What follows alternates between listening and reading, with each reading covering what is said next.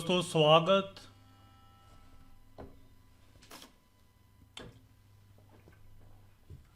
CP Kamboj ਤੁਹਾਡੇ ਨਾਲ ਅੱਜ ਹੈ ਦੋਸਤੋ। ਇੱਕ ਖਾਸ ਕਲਾਸ ਜਿਹੜੀ ਕਿ ਪੰਜਾਬ ਪਟਵਾਰੀ ਦੇ ਇਮਤਿਹਾਨ ਨੂੰ ਲੈ ਕੇ ਵਿਦਿਆਰਥੀ ਤਿਆਰੀ ਕਰ ਰਹੇ ਨੇ। ਔਰ ਸਭ ਤੋਂ ਵੱਡੀ ਸਮੱਸਿਆ ਹੈ ਕਿ ਕਰੋਨਾ ਕਾਲ ਦੇ ਦੌਰ ਦੇ ਵਿੱਚ ਔਰ ਬਹੁਤ ਸਾਰੇ ਵਿਦਿਆਰਥੀ ਜਿਹੜੇ ਪੇਂਡੂ ਖਿੱਤੇ ਨਾਲ ਸੰਬੰਧਿਤ ਨੇ, ਬਹੁਤ ਸਾਰੇ ਵਿਦਿਆਰਥੀ ਜਿਹੜੇ ਮਹਿੰਗੇ ਸੈਂਟਰਾਂ ਦੀ ਫੀਸ ਨਹੀਂ ਭਰ ਸਕਦੇ। ਸੋ ਇਹਨਾਂ ਤਮਾਮ ਚੀਜ਼ਾਂ ਨੂੰ ਧਿਆਨ ਦੇ ਵਿੱਚ ਰੱਖ ਕੇ ਮੁਫਤ ਦੇ ਵਿੱਚ ਤੁਹਾਨੂੰ YouTube ਦੇ ਉੱਤੇ ਲਾਈਵ ਤੇ Facebook ਪੇਜ ਦੇ ਉੱਤੇ ਲਾਈਵ ਕਲਾਸ ਦਾ ਇਹ ਸਿਲਸਿਲਾ ਸ਼ੁਰੂ ਕਰਨ ਜਾ ਰਹੇ ਹਾਂ। ਜੇ ਤੁਹਾਡਾ ਪਿਆਰ ਇਸੇ ਤਰ੍ਹਾਂ ਮਿਲਦਾ ਰਿਹਾ ਤਾਂ ਇਨਸ਼ਾਅੱਲਾ ਤੁਹਾਡੀ ਪੂਰੇ ਇਸ ਪੇਪਰ ਦੀ ਮੈਂ ਤਿਆਰੀ ਕਰਵਾਵਾਂਗਾ। 30 ਤੋਂ ਵੱਧ ਇਸ ਟਾਈਮ ਜਿਹੜੇ ਵਿਦਿਆਰਥੀ ਇਸ ਲਾਈਵ ਚੈਨਲ ਦੇ ਨਾਲ YouTube ਦੇ ਉੱਤੇ ਜੁੜ ਚੁੱਕੇ ਨੇ। ਬਹੁਤ ਸਾਰੇ ਵਿਦਿਆਰਥੀ ਲਗਾਤਾਰ ਜੁੜ ਰਹੇ ਨੇ। ਹੁਣੇ ਹੀ ਆਪਾਂ ਦੇਖਦੇ ਹਾਂ ਕਿ ਜਿਵੇਂ ਹੀ 50 ਦਾ ਅੰਕੜਾ ਪਾਰ ਕਰ ਜਾਂਦਾ ਆਪਾਂ ਕਲਾਸ ਸ਼ੁਰੂ ਕਰਦੇ ਹਾਂ। ਅਮਨ ਸਿੰਘ ਸਤਿ ਸ੍ਰੀ ਅਕਾਲ ਕਹਿ ਰਹੇ ਨੇ ਜੀ, ਸਤਿ ਸ੍ਰੀ ਅਕਾਲ। ਹਰਸਿਮਰਨ ਸਿੰਘ, ਗੁਰਸਿਮਰਨ, ਹਰੀਸ਼ ਕੁਮਾਰ, ਇਹ ਤਮਾਮ ਦੋਸਤ ਮਿੱਤਰ ਵਿਦਿਆਰਥੀ ਜਿਹੜੇ ਨੇ ਉਹ ਸਤਿ ਸ੍ਰੀ ਅਕਾਲ ਕਹਿ ਰਹੇ ਨੇ ਅਤੇ ਦੁਆਵਾਂ ਮੰਗ ਰਹੇ ਨੇ ਇਹਦੀ ਸਫਲਤਾ ਦੀ। ਗੌਤਮ ਖੋਸਲਾ ਜੀ ਕਹਿ ਰਹੇ ਨੇ ਕਿ ਵਾਇਸ ਨਹੀਂ ਆ ਰਹੀ। ਵਾਇਸ ਮੈਂ ਹੁਣੇ ਹੀ ਸ਼ੁਰੂ ਕੀਤੀ ਜੀ, ਮੈਨੂੰ ਉਮੀਦ ਹੈ ਕਿ ਵਾਇਸ ਆਉਣੀ ਸ਼ੁਰੂ ਹੋ ਗਈ ਹੋਏਗੀ। ਸੋ ਸਾਰੇ ਗੁੱਡ ਮਾਰਨਿੰਗ ਕਰ ਰਹੇ ਨੇ, ਮੇਰੇ ਵੱਲੋਂ ਵੀ ਗੁੱਡ ਮਾਰਨਿੰਗ। ਅਤੇ ਬਹੁਤ ਮਹੱਤਵਪੂਰਨ ਮੈਸੇਜ ਵੀ ਕਈ ਲੋਕਾਂ ਦੇ ਆ ਰਹੇ ਨੇ। ਕਈ ਜਿਹੜੇ ਵਿਦਿਆਰਥੀ PhD ਸਕਾਲਰ ਨੇ ਸਿਰਫ ਇਸੇ ਕਰਕੇ ਲਾਈਵ ਹੋਏ ਨੇ ਕਿ ਉਹ ਆਪਣੇ ਵਿਦਿਆਰਥੀਆਂ ਤੱਕ ਇਹ ਸੁਨੇਹਾ ਪਹੁੰਚਾ ਸਕਣ। ਸੋ ਤੁਹਾਨੂੰ ਸਭ ਤੋਂ ਪਹਿਲਾਂ ਤਾਂ ਗੁਜ਼ਾਰਿਸ਼, ਬੇਨਤੀ ਕਿ ਜਿਹੜੇ ਵੀ ਵਿਦਿਆਰਥੀ ਪਟਵਾਰੀ ਦੀ, ਪੰਜਾਬ ਪਟਵਾਰੀ ਦੀ ਤਿਆਰੀ ਕਰ ਰਹੇ ਨੇ ਉਹਨਾਂ ਤੱਕ ਇਹ ਲਿੰਕ ਜਿਹੜਾ ਹੈ ਉਹ ਸ਼ੇਅਰ ਕਰੋ ਤਾਂ ਜੋ ਵੱਧ ਤੋਂ ਵੱਧ ਵਿਦਿਆਰਥੀਆਂ ਨੂੰ ਇਸ ਦਾ ਲਾਭ ਮਿਲ ਸਕੇ। ਚੰਦ ਹੀ ਮਿੰਟਾਂ ਦੇ ਵਿੱਚ ਆਪਾਂ ਜਿਹੜੀ ਹੈ ਸ਼ੁਰੂਆਤ ਕਰਨੀ ਹੈ ਪੰਜਾਬ ਪਟਵਾਰੀ ਦੇ ਐਗਜ਼ਾਮ ਦੀ। ਔਰ ਅੱਜ ਅਸੀਂ ਜਿਹੜਾ ਵਿਸ਼ਾ ਲੈ ਕੇ ਆਏ ਹਾਂ ਫੰਡਾਮੈਂਟਲ ਆਫ ਕੰਪਿਊਟਰ, ਯਾਨੀ ਕਿ ਕੰਪਿਊਟਰ ਬਾਰੇ ਮੁੱਢਲੀ ਜਾਣਕਾਰੀ ਤੁਹਾਡੇ ਨਾਲ ਮੈਂ ਸਾਂਝੀ ਕਰਾਂਗਾ। ਇੱਕ PPT ਦੇ ਰਾਹੀਂ ਬੜੀ ਇੰਟਰੈਕਟਿਵ ਸੈਸ਼ਨ ਹੋਏਗਾ ਅਤੇ ਮੈਨੂੰ ਉਮੀਦ ਹੈ ਕਿ ਤੁਸੀਂ ਇਹਦੇ ਵਿੱਚ ਵੱਧ ਤੋਂ ਵੱਧ ਪਾਰਟੀਸਪੇਟ ਕਰੋਗੇ, ਕਿਉਂਕਿ ਇਹ ਇੱਕ ਪਾਸੜ ਨਹੀਂ ਹੋਣਾ ਚਾਹੀਦਾ। ਤੁਹਾਡੇ ਸਵਾਲ ਜਿਹੜੇ ਨੇ ਲਾਈਵ ਚੈਟ ਦੇ ਵਿੱਚ ਮੈਨੂੰ ਲਗਾਤਾਰ ਮਿਲਦੇ ਰਹਿਣੇ ਚਾਹੀਦੇ ਨੇ ਔਰ ਮੈਂ ਵੇਖ ਕੇ ਤੁਹਾਡਾ ਜਵਾਬ ਵੀ ਨਾਲੋਂ ਨਾਲ ਦੇਵਾਂਗਾ। ਇੱਕ ਗੁਜ਼ਾਰਿਸ਼ ਹੈ ਕਿ ਕਾਪੀ ਅਤੇ ਪੈਨ ਆਪਣੇ ਕੋਲ ਰੱਖ ਲਓ। ਕਈ ਨੁਕਤੇ ਤੁਹਾਨੂੰ ਨੋਟ ਕਰਨ ਦੇ ਲਈ ਮਿਲਣਗੇ। ਤੁਸੀਂ ਦੇਖਿਆ ਹੋਣਾ ਕਿ ਬਹੁਤ ਸਾਰੇ ਯੂਟਿਊਬਰ ਜਿਹੜੇ ਨੇ ਉਹ ਲਾਈਵ ਹੋ ਕੇ ਜਾਂ ਰਿਕਾਰਡਿਡ ਵੀਡੀਓ ਦੇ ਰਾਹੀਂ ਵੀ ਤੁਹਾਡੀ ਤਿਆਰੀ ਕਰਵਾ ਰਹੇ ਨੇ ਪਟਵਾਰੀ ਦੇ ਲਈ। ਉਹਨਾਂ ਦੇ ਵਿੱਚ ਮੈਂ ਦੇਖਿਆ ਕਿ ਜਾਂ ਤਾਂ ਉਹ ਇਕੱਲੇ ਕੁਇਜ਼ ਨੂੰ ਲੈ ਕੇ ਚੱਲਦੇ ਨੇ, MCQ ਤੁਹਾਡੇ ਨਾਲ ਸਾਂਝਾ ਕਰਦੇ ਨੇ, ਉਹਦੇ ਆਨਸਰ ਦੱਸਦੇ ਨੇ। ਅਤੇ ਕਈ ਜਿਹੜੇ ਯੂਟਿਊਬਰਸ ਨੇ, ਕਈ ਅਧਿਆਪਕ ਨੇ, ਉਹ ਸਿਰਫ ਥਿਊਰੀ ਨੂੰ ਲੈ ਕੇ ਤੁਹਾਡੇ ਰੂਬਰੂ ਹੁੰਦੇ ਨੇ। ਮੈਂ ਇੱਕ ਅਲੱਗ ਅੰਦਾਜ਼ ਦੇ ਵਿੱਚ ਤੁਹਾਡੇ ਲਈ ਇਹ ਵੀਡੀਓ ਲੈ ਕੇ ਆਇਆ ਜਿਹਦੇ ਵਿੱਚ ਅਸੀਂ ਬਹੁਤ ਹੀ ਮਹੱਤਵਪੂਰਨ ਸਵਾਲ ਜਿਹੜੇ ਕਿ ਪਿਛਲੇ ਇਮਤਿਹਾਨਾਂ ਦੇ ਵਿੱਚ ਆ ਚੁੱਕੇ ਨੇ। 2016 ਦਾ ਪਟਵਾਰੀ ਟੈਸਟ ਹੋਇਆ ਸੀ ਜਾਂ ਹੋਰ ਵੀ ਜਿੰਨੇ ਸਰਕਾਰੀ ਇਮਤਿਹਾਨ ਹੁੰਦੇ ਨੇ ਜਿਨ੍ਹਾਂ ਦੇ ਵਿੱਚ ਕੰਪਿਊਟਰ ਦੇ ਬਾਰੇ ਸਵਾਲ ਪੁੱਛੇ ਜਾਂਦੇ ਨੇ। 10 ਤੋਂ ਲੈ ਕੇ 20 ਨੰਬਰ ਦਾ ਜਿਹੜਾ ਪੇਪਰ ਹੈ ਕੰਪਿਊਟਰ ਦਾ ਹਰ ਇੱਕ ਇਮਤਿਹਾਨ ਦੇ ਵਿੱਚ ਪੁੱਛਿਆ ਜਾਂਦਾ। ਉਹਨਾਂ ਸਾਰਿਆਂ ਦੇ ਸਵਾਲ ਜਿਹੜੇ ਬੇਸਿਕ ਫੰਡਾਮੈਂਟਲ ਨਾਲ ਸੰਬੰਧਿਤ ਸੀਗੇ, ਉਹਨਾਂ ਸਵਾਲਾਂ ਨੂੰ ਨੋਟ ਕਰਕੇ ਉਹਦੇ ਨਾਲ ਹੀ ਸੰਬੰਧਿਤ ਜਿਹੜਾ ਹੈ ਥਿਊਰੀ ਦਾ ਪੋਰਸ਼ਨ ਮੈਂ ਸ਼ਾਮਿਲ ਕੀਤਾ। ਯਾਨੀ ਕਿ ਅੱਜ ਦੇ ਇਸ ਲੈਕਚਰ ਦੇ ਵਿੱਚ ਅਸੀਂ ਬਰੀਫ ਜੀ, ਬੜੀ ਹੀ ਸੰਖੇਪ ਦੇ ਵਿੱਚ ਥਿਊਰੀ ਕਰਕੇ ਨਾਲ ਦੀ ਨਾਲ ਉਹਦਾ ਪ੍ਰੈਕਟੀਕਲ ਜਿਹੜਾ ਉਹਦਾ MCQ ਕਰਾਂਗੇ। ਅਗਲੀ ਸਲਾਈਡ ਵੱਲ ਵਧਾਂਗੇ ਅਤੇ ਫਿਰ ਦੁਬਾਰਾ ਉਸੇ ਤਰ੍ਹਾਂ ਥਿਊਰੀ ਹੋਏਗੀ, ਸਵਾਲ ਹੋਣਗੇ। ਸਵਾਲਾਂ ਦੇ ਜਵਾਬ ਤੁਸੀਂ ਚੈਟ ਦੇ ਰਾਹੀਂ, ਲਾਈਵ ਚੈਟ ਦੇ ਰਾਹੀਂ ਦੇਣਾ ਹੈ। ਕਿਸੇ ਤਰ੍ਹਾਂ ਦਾ ਸੰਕੋਚ ਨਹੀਂ ਕਰਨਾ, ਕਿਉਂਕਿ ਤੁਹਾਡੇ ਕੀਤੇ ਹੋਏ ਕਮੈਂਟ, ਤੁਹਾਡੀ ਕੀਤੀ ਹੋਈ ਚੈਟ ਜਿਹੜੀ ਹੈ ਉਹੀ ਮੈਨੂੰ ਦੱਸੇਗੀ ਕਿ ਤੁਸੀਂ ਕਿੰਨੀ ਕੁ ਤਸ਼ੱਦਦ ਦੇ ਨਾਲ, ਕਿੰਨੇ ਕੁ ਇੰਟਰਸਟ ਦੇ ਨਾਲ ਇਸ ਜਿਹੜੀ ਹੈ ਕਲਾਸ ਨੂੰ ਤੁਸੀਂ ਇੰਜੋਏ ਕਰ ਰਹੇ ਹੋ। ਸੋ ਮੇਰੀ ਇਹੀ ਗੁਜ਼ਾਰਿਸ਼ ਹੈ ਕਿ ਸਵਾਲ ਕਰਨੇ ਨੇ ਪਰ ਸਵਾਲ ਢੁਕਵੇਂ ਹੋਣ। ਜਿਹੜਾ ਵਿਸ਼ਾ ਅੱਜ ਦਾ ਉਸ ਵਿਸ਼ੇ 'ਤੇ ਹੀ ਅਸੀਂ ਕੇਂਦਰਿਤ ਰਹੀਏ। ਮਿਸਾਲ ਵਜੋਂ ਜੇ ਕੰਪਿਊਟਰ ਬਾਰੇ ਮੁੱਢਲੀ ਜਾਣਕਾਰੀ ਬਾਰੇ ਆਪਾਂ ਗੱਲ ਕਰਨੀ ਅੱਜ, ਤਾਂ ਕੋਈ ਵਿਦਿਆਰਥੀ ਹੈ ਸਾਈਬਰ ਕ੍ਰਾਈਮਸ ਦੀ ਵਿੱਚ ਗੱਲ ਕਰਨ ਲੱਗ ਜਾਏ ਤਾਂ ਉਹ ਠੀਕ ਨਹੀਂ ਲੱਗੇਗਾ। ਸਵਾਲ ਦਾ ਜਵਾਬ ਤਾਂ ਮੈਂ ਦੇਣ ਦੀ ਕੋਸ਼ਿਸ਼ ਕਰਾਂਗਾ, ਪਰ ਉਹ ਢੁਕਵੇਂ ਵਿਸ਼ੇ ਤੇ ਹੀ ਅਸੀਂ ਜੇ ਗੱਲਬਾਤ ਕਰੀਏ ਤਾਂ ਚੰਗਾ ਹੋਏਗਾ। 44 ਦੇ ਕਰੀਬ ਜਿਹੜੀ ਗਿਣਤੀ ਪਹੁੰਚ ਚੁੱਕੀ ਹੈ। ਬਹੁਤ ਜਲਦੀ ਸ਼ੇਅਰ ਕਰ ਦਿਓ ਫਟਾਫਟ, ਤਾਂ ਜੋ ਗਿਣਤੀ ਜਿਵੇਂ ਹੀ 50 ਤੋਂ ਪਾਰ ਹੁੰਦੀ ਹੈ ਅਸੀਂ ਫਟਾਫਟ ਜਿਹੜਾ ਹੈ ਆਪਣੀ ਲਾਈਵ ਕਲਾਸ ਲੈ ਕੇ ਤੁਹਾਡੇ ਰੂਬਰੂ ਹੋਵਾਂਗੇ। ਪੀਪੀਟੀ ਦੇ ਰਾਹੀਂ ਲਾਈਵ ਕਲਾਸ ਹੋਏਗੀ, ਜਿਹਦੇ ਵਿੱਚ ਸਵਾਲ ਵੀ ਤੁਹਾਡੇ ਤੋਂ ਪੁੱਛੇ ਜਾਣਗੇ, ਤੁਸੀਂ ਜਵਾਬ ਲਾਈਵ ਚੈਟ ਦੇ ਰਾਹੀਂ ਦੇਣੇ ਨੇ, ਔਰ ਤੁਸੀਂ ਆਪਣੇ ਸਵਾਲ ਵੀ ਮੇਰੇ ਤੱਕ ਜਿਹੜੇ ਪਹੁੰਚਾਉਣੇ ਨੇ ਉਹ ਵੀ ਲਾਈਵ ਚੈਟ ਦੇ ਰਾਹੀਂ ਦੇਣੇ ਨੇ। ਸਭ ਤੋਂ ਪਹਿਲਾਂ ਤਾਂ ਲਾਈਵ ਚੈਟ ਤੁਹਾਡੇ ਲਈ ਖੁੱਲ੍ਹੀ ਹੈ, ਉਹਦੇ ਵਿੱਚ ਮੈਨੂੰ ਇੱਕ ਸਵਾਲ ਦਾ ਜਵਾਬ ਦਿਓ ਕਿ ਵੌਇਸ ਦੀ ਕੁਆਲਿਟੀ ਯਾਨੀ ਕਿ ਆਵਾਜ਼ ਤੁਹਾਨੂੰ ਸਹੀ ਸੁਣ ਰਹੀ ਹੈ। ਜੇ ਸੁਣ ਰਹੀ ਹੈ ਤਾਂ ਯੈਸ ਕਰਕੇ ਕਮੈਂਟ ਕਰੋ।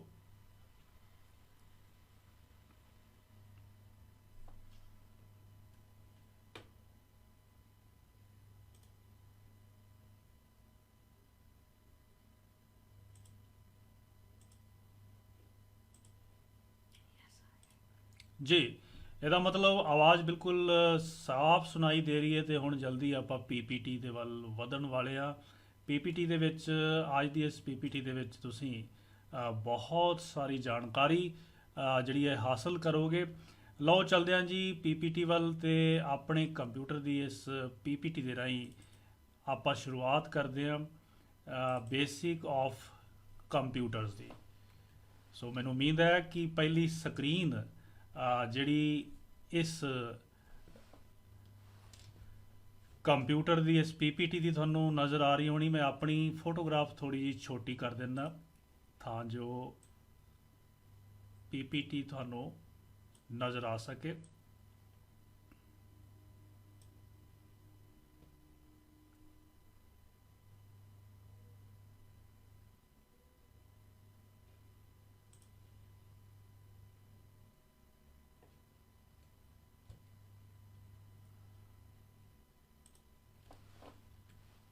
ਮੈਨੂੰ ਲੱਗਦਾ ਕਿ ਹੁਣ ਸਕਰੀਨ ਬਿਲਕੁਲ ਸਹੀ ਨਜ਼ਰ ਆ ਰਹੀ ਹੋਣੀ ਹੈ, ਜਿਹਦੇ ਉੱਤੇ ਤੁਸੀਂ ਸਕਰੀਨ ਦੇ ਉੱਤੇ ਦੇਖ ਰਹੇ ਹੋਣੇ ਸੱਜੇ ਹੱਥ ਛੋਟੀ ਜੀ ਮੇਰੀ ਫੋਟੋਗ੍ਰਾਫ ਤੇ ਖੱਬੇ ਹੱਥ ਜਿਹੜੇ ਸਾਡੇ ਚੈਨਲ ਹੈ ਉਹਦਾ ਲੋਗੋ। ਜੀ, ਗਿਣਤੀ ਬਹੁਤ ਤੇਜ਼ੀ ਨਾਲ ਨਹੀਂ ਵੱਧ ਰਹੀ ਕਿਉਂਕਿ ਸਾਡੇ ਪੰਜਾਬੀਆਂ ਦੀ ਇਹ ਇੱਕ ਆਦਤ ਹੈ ਕਿ ਅਸੀਂ ਕੋਈ ਵੀ ਚੀਜ਼ ਮਿਲਦੀ ਹੈ ਉਹਨੂੰ ਅਸੀਂ ਦੱਬ ਕੇ ਬਹਿ ਜਾਂਦੇ ਹਾਂ, ਉਹਨੂੰ ਅਸੀਂ ਸ਼ੇਅਰ ਨਹੀਂ ਕਰਦੇ। ਸੋ ਮੇਰੀ ਇਹੀ ਗੁਜ਼ਾਰਿਸ਼ ਹੈ ਕਿ ਵੱਧ ਤੋਂ ਵੱਧ ਸ਼ੇਅਰ ਕਰੋ ਇਸ ਚੈਨਲ ਨੂੰ, ਕਿਉਂਕਿ ਮੁਫਤ ਦੇ ਵਿੱਚ ਬਹੁਤ ਹੀ ਮਿਹਨਤ ਕਰਕੇ, ਖੋਜ ਕਰਕੇ, ਰਿਸਰਚ ਕਰਕੇ, ਪਿਛਲੇ ਪੇਪਰਾਂ ਦੀ ਜਿਹੜੀ ਹੈ ਸਟੱਡੀ ਕਰਕੇ ਪੀਪੀਟੀ ਤਿਆਰ ਕੀਤੀ ਹੈ। ਤੇ ਮੇਰੀ ਦਿਲੀ ਇੱਛਾ ਹੈ ਕਿ ਉਸ ਹਰ ਵਿਅਕਤੀ ਤੱਕ, ਹਰ ਲੋੜਵੰਦ ਤੱਕ ਜਿਹੜੇ ਨੇ ਇਹ ਸਵਾਲ ਇਹ ਪਹੁੰਚਣ, ਇਹ ਪ੍ਰੋਗਰਾਮ ਦਾ ਲਿੰਕ ਪਹੁੰਚੇ, ਤੇ ਇਸ ਪ੍ਰੋਗਰਾਮ ਦੇ ਰਾਹੀਂ ਉਹ ਸਾਨੂੰ ਜਿਹੜਾ ਹੈ ਹੁੰਗਾਰਾ ਵੀ ਦੇਣ। ਸੋ ਗਿਣਤੀ ਪਾਰ ਹੋ ਰਹੀ ਹੈ ਜੀ। ਸਾਡੇ ਕੋਲ ਇੱਕ ਮੈਸੇਜ ਜਗਮੋਹਨ ਸਿੰਘ ਜਟਾਣਾ ਜੀ ਦਾ ਆਇਆ, ਕਹਿੰਦੇ ਸਤਿ ਸ੍ਰੀ ਅਕਾਲ ਜੀ, ਸਕਰੀਨ ਸਹੀ ਹੈ ਜੀ, ਆਵਾਜ਼ ਵੀ ਸਹੀ ਹੈ। ਸੋ ਜਟਾਣਾ ਜੀ ਨੇ ਮੋਹਰ ਲਗਾ ਦਿੱਤੀ ਹੈ। ਰਾਜਪਾਲ ਯਾਦ ਕਰ ਰਹੇ ਨੇ, ਕਹਿੰਦੇ ਪੁਰਾਣੀ ਯਾਦ ਵਰਕਸ਼ਾਪ ਵਾਲੀ ਕਹਿੰਦੇ ਆ ਰਹੀ ਹੈ। ਕੁਝ ਮੇਰੇ ਵਿਦਿਆਰਥੀ ਨੇ ਜਿਨ੍ਹਾਂ ਨੇ ਵਰਕਸ਼ਾਪ ਲਗਾਈ ਸੀ, ਕੁਝ ਆਵਾਜ਼ ਘੱਟ ਦਾ ਵੀ ਗਿਲਾ ਕਰ ਰਹੇ ਨੇ, ਕੁਝ ਨੈਟਵਰਕ ਦਾ ਵੀ ਗਿਲਾ ਕਰ ਰਹੇ ਨੇ, ਪਰ ਯਾਦ ਰੱਖਣਾ ਮੇਰੇ ਵਾਲੇ ਪਾਸੋਂ ਕੋਈ ਨੈਟਵਰਕ ਦੀ ਦਿੱਕਤ ਨਹੀਂ ਆਏਗੀ। ਤੁਸੀਂ ਆਪਣੇ ਨੈਟਵਰਕ ਨੂੰ ਸਹੀ ਰੱਖੋ, ਤੇ ਨੈਟਵਰਕ ਜਿਹੜਾ ਆਪਣਾ ਦਿਮਾਗ ਦਾ ਵੀ ਖੋਲ੍ਹ ਕੇ ਰੱਖੋ, ਕਾਪੀ ਪੈਨ ਵੀ ਖੋਲ੍ਹ ਕੇ ਰੱਖੋ। ਤੇ ਜੇ ਤੁਸੀਂ ਕਹਿੰਦੇ ਹੋ ਕਿ ਹੋ ਸਕਦਾ ਹੈ ਤਾਂ ਆਵਾਜ਼ ਉੱਚੀ ਕਰ ਦਿਓ, ਮੈਂ ਉਹਦੇ ਲਈ ਕੋਸ਼ਿਸ਼ ਕਰਦਾ ਕਿ ਆਵਾਜ਼ ਥੋੜ੍ਹੀ ਜਿਹੀ ਚੱਕ ਦੇਣਾ ਮੈਂ ਇੱਧਰੋਂ। ਜੀ, ਆਵਾਜ਼ ਦਾ ਲੈਵਲ ਵਧਾ ਦਿੱਤਾ ਮੈਂ। ਅਸੀਂ ਗਿਣਤੀ ਜਿਹੜੀ ਹੈ ਉਹ ਕਾਫੀ ਹੱਦ ਤੱਕ ਸੰਤੋਖਜਨਕ ਹੈ। ਲਓ ਆਪਾਂ ਸ਼ੁਰੂ ਕਰਦੇ ਹਾਂ ਜੀ ਪਹਿਲੀ ਸਲਾਈਡ ਤੋਂ। ਅੱਜ ਅਸੀਂ ਬੇਸਿਕਸ ਆਫ ਕੰਪਿਊਟਰ ਕਰਨਾ ਹੈ। ਸੋ ਜਿੱਥੇ ਜਿੱਥੇ ਮੈਂ ਸਵਾਲ ਪੁੱਛਾਂਗਾ ਤੁਹਾਡੇ ਜਵਾਬਾਂ ਦਾ ਇੰਤਜ਼ਾਰ ਵੀ ਕਰਾਂਗਾ। ਸੋ ਇੱਥੇ ਕੋਈ ਨੰਬਰ ਨਹੀਂ ਲੱਗਣ ਵਾਲੇ, ਅਸੀਂ ਇੱਕ ਕਲਾਸ, ਇੱਕ ਪਰਿਵਾਰ ਦੇ ਰੂਪ ਦੇ ਵਿੱਚ ਹਾਂ ਤੇ ਗੱਲਬਾਤ ਕਰਨੀ ਹੈ। ਉਹਦੇ ਵਿੱਚ ਤੁਹਾਡਾ ਲੈਵਲ ਵੀ ਚੈੱਕ ਕਰਨਾ ਹੈ। ਤੇ ਇੱਕ ਹੋਰ ਮੇਰੀ ਵੱਲੋਂ ਗੁਜ਼ਾਰਿਸ਼ ਹੈ ਕਿ ਜਿਹੜੇ ਵਿਦਿਆਰਥੀ ਪਹਿਲਾਂ ਹੀ ਕੰਪਿਊਟਰ ਬੇਸਿਕ ਜਾਣਦੇ ਨੇ, ਥੋੜ੍ਹਾ ਜਿਹਾ ਠਰਮਾ ਰੱਖਣ, ਥੋੜ੍ਹਾ ਜਿਹਾ ਹੌਸਲਾ ਰੱਖਣ। ਇੱਕ ਸੌਫਟਵੇਅਰ ਹੌਸਲੇ ਵਾਲਾ ਮੈਂ ਜਿਹੜਾ ਹੈ ਅਪਲੋਡ ਕਰ ਦਿੱਤਾ ਹੈ, ਉਹਨੂੰ ਡਾਊਨਲੋਡ ਕਰ ਲੈਣ। ਕਾਲੇ ਨਾ ਪੈਣ। ਅਸੀਂ ਬਹੁਤ ਸਾਰੀਆਂ ਚੀਜ਼ਾਂ ਇਸ ਬੇਸਿਕ ਦੇ ਵਿੱਚੋਂ ਬਹੁਤ ਸਾਰਾ ਡਾਟਾ ਵੀ ਅਸੀਂ ਲੈਣਾ ਜਿਹੜਾ ਪੇਪਰਾਂ ਦੇ ਵਿੱਚ ਹਮੇਸ਼ਾ ਸਵਾਲ ਪੁੱਛੇ ਜਾਂਦੇ ਨੇ। ਲਓ ਜੀ, ਸਭ ਤੋਂ ਪਹਿਲਾਂ ਕੰਮ ਕਰਨ ਦਾ ਤਰੀਕਾ ਦੇਖੋ ਜੀ। ਕੰਪਿਊਟਰ ਜਦੋਂ ਕੰਮ ਕਿਵੇਂ ਕਰਦਾ ਹੈ, ਇਹ ਸਵਾਲ ਜਦੋਂ ਸਾਡੇ ਸਾਹਮਣੇ ਆਉਂਦਾ ਹੈ ਤਾਂ ਆਹ ਦੇਖੋ, ਮੈਂ ਇੱਕ ਸਕਰੀਨ ਦੇ ਉੱਤੇ ਦਿਖਾਇਆ, ਤੁਹਾਡੇ ਮੂੰਹ ਦੇ ਵਿੱਚੋਂ ਵੀ ਪਾਣੀ ਆ ਗਿਆ ਹੋਣਾ, ਪਰ ਮੇਰਾ ਮਕਸਦ ਇਹ ਨਹੀਂ ਸੀਗਾ। ਇਹਦੇ ਵਿੱਚ ਦੇਖੋ ਇੱਕ ਮਸ਼ੀਨ ਹੈ, ਇੱਕ ਜੂਸਰ ਹੈ, ਇਹਦੇ ਵਿੱਚ ਜਿਹੜੇ ਸੇਬ ਪਾਏ ਨੇ ਅਸੀਂ ਉਹ ਇਨਪੁਟ ਹੈ, ਤੇ ਜਿਹੜੀ ਪ੍ਰੋਸੈਸਿੰਗ ਚੱਲ ਰਹੀ ਹੈ ਦੋਸਤੋ ਉਹ ਸਾਡੇ ਕੋਲੇ ਆਊਟਪੁੱਟ ਹੈ। ਸੋ ਇਸ ਤਰੀਕੇ ਦੇ ਨਾਲ ਤੁਸੀਂ ਪੀਪੀਟੀ ਦੇ ਰਾਹੀਂ ਵੇਖ ਸਕਦੇ ਹੋ। ਇੱਕ ਤਕਨੀਕੀ ਖਰਾਬੀ ਹੈ, ਮੈਂ 1 ਮਿੰਟ ਲਈ ਖਿਮਾ ਚਾਹੁੰਦਾ।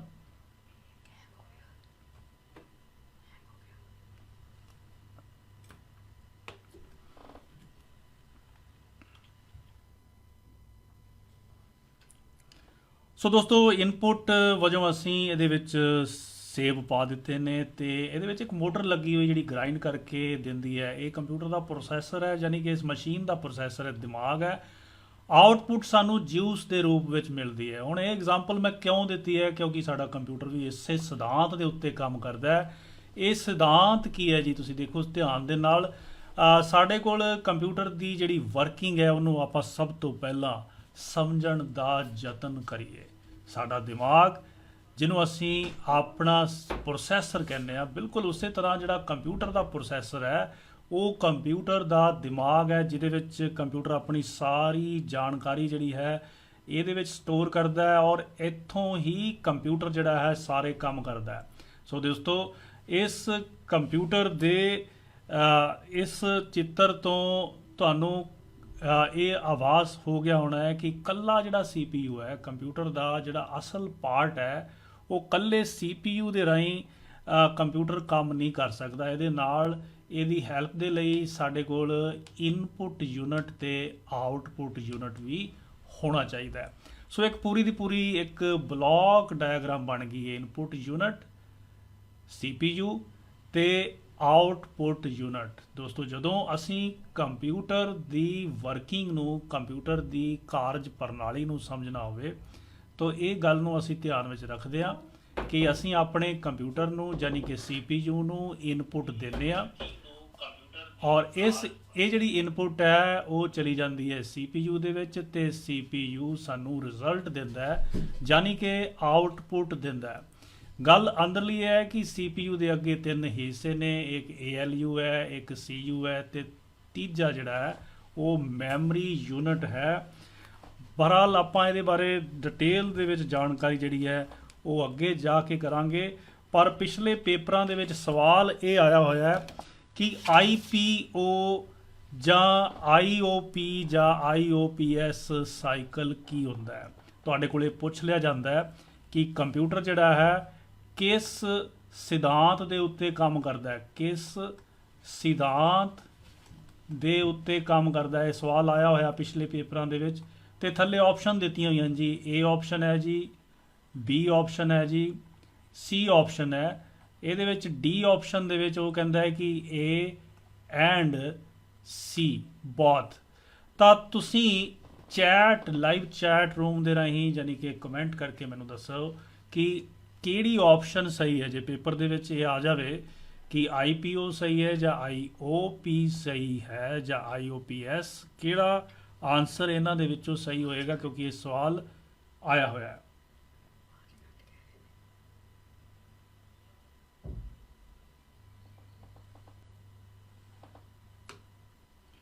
ਜਗਮੋਹਨ ਜਟਾਣਾ ਜੀ ਕਹਿ ਰਹੇ ਨੇ ਕਿ IPO ਬਿਲਕੁਲ ਸਹੀ ਹੈ ਜੀ। IPO ਜਿਹੜਾ ਹੈ ਬਿਲਕੁਲ ਸਹੀ ਜਵਾਬ ਹੈ। ਆਵਾਜ਼ ਜਿਹੜੀ ਹੈ, ਮੈਂ ਮਾਈਕ੍ਰੋਫੋਨ ਆਪਣਾ ਨੇੜੇ ਕਰ ਦਿੱਤਾ ਹੈ। ਸੋ ਅੱਗੇ ਅਸੀਂ ਚੱਲਦੇ ਹਾਂ ਕਿ IPO ਮੀਨਸ ਹੁੰਦਾ ਹੈ ਕਿ ਇਨਪੁਟ, ਪ੍ਰੋਸੈਸਰ ਤੇ ਆਊਟਪੁੱਟ, ਯਾਨੀ ਕਿ ਜਿਹੜਾ ਕੰਪਿਊਟਰ ਅਸੀਂ ਦੇਖ ਰਹੇ ਹਾਂ, ਇਸ ਕੰਪਿਊਟਰ ਦੇ ਵਿੱਚ ਤਿੰਨ ਚੀਜ਼ਾਂ ਨੇ। ਪਹਿਲੀ ਸਾਡੇ ਕੋਲ ਇਨਪੁਟ ਹੈ, ਦੂਸਰਾ ਸਾਡੇ ਕੋਲ ਪ੍ਰੋਸੈਸਰ ਹੈ, ਤੀਸਰਾ ਸਾਡੇ ਕੋਲ ਆਊਟਪੁੱਟ ਹੈ। ਅਸੀਂ ਕੰਪਿਊਟਰ ਨੂੰ ਇਨਪੁਟ ਦਿੰਦੇ ਹਾਂ, ਧਿਆਨ ਰੱਖੋ ਜੂਸ ਵਾਲੀ ਮਸ਼ੀਨ, ਉਸ ਨੂੰ ਅਸੀਂ ਸੇਬ ਦਿੱਤੇ, ਔਰ ਉਹਦੇ ਵਿੱਚ ਇੱਕ ਗ੍ਰਾਈਂਡਰ ਲੱਗਿਆ ਹੋਇਆ ਜਿਹਨੇ ਪ੍ਰੋਸੈਸਿੰਗ ਕੀਤੀ ਤੇ ਸਾਨੂੰ ਦੇ ਦਿੱਤਾ ਜੂਸ, ਯਾਨੀ ਕਿ ਆਊਟਪੁੱਟ ਦੇ ਦਿੱਤੀ। ਸੋ IPO ਜਿਹੜਾ ਹੈ ਇਹਦਾ ਤੁਸੀਂ ਰੱਖਣਾ ਧਿਆਨ, ਇਹ ਕੁਐਸਚਨ ਹਮੇਸ਼ਾ ਸਾਡੇ ਕੋਲ ਆਇਆ ਹੋਇਆ ਹੈ। ਸੋ ਅਗਲਾ ਸਾਡੇ ਕੋਲ ਜਿਹੜਾ ਇਹਦੇ ਵਿੱਚ ਪਾਰਟ ਹੈ ਜੀ, ਉਹ ਹੈ ਸਟੋਰੇਜ ਯੂਨਿਟ। ਸੋ ਕੰਪਿਊਟਰ ਦਾ ਜਿਹੜਾ CPU ਹੈ ਉਹ ਸਿਰਫ ਇੰਨਾ ਪਾਰਟ ਹੀ ਹੈ ਜਿਹਦੇ ਵਿੱਚ ਅਸੀਂ ALU CU ਤੇ ਮੈਮਰੀ ਦੀ ਗੱਲ ਕਰਦੇ ਹਾਂ।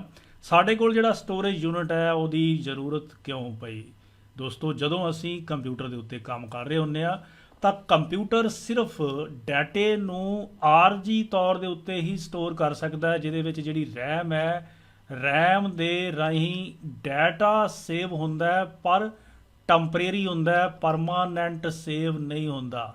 ਸੋ ਕੰਪਿਊਟਰ ਦੇ ਡਾਟੇ ਨੂੰ ਪਰਮਾਨੈਂਟ ਸੇਵ ਕਰਾਉਣ ਦੇ ਲਈ ਅਸੀਂ ਸਟੋਰੇਜ ਡਿਵਾਈਸਿਸ ਦੀ ਵਰਤੋਂ ਕਰਦੇ ਹਾਂ, ਯਾਨੀ ਕਿ ਹਾਰਡ ਡਿਸਕ ਦੀ ਵਰਤੋਂ ਕਰਦੇ ਹਾਂ, ਅਸੀਂ ਮੈਮਰੀ ਕਾਰਡ ਦੀ ਵਰਤੋਂ ਕਰਦੇ ਹਾਂ, ਅਸੀਂ ਪੈਨ ਡਰਾਈਵ ਦੀ ਵਰਤੋਂ ਕਰਦੇ ਹਾਂ। ਇਹ ਸਾਰੀਆਂ ਚੀਜ਼ਾਂ ਸਾਡੇ ਕੋਲੇ ਸਟੋਰੇਜ ਡਿਵਾਈਸ ਦੇ ਵਿੱਚ ਆ ਜਾਂਦੀਆਂ ਨੇ। ਸੋ ਅੱਗੇ ਅਸੀਂ ਗੱਲ ਕਰਦੇ ਹਾਂ ਕੰਮ ਕਰਨ ਦੇ ਤਰੀਕੇ ਦੀ। ਉਹਦੇ ਵਿੱਚ ਸਭ ਤੋਂ ਪਹਿਲਾਂ ਤੁਸੀਂ ਦੇਖਿਆ ਕਿ ਕੰਪਿਊਟਰ ਨੂੰ ਅਸੀਂ ਇਨਪੁਟ ਦਿੱਤੀ, ਕੰਪਿਊਟਰ ਦੇ ਪ੍ਰੋਸੈਸਰ ਦੇ ਵਿੱਚ ਇਨਪੁਟ ਚਲੀ ਗਈ ਤੇ ਆਉਟਪੁੱਟ ਸਾਨੂੰ ਮਿਲ ਗਈ। ਫਿਲਹਾਲ ਇਹ ਚੀਜ਼ ਆਪਾਂ ਪਹਿਲਾਂ ਵੀ ਕਰ ਚੁੱਕੇ ਹਾਂ, ਪਰ ਅਸੀਂ ਇੱਥੇ ਇਹ ਜਾਣਨਾ ਹੈ ਕਿ ਜਿਹੜੀ ਇਨਪੁਟ ਹੈ ਉਹ ਕਿੰਨਾ ਚੀਜ਼ਾਂ ਤੋਂ ਮਿਲ ਕੇ ਬਣੀ ਹੋਈ ਹੈ। ਦੋ ਚੀਜ਼ਾਂ ਤੋਂ ਮਿਲ ਕੇ ਇਨਪੁਟ ਬਣੀ ਹੋਈ ਹੈ। ਤੁਸੀਂ ਚੈਟ ਬਾਕਸ ਦੇ ਰਾਹੀਂ ਮੈਨੂੰ ਦੱਸਣ ਦਾ ਯਤਨ ਕਰੋ ਕਿ ਇਨਪੁਟ ਜਿਹੜੀ ਹੈ ਉਹ ਕਿੰਨਾ ਚੀਜ਼ਾਂ ਤੋਂ ਮਿਲ ਕੇ ਬਣੀ ਹੋਈ ਹੈ। ਇਨਪੁਟ ਕਿਹੜੀਆਂ ਦੋ ਚੀਜ਼ਾਂ ਤੋਂ ਮਿਲ ਕੇ ਬਣਦੀ ਹੈ, ਤਾਂ ਜੋ ਮੈਨੂੰ ਪਤਾ ਲੱਗ ਸਕੇ ਕਿ ਕਿੰਨਾ ਕੁ ਤੁਸੀਂ ਅਭਿਆਸ ਕੀਤਾ ਹੋਇਆ। ਸੋ ਪੁੱਛ ਰਹੇ ਨੇ ਜੀ ਕਿ ਰਾਈਟਿੰਗ ਵਿਦ ਪੈਨ, ਬਿਲਕੁਲ ਪੈਨ ਦੇ ਨਾਲ ਮੈਂ ਲਿਖ ਰਿਹਾ। 52 ਸਾਡੇ ਕੋਲ ਮੈਂਬਰ ਜਿਹੜੇ ਨੇ, ਵਿਦਿਆਰਥੀ ਜਿਹੜੇ ਨੇ ਉਹ ਜੁੜ ਚੁੱਕੇ ਨੇ। ਮੈਂ ਇੰਤਜ਼ਾਰ ਕਰ ਰਿਹਾ ਕਿ ਇਨਪੁਟ ਕਿਹੜੀਆਂ ਦੋ ਚੀਜ਼ਾਂ ਤੋਂ ਮਿਲ ਕੇ ਬਣੀ ਹੋਈ ਹੈ, ਉਹਦੀ ਆਪਸ਼ਨ ਵੀ ਮੈਂ ਦੇ ਰਿਹਾ ਤੁਹਾਨੂੰ। ਇਨਪੁਟ ਕਿਹੜੀਆਂ ਦੋ ਚੀਜ਼ਾਂ ਤੋਂ ਮਿਲ ਕੇ ਬਣੀ ਹੈ, ਪਹਿਲੀ ਆਪਸ਼ਨ, ਦੂਜੀ ਆਪਸ਼ਨ, ਤੀਜੀ ਆਪਸ਼ਨ, ਚੌਥੀ ਆਪਸ਼ਨ। ਪਹਿਲੀ ਆਪਸ਼ਨ ਹੈ ਜੀ ਡਾਟਾ प्लस आउटपुट, दूसरी ऑप्शन है जी कीबोर्ड प्लस डाटा, तीजी ऑप्शन है जी डाटा प्लस इंस्ट्रक्शन, चौथी ऑप्शन इन्हां चों कोई भी नहीं है जी। सो एक सुझाव आ रहा सी कि पैन का जिहड़ा है कलर कहंदे सी चेंज कर लो, जी मैं वाइट कर लैंदा। मेरी भी पहली क्लास है तो थोड़े तो बहुत कुछ सीखना है इत्थे।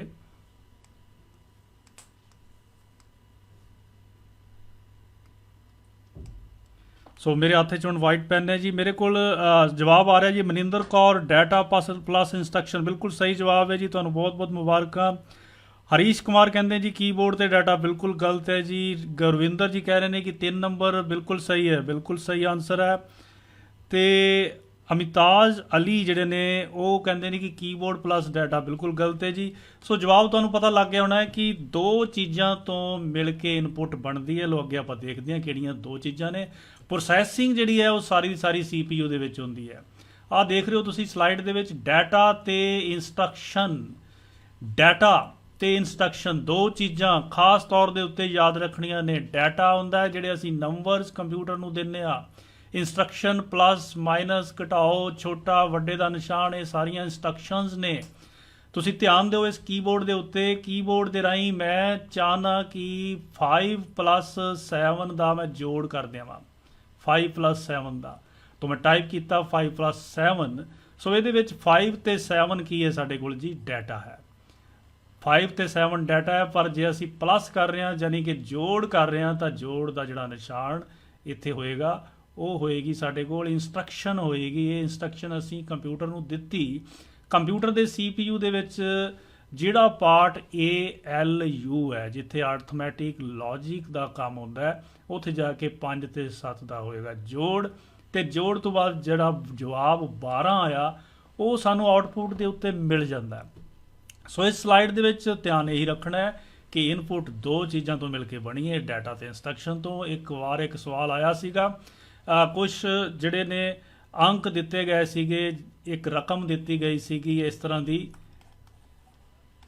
ਇਹ ਵਾਲੀ, ਔਰ ਦੱਸਿਆ ਗਿਆ ਸੀ ਕਿ ਇਹਦੇ 'ਚ ਦੱਸੋ ਕਿ ਡਾਟਾ ਕਿਹੜਾ ਹੈ। ਸੋ ਡਾਟਾ ਬਿਲਕੁਲ ਸਪਸ਼ਟ ਰੂਪ ਦੇ ਵਿੱਚ ਸਾਨੂੰ ਨਜ਼ਰ ਆ ਰਿਹਾ ਹੈ ਕਿ 5 ਹੈ 2 ਹੈ। ਸੋ ਇਸ ਤਰ੍ਹਾਂ ਦਾ ਜਵਾਬ ਲੱਭਣ ਦੇ ਵਿੱਚ ਤੁਹਾਨੂੰ ਵੀ ਕੋਈ ਦਿੱਕਤ ਨਹੀਂ ਆਉਣੀ ਚਾਹੀਦੀ, ਕਿਉਂਕਿ ਡਾਟਾ ਤੇ ਇੰਸਟਰਕਸ਼ਨ ਬਿਲਕੁਲ ਕਲੀਅਰ ਨੇ। ਅਸੀਂ ਜਦੋਂ ਵੀ ਕੰਪਿਊਟਰ ਨੂੰ ਇਨਪੁਟ ਦਿੰਦੇ ਆ, ਡਾਟਾ ਕੱਲਾ ਕੰਪਿਊਟਰ ਦੇ ਲਈ ਕੁਝ ਵੀ ਮੀਨਿੰਗਫੁਲ ਨਹੀਂ ਹੁੰਦਾ, ਉਹਦੇ ਨਾਲ ਸਾਨੂੰ ਇੰਸਟਰਕਸ਼ਨ ਦੇਣੀ ਪੈਂਦੀ ਹੈ, ਸਾਨੂੰ ਪਤਾ ਲਗਾਉਣਾ ਪੈਂਦਾ ਹੈ, ਦੱਸਣਾ ਪੈਂਦਾ ਕੰਪਿਊਟਰ ਨੂੰ ਕਿ ਇਹਦੇ ਉੱਤੇ ਕੀ ਕਰਨਾ ਹੈ।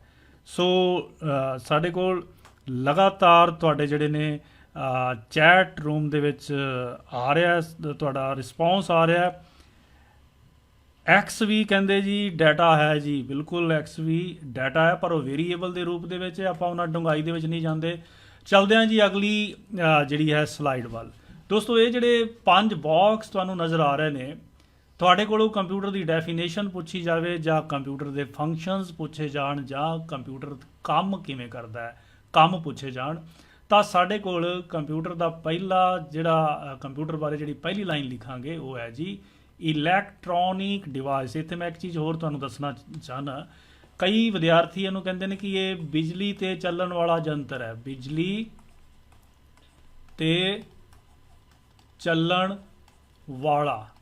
ਸੋ ਇਹਦਾ ਮਤਲਬ ਇਹ ਇਲੈਕਟ੍ਰੀਕਲ ਯੰਤਰ ਹੋ ਗਿਆ, ਇਲੈਕਟ੍ਰੀਕਲ। ਬਟ ਜਦੋਂ ਅਸੀਂ ਕਹਿ ਰਹੇ ਹਾਂ ਕਿ ਇਲੈਕਟ੍ਰੋਨਿਕ ਡਿਵਾਈਸ ਹੈ, ਤਾਂ ਇਹਦਾ ਮਤਲਬ ਇਹ ਹੋ ਗਿਆ ਕਿ ਇੱਕ ਤਾਂ ਇਹ ਬਿਜਲੀ ਤੇ ਤਾਂ ਚੱਲਦਾ ਹੀ ਹੈ, ਇਹਦੇ ਨਾਲ ਨਾਲ ਇਹ ਸਾਡੇ ਕੋਲੋਂ ਕੁਝ ਡਾਟਾ ਵੀ ਲੈਂਦਾ ਹੈ ਤੇ ਉਸ ਡਾਟੇ ਨੂੰ ਪ੍ਰੋਸੈਸ ਵੀ ਕਰਦਾ ਹੈ। ਸੋ ਇਸ ਕਰਕੇ ਅਸੀਂ ਕੰਪਿਊਟਰ ਨੂੰ ਇਲੈਕਟ੍ਰੋਨਿਕ ਡਿਵਾਈਸ ਤਾਂ ਕਹਿਣਾ ਹੀ ਹੈ, ਨਾਲ ਡਾਟਾ ਪ੍ਰੋਸੈਸਿੰਗ ਡਿਵਾਈਸ ਵੀ ਕਹਿਣਾ ਹੈ। ਹੁਣ ਦੇਖੋ, ਅਸੀਂ ਇੱਕ ਜੂਸਰ ਦੀ ਗੱਲ ਕੀਤੀ ਸੀ ਪਿਛਲੀ ਸਲਾਈਡ ਦੇ ਵਿੱਚ। ਜਿਹੜਾ ਉਹ ਜੂਸਰ ਸੀ ਬਿਜਲੀ ਤੇ ਚੱਲਣ ਵਾਲਾ ਯੰਤਰ ਹੈ, ਇਲੈਕਟ੍ਰੋਨਿਕ ਡਿਵਾਈਸ ਨਹੀਂ, ਉਹ ਇਲੈਕਟ੍ਰੀਕਲ ਡਿਵਾਈਸ ਹੈ, ਕਿਉਂਕਿ ਉਹਦੇ ਵਿੱਚ ਕੋਈ ਡਾਟਾ ਨਹੀਂ ਲੈਂਦੀ ਉਹ ਮਸ਼ੀਨ। ਅਸੀਂ ਸਿਰਫ ਉਹਦੇ ਵਿੱਚ ਜੂਸ ਕੱਢਣ ਦੇ ਲਈ ਸੇਵ ਪਾਉਂਦੇ ਆ। ਪਰ ਕੰਪਿਊਟਰ ਕਿਉਂਕਿ ਡਾਟਾ ਲੈਂਦੀ ਹੈ, ਇੰਸਟਰਕਸ਼ਨ ਲੈਂਦੀ ਹੈ, ਸੋ ਇਸ ਕਰਕੇ ਇਹਨੂੰ ਅਸੀਂ ਡਾਟਾ ਪ੍ਰੋਸੈਸਿੰਗ ਡਿਵਾਈਸ ਕਹਿੰਦੇ ਆ ਜਾਂ ਇਲੈਕਟ੍ਰੋਨਿਕ ਡਿਵਾਈਸ ਕਹਿੰਦੇ ਆ। ਔਰ ਸਾਡਾ ਕੰਪਿਊਟਰ ਕੰਮ ਕੀ ਕਰਦਾ ਹੈ, ਇਨਪੁਟ ਸਾਡੇ ਕੋਲੋਂ ਲੈ ਲੈਂਦਾ, ਜਿਵੇਂ ਅਸੀਂ 5+2 ਕੀਤਾ ਸੀਗਾ, ਉਹਦੇ ਉੱਤੇ ਪ੍ਰੋਸੈਸਿੰਗ ਕਰਦਾ ਹੈ, ਯਾਨੀ ਕਿ ਜਵਾਬ ਕੱਢ ਦਿੰਦਾ ਹੈ। ਉਹ ਜਵਾਬ ਸਾਨੂੰ ਆਉਟਪੁੱਟ ਰੂਪ ਦੇ ਵਿੱਚ ਦੇ ਦਿੰਦਾ ਹੈ ਤੇ ਇਹਦੀ ਇੱਕ ਮੈਮਰੀ ਹੈ। ਯਾਦ ਰੱਖੋ, ਜਦੋਂ ਤੁਸੀਂ ਇਸ ਰਿਜ਼ਲਟ ਨੂੰ ਸੇਵ ਕਰਨਾ ਹੈ ਹਾਰਡ ਡਿਸਕ ਦੇ ਵਿੱਚ, ਤਾਂ ਮੈਮਰੀ ਦੇ ਵਿੱਚ ਜਾ ਕੇ ਉਹ ਸੇਵ ਹੋ ਜਾਂਦਾ ਹੈ। ਬਹਰਹਾਲ ਇਹ ਜਿਹੜੇ ਫੰਕਸ਼ਨ ਨੇ, ਇਲੈਕਟ੍ਰੋਨਿਕ ਡਿਵਾਈਸ ਹੈ, ਇਨਪੁਟ ਲੈਂਦੀ ਹੈ, ਡਾਟਾ ਪ੍ਰੋਸੈਸ ਕਰਦੀ ਹੈ, ਆਉਟਪੁੱਟ ਦਿੰਦੀ ਹੈ, ਤੇ ਸਟੋਰੇਜ ਇਹਦੀ ਬਹੁਤ ਵੱਡੀ ਹੁੰਦੀ ਹੈ। ਤੁਸੀਂ ਪਰਿਭਾਸ਼ਾ ਦੇ ਵਿੱਚ ਇਹਨਾਂ ਚੀਜ਼ਾਂ ਨੂੰ ਧਿਆਨ ਦੇ ਵਿੱਚ ਰੱਖਣਾ ਜਦੋਂ ਡੈਫੀਨੇਸ਼ਨ ਨਾਲ ਸੰਬੰਧਿਤ ਕੋਈ ਨੁਕਤਾ ਤੁਹਾਡੇ ਕੋਲੋਂ ਪੁੱਛਿਆ ਜਾਂਦਾ ਹੈ। ਤਾਂ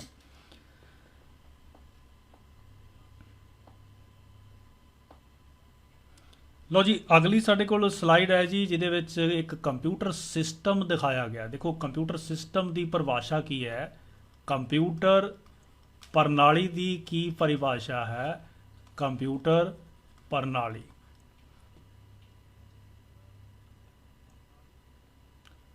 ਕੰਪਿਊਟਰ ਜਿਹੜੀ ਪ੍ਰਣਾਲੀ ਹੈ ਉਹਦੀ ਜਿਹੜੀ ਪਰਿਭਾਸ਼ਾ ਹੈ ਉਹ ਇਹੀ ਹੈ ਕਿ ਇੱਕ ਕੰਪਿਊਟਰ, ਯਾਨੀ ਕਿ ਜਿਹੜਾ ਸਾਡੇ ਕੋਲ CPU ਹੈ, CPU ਖੁਦ ਤੇ ਉਹਦੇ ਨਾਲ ਇਨਪੁਟ ਆਉਟਪੁੱਟ ਯੂਨਿਟ ਜੁੜ ਕੇ ਜਦੋਂ ਪ੍ਰੋਪਰ ਕੰਮ ਕਰਦੇ ਨੇ ਤਾਂ ਉਹ ਜਿਹੜਾ ਸਿਸਟਮ ਬਣ ਜਾਂਦਾ ਹੈ, ਉਹ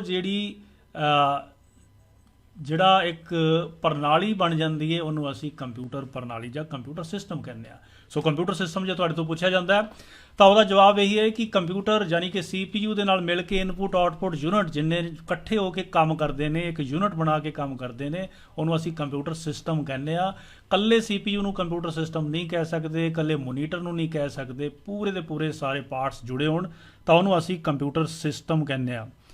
ਤਾਂ JS ਗੇਮਿੰਗ ਸਾਡੇ ਨਾਲ ਜੁੜ ਗਏ ਨੇ, ਗੁੱਡ ਮਾਰਨਿੰਗ ਕਹਿੰਦੇ ਨੇ ਜੀ, ਤੁਹਾਨੂੰ ਵੀ good morning. Data and instruction ਪੁਰਾਣਾ ਜਵਾਬ ਦਿੱਤਾ ਹੈ ਜੀ, ਕੋਈ ਸਟੂਡੈਂਟਸ ਹੈਲਪ ਤੋਂ ਸਾਡੇ ਨਾਲ ਚੈਟ ਕਰ ਰਿਹਾ। ਤਰੋ ਤਾਜ਼ਾ ਰਹੋ ਜੀ, ਆਪਣੇ ਇਸ ਚੈਟ ਰੂਮ ਵਾਲੇ ਇਸ ਪੇਜ ਨੂੰ ਲਗਾਤਾਰ ਰਿਫਰੈਸ਼ ਕਰਦੇ ਰਹੋ। ਅੱਗੇ ਤੁਹਾਡੇ ਕੋਲੋਂ ਸਵਾਲ ਨੇ ਜੀ, ਸਵਾਲ ਦਾ ਸਿਲਸਿਲੇ ਵਾਲੀ ਇੱਕ ਸਲਾਈਡ ਤੁਹਾਡੇ ਸਾਹਮਣੇ ਹੈ ਜੀ। ਕੰਪਿਊਟਰ ਅੰਗਰੇਜ਼ੀ ਦੇ ਸ਼ਬਦ ਡੈਸ਼ ਤੋਂ ਬਣਿਆ।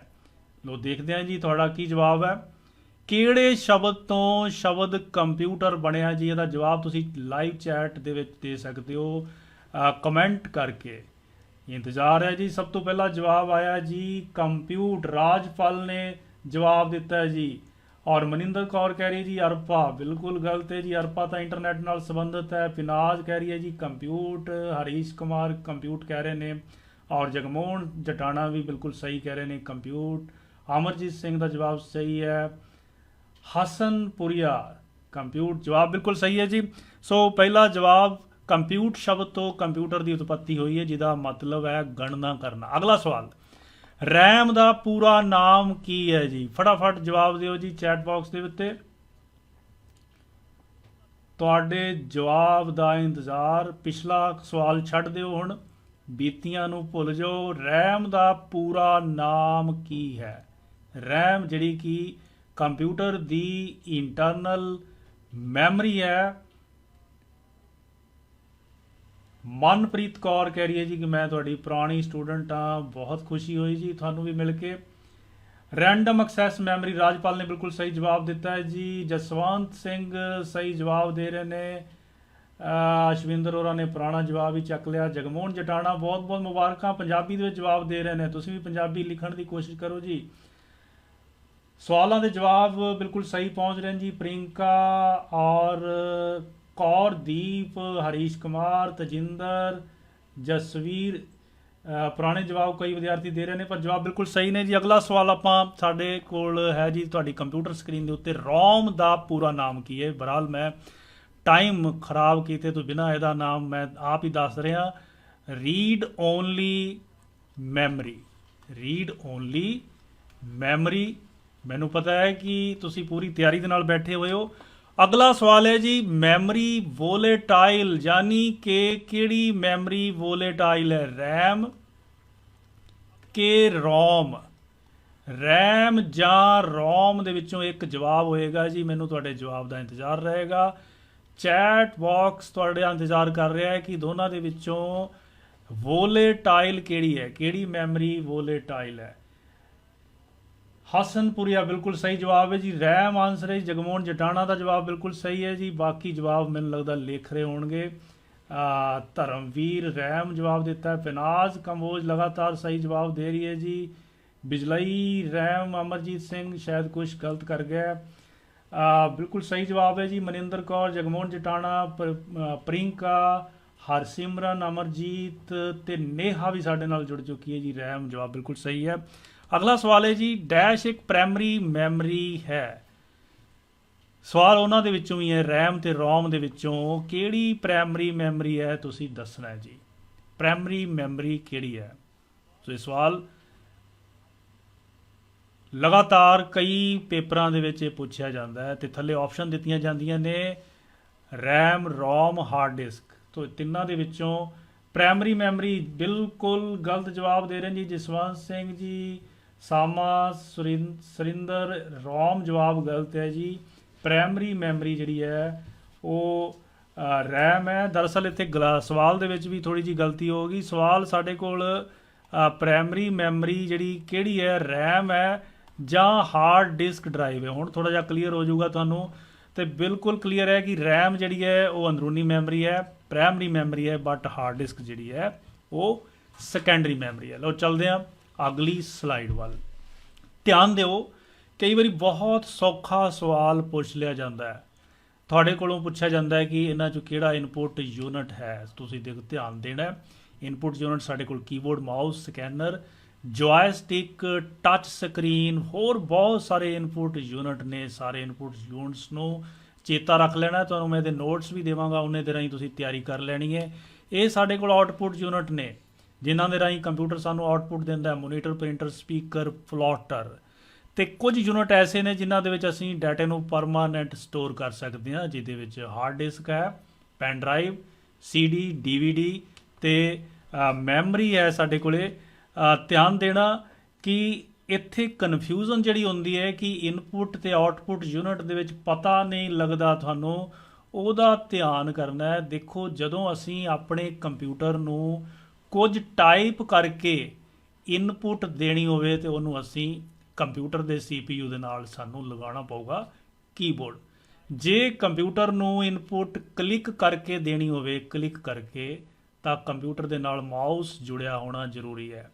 ਜੇ ਤੁਸੀਂ ਆਪਣੇ ਕੰਪਿਊਟਰ ਦੇ ਵਿੱਚ ਸਕੈਨ ਕਰਕੇ ਉਹਦੀ ਡਿਜੀਟਲ ਕਾਪੀ ਕੰਪਿਊਟਰ ਨੂੰ ਦੇਣਾ ਚਾਹੁੰਦੇ ਹੋ ਤਾਂ ਤੁਹਾਡੇ ਕੰਪਿਊਟਰ ਦੇ ਨਾਲ ਸਕੈਨਰ ਲੱਗਿਆ ਹੋਣਾ ਜ਼ਰੂਰੀ ਹੈ। ਕੰਪਿਊਟਰ ਦਾ ਮਤਲਬ ਤੁਹਾਡੇ ਇਸ CPU ਦੇ ਨਾਲ ਲੱਗਿਆ ਹੋਣਾ ਚਾਹੀਦਾ ਹੈ।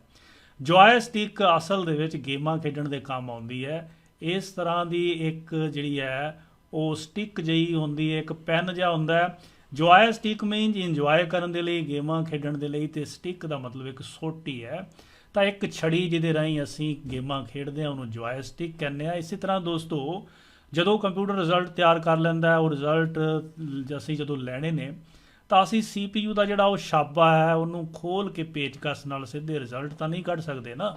ਸੋ ਉਹਦੇ ਲਈ ਜ਼ਰੂਰੀ ਹੈ ਕਿ ਸਾਡੇ ਕੰਪਿਊਟਰ ਦੇ ਨਾਲ ਆਊਟਪੁੱਟ ਯੂਨਿਟ ਜੁੜੇ ਹੋਣ। ਜੇ ਤੁਸੀਂ ਆਊਟਪੁੱਟ ਨੂੰ ਵੇਖਣਾ ਚਾਹੁੰਦੇ ਹੋ ਤਾਂ ਤੁਹਾਡੇ ਕੋਲ ਮੋਨੀਟਰ ਹੋਣਾ ਚਾਹੀਦਾ ਹੈ। ਜੇ ਤੁਸੀਂ ਉਹਨੂੰ ਛਾਪਣਾ ਚਾਹੁੰਦੇ ਹੋ ਤਾਂ ਪ੍ਰਿੰਟਰ ਹੋਣਾ ਚਾਹੀਦਾ ਹੈ, ਅਤੇ ਜੇ ਤੁਸੀਂ ਉਹਨੂੰ ਸੁਣਨਾ ਚਾਹੁੰਦੇ ਹੋ ਤਾਂ ਤੁਹਾਡੇ ਕੰਪਿਊਟਰ ਦੇ ਨਾਲ ਸਪੀਕਰ ਲੱਗਿਆ ਹੋਣਾ ਜ਼ਰੂਰੀ ਹੈ।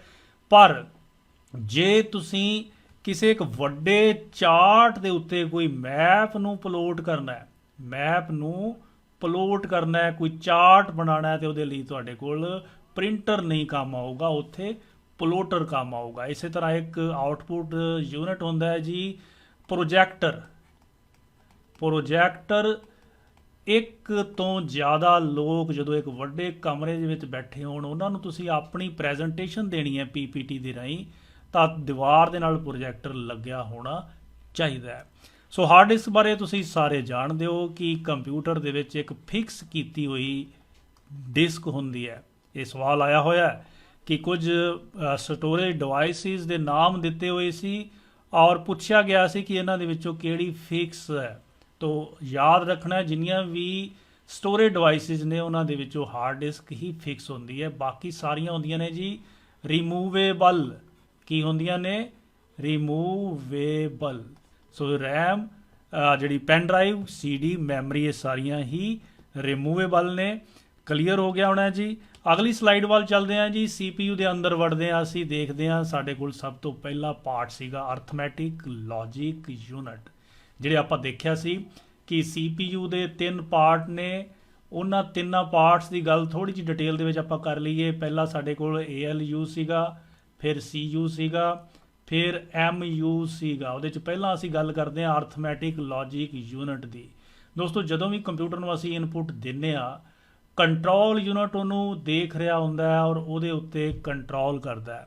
ਜਦੋਂ ਅਸੀਂ ਡਾਟਾ ਦਿੱਤਾ ਕੰਪਿਊਟਰ ਨੂੰ 7+5 ਦਿੱਤਾ, ਤਾਂ ਕੰਟਰੋਲ ਯੂਨਿਟ ਨੇ ਉਹ ਡਾਟਾ ਪਹਿਲਾਂ ਤਾਂ ਰੈਮ ਦੇ ਵਿੱਚ ਭੇਜ ਦਿੱਤਾ। ਰੈਮ ਦੇ ਵਿੱਚ ਉਸਨੇ ਸਭ ਤੋਂ ਪਹਿਲਾਂ ਸੇਵ ਹੋ ਜਾਣਾ ਹੁੰਦਾ ਹੈ। ਤੋ ਰੈਮ ਵਿੱਚ ਸੇਵ ਕਰਨ ਦੇ ਨਾਲ ਨਾਲ ਕੰਟਰੋਲ ਯੂਨਿਟ ALU ਨੂੰ ਖੜਾ ਕਰ ਲੈਂਦਾ ਹੈ, ਉਠਾ ਲੈਂਦਾ ਹੈ, ਤਿਆਰ ਕਰ ਲੈਂਦਾ ਹੈ, ਕਹਿੰਦਾ ਵੀ ਤੇਰੇ ਲਈ ਕੰਮ ਆ ਗਿਆ। ਸੋ ਉਹ ਕੰਮ ਜਿਹੜਾ ਹੈ 7+5 ਦਾ, ਕਿਉਂਕਿ ਅਰਥਮੈਟਿਕ ਲੌਜਿਕ ਯੂਨਿਟ ਦਾ ਕੰਮ ਹੀ ਇਹੀ ਹੈ ਕਿ ਮੈਥ ਦਾ ਕੰਮ ਕਰਨਾ। ਸੋ ਉਹ 7+5 ਦਾ ਜੋੜ ਕਰਕੇ 12 ਆਨਸਰ ਦੇਗਾ ਔਰ ਉਹ 12 ਸਾਨੂੰ ਆਊਟਪੁੱਟ ਦੇ ਉੱਤੇ ਮਿਲ ਜਾਏਗਾ। ਇਹ ਤਾਂ ਸਾਡੇ ਕੋਲ ਸੀਗਾ ਅਰਥਮੈਟਿਕ ਕੰਮ, ਯਾਨੀ ਕਿ 7+5 ਨੂੰ ਜੋੜ ਕਰਨਾ, ਪਰ ਇਹਦਾ ਨਾਮ ਹੈ ਅਰਥਮੈਟਿਕ ਐਂਡ ਲੌਜਿਕ ਯੂਨਿਟ, ਵਿੱਚ L ਵੀ ਲੱਗਿਆ ਹੋਇਆ ਹੈ। ਤਾਂ ਲੌਜੀਕਲ ਕੰਮ ਕਿਹੜੇ ਹੁੰਦੇ ਨੇ ਜਿਹੜੇ ਕੰਪਿਊਟਰ ਕਰ ਸਕਦਾ ਹੈ? ਉਹਦੇ ਵਿੱਚ ਸਾਡੇ ਕੋਲ ਇਹ ਉਦਾਹਰਨ ਦਿੱਤੀ ਹੋਈ ਹੈ ਕਿ ਜਦੋਂ ਤੁਸੀਂ ਕਿਸੇ ਵਿਦਿਆਰਥੀ ਦੀ ਏਜ ਕੈਲਕੂਲੇਟ ਕਰਨ ਜਾ ਰਹੇ ਹੋ ਤਾਂ ਤੁਸੀਂ ਇੱਕ ਪ੍ਰੋਗਰਾਮ ਬਣਾਇਆ, ਸੌਫਟਵੇਅਰ ਬਣਾਇਆ, ਉਹਦੇ ਵਿੱਚ ਇੱਕ ਲੌਜਿਕ ਲਗਾ ਦਿੱਤਾ ਕਿ ਜੇ ਉਮਰ 18 ਸਾਲ ਦੇ ਬਰਾਬਰ ਜਾਂ ਜ਼ਿਆਦਾ ਹੈ ਤਾਂ ਉਹ ਵਿਅਕਤੀ ਐਲੀਜੀਬਲ ਹੈ ਵੋਟ ਪਾਉਣ ਦੇ ਲਈ। ਸੋ ਉਹ ਕੰਮ ਕੰਪਿਊਟਰ ਜਦੋਂ ਕਰਦਾ ਹੈ ਤਾਂ ਇਹਦਾ ਮਤਲਬ ਹੈ ਕਿ ਉਹ ਲੌਜਿਕ ਕੰਮ ਕਰ ਰਿਹਾ, ਲੌਜਿਕ ਆਪਰੇਸ਼ਨ ਕਰ ਰਿਹਾ ਹੈ। ਜਦੋਂ ਜੋੜ ਦਾ ਕੰਮ ਕਰ ਰਿਹਾ ਤਾਂ ਅਰਥਮੈਟਿਕ ਕੰਮ ਕਰ ਰਿਹਾ ਹੈ। ਸੋ ਲੌਜਿਕ ਕੰਮ ਜਿਹਦੇ ਵਿੱਚ ਲੌਜਿਕ ਲਗਾਇਆ ਜਾਂਦਾ ਹੈ ਇੱਕ ਪ੍ਰੋਗਰਾਮਿੰਗ ਲੈਂਗੁਏਜ ਦੇ ਲਈ ਇੰਸਟਰਕਸ਼ਨ ਦੇ ਕੇ, ਅਤੇ ਜਿਹੜੇ ਅਰਥਮੈਟਿਕ ਕੰਮ ਨੇ ਉਹਦੇ ਵਿੱਚ ਮੈਥ ਦਾ ਕੰਮ ਕਰਵਾਇਆ ਜਾਂਦਾ ਹੈ।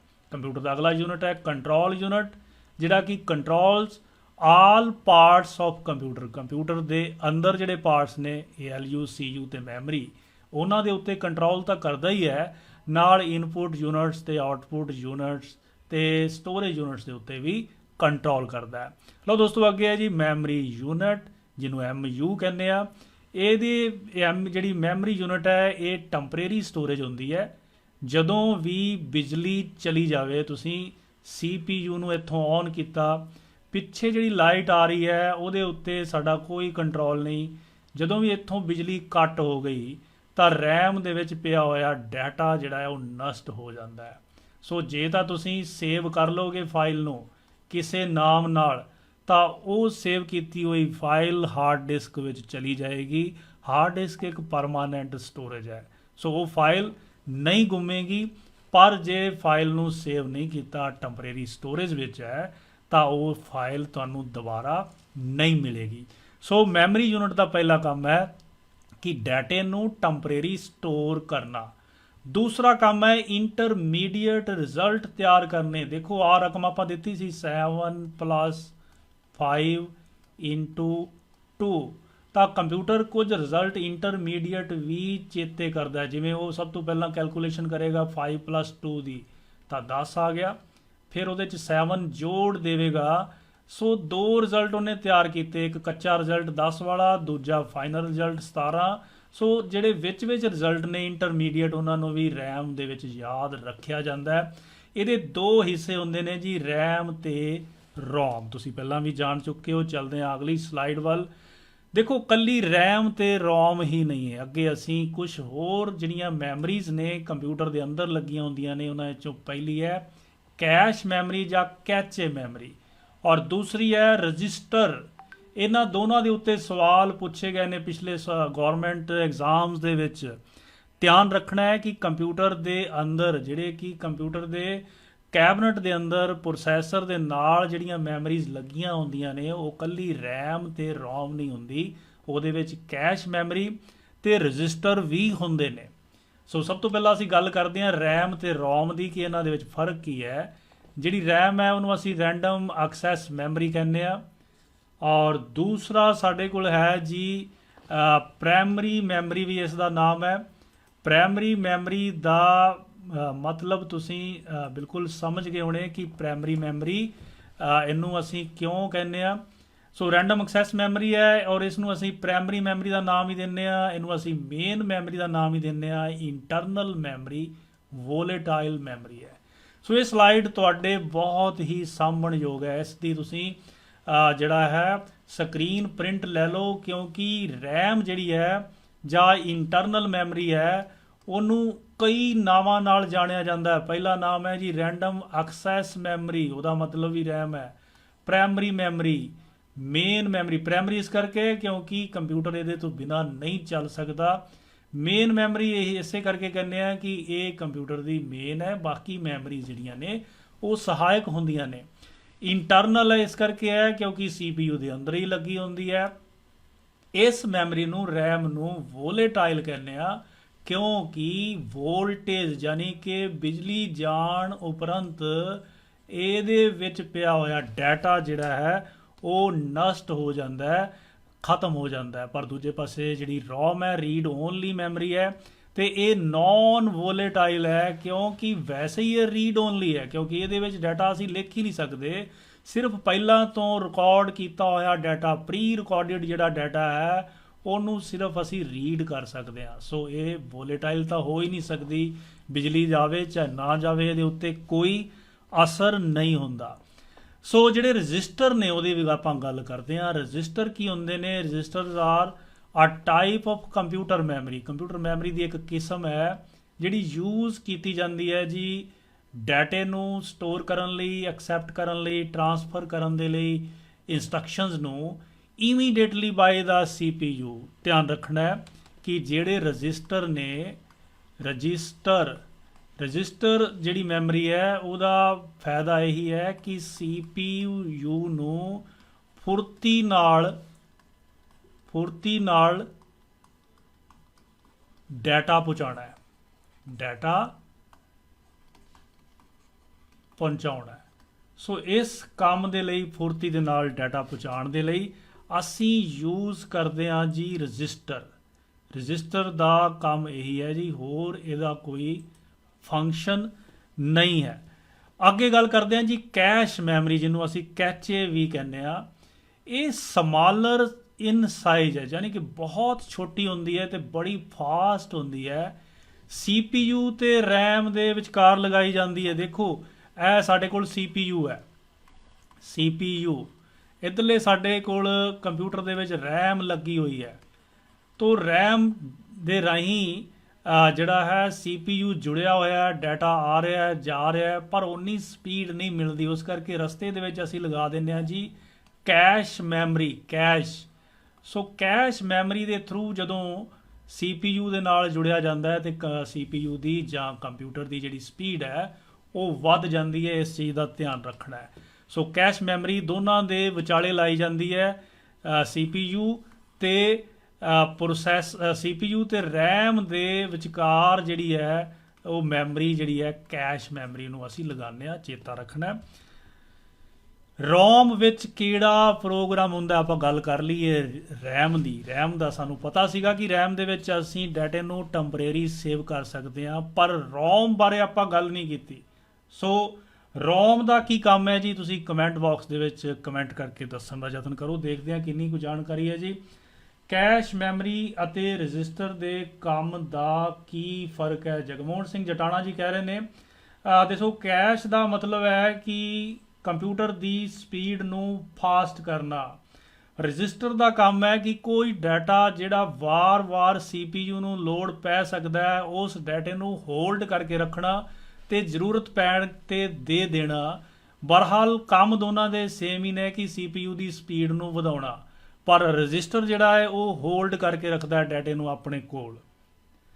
ਸੋ ਮੈਂ ਸਵਾਲ ਪੁੱਛਿਆ ਸੀਗਾ ਕਿ ROM ਵਿੱਚ ਕਿਹੜਾ ਪ੍ਰੋਗਰਾਮ ਹੁੰਦਾ ਹੈ ਜੀ, ਤਾਂ ਗੁਰਪ੍ਰਤਾਪ ਕਹਿ ਰਹੇ ਨੇ ਸੇਵ ਹੁੰਦਾ ਹੈ ਜੀ, ਫਿਰ ਕਹਿੰਦੇ ਨੇ ਜੀ ਡਾਟਾ ਹੁੰਦਾ ਹੈ ਜੀ। ਬਿਲਕੁਲ ਨਹੀਂ ਹੈ ਜੀ, ਕੋਈ ਵੀ ਜਵਾਬ ਸਹੀ ਨਹੀਂ ਆ ਰਿਹਾ। ROM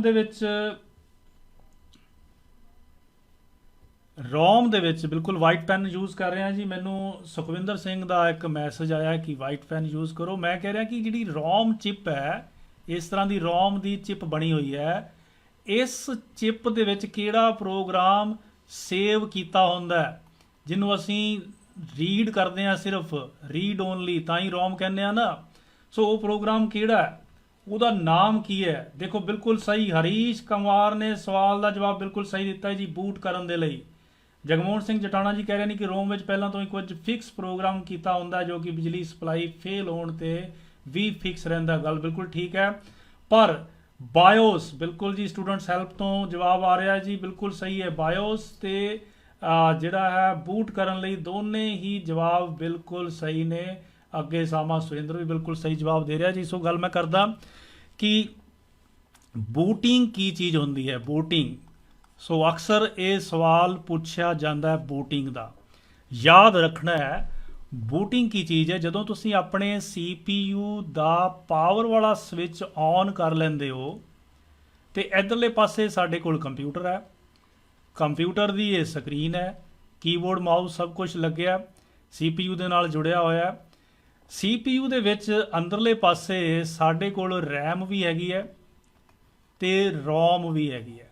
RAM, ਦੂਸਰੀ ਸਾਡੇ ਕੋਲ ROM ਹੈ, ਤੀਸਰਾ ਸਾਡੇ ਕੋਲ ਇਹਦੇ ਵਿੱਚ ਹੈ ਜੀ ਹਾਰਡ ਡਿਸਕ ਡਰਾਈਵ। ਤਿੰਨੋਂ ਚੀਜ਼ਾਂ ਹੀ CPU ਦੇ ਵਿੱਚ ਨੇ। ਸੋ ਸਭ ਤੋਂ ਪਹਿਲਾਂ ਜਦੋਂ ਔਨ ਕੀਤਾ ਜਾਂਦਾ, ਪਹਿਲਾ ਕੰਮ ਬਟਨ ਨੂੰ ਔਨ ਕੀਤਾ, ਦੂਸਰਾ ਕੰਮ ਸ਼ੁਰੂ ਹੁੰਦਾ ਜੀ ROM ਦਾ। ROM ਦੇ ਵਿੱਚ ਇੱਕ ਪ੍ਰੋਗਰਾਮ ਹੁੰਦਾ ਹੈ ਬੂਟ ਸਟ੍ਰੈਪ ਲੋਡਰ। ਯਾਦ ਰੱਖਣਾ ਹੈ ਬੂਟ ਸਟ੍ਰੈਪ ਲੋਡਰ। ਇਹ ਜਿਹੜਾ ਬੂਟ ਸਟ੍ਰੈਪ ਲੋਡਰ ਹੈ ਇਹ ਕੀ ਕਰਦਾ ਹੈ, ਹਾਰਡ ਡਿਸਕ ਦੇ ਵਿੱਚ ਜਿਹੜੀਆਂ ਵਿੰਡੋਜ਼ ਦੀਆਂ ਫਾਈਲਾਂ ਪਈਆਂ ਨੇ ਇਹਨਾਂ ਨੂੰ ਚੱਕ ਕੇ RAM ਦੇ ਉੱਤੇ ਲੋਡ ਕਰਨਾ ਸ਼ੁਰੂ ਕਰ ਦਿੰਦਾ ਹੈ।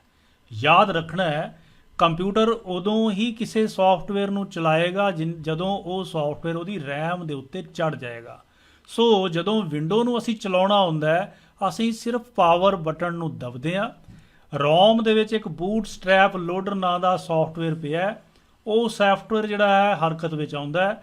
ਉਹ ਹਾਰਡ ਡਿਸਕ ਵਿੱਚ ਪਈਆਂ ਵਿੰਡੋ ਦੀਆਂ ਫਾਈਲਾਂ ਨੂੰ RAM ਦੇ ਉੱਤੇ ਲੋਡ ਕਰਨਾ ਸ਼ੁਰੂ ਕਰ ਦਿੰਦਾ ਹੈ, ਉਹਦੇ ਉੱਤੇ ਚੜਾਉਣਾ ਸ਼ੁਰੂ ਕਰ ਦਿੰਦਾ ਹੈ, ਲੋਡ ਕਰਨਾ ਸ਼ੁਰੂ ਕਰ ਦਿੰਦਾ ਹੈ। ਸੋ ਇਸ ਵਰਤਾਰੇ ਨੂੰ ਕੁਝ ਸਮਾਂ ਲੱਗ ਵੀ ਸਕਦਾ ਹੈ, ਕੁਝ ਮਾਈਕਰੋ ਸਕਿੰਟ ਲੱਗ ਸਕਦੇ ਨੇ। ਜਦੋਂ ਇਹ ਵਰਤਾਰਾ ਪੂਰਾ ਹੋ ਜਾਂਦਾ ਹੈ ਤੇ ਕੰਪਿਊਟਰ ਦੀ ਪਹਿਲੀ ਸਕਰੀਨ ਜਿਹੜੀ ਹੈ ਨਜ਼ਰ ਆਉਂਦੀ ਹੈ, ਪਹਿਲੀ ਸਕਰੀਨ ਨਜ਼ਰ ਆਉਂਦੀ ਹੈ ਜਿਹਨੂੰ ਅਸੀਂ ਕਹਿੰਦੇ ਆ ਡੈਸਕਟਾਪ। ਸੋ ਡੈਸਕਟਾਪ ਤੱਕ ਦਾ ਜਿਹੜਾ ਸਫ਼ਰ ਹੈ, ਕੰਪਿਊਟਰ ਦੇ ਸਵਿਚ ਨੂੰ ਔਨ ਕਰਨ ਤੋਂ ਲੈ ਕੇ ਡੈਸਕਟਾਪ ਤੱਕ ਦਾ ਜਿਹੜਾ ਸਫ਼ਰ ਹੈ ਉਹ ਬੂਟਿੰਗ ਦੇ ਵਿੱਚੋਂ ਹੋ ਕੇ ਜਾਂਦਾ ਹੈ। ਔਰ ਬੂਟਿੰਗ ਦੇ ਲਈ ਰੋਮ ਦੀ ਵਰਤੋਂ ਕੀਤੀ ਜਾਂਦੀ ਹੈ, ਜਿਹਦੇ ਵਿੱਚ ਇੱਕ ਬੂਟ ਸਟ੍ਰੈਪ ਲੋਡਰ ਨਾਂ ਦਾ ਪ੍ਰੋਗਰਾਮ ਹੁੰਦਾ ਹੈ। ਸੋ ਉਮੀਦ ਹੈ ਕਿ ਇਹ ਤੁਹਾਨੂੰ ਜਿਹੜਾ ਹੈ ਕਲੀਅਰ ਹੋ ਗਿਆ ਹੋਣਾ।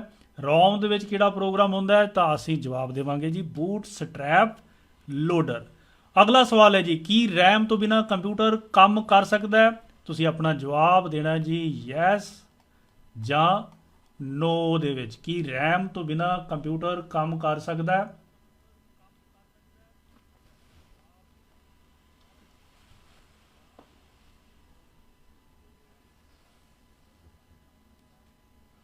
ਹਰੀਸ਼ ਕੁਮਾਰ ਕਹਿ ਰਹੇ ਨੇ ਜੀ ਕਿ ਨਹੀਂ ਕਰ ਸਕਦਾ। ਸਟੂਡੈਂਟਸ ਹੈਲਪ ਨੋ ਨੋ ਨੋ। ਜਵਾਬ ਸਾਰਿਆਂ ਵੱਲੋਂ ਨੋ ਆ ਰਿਹਾ ਜੀ। ਜਵਾਬ ਫਟਾਫਟ ਭੱਜ ਰਹੇ ਨੇ ਸਕਰੀਨ ਦੇ ਉੱਤੇ ਔਰ ਮੈਨੂੰ ਕਈ ਵਾਰੀ ਪੜ੍ਹਨ ਦੇ ਵਿੱਚ ਵੀ ਦਿੱਕਤ ਆ ਰਹੀ ਹੈ। ਕਿਰਨ ਕੰਬੋਜ ਕਹਿੰਦੀ ਹੈ ਵੀ ਬਿਲਕੁਲ ਨਹੀਂ।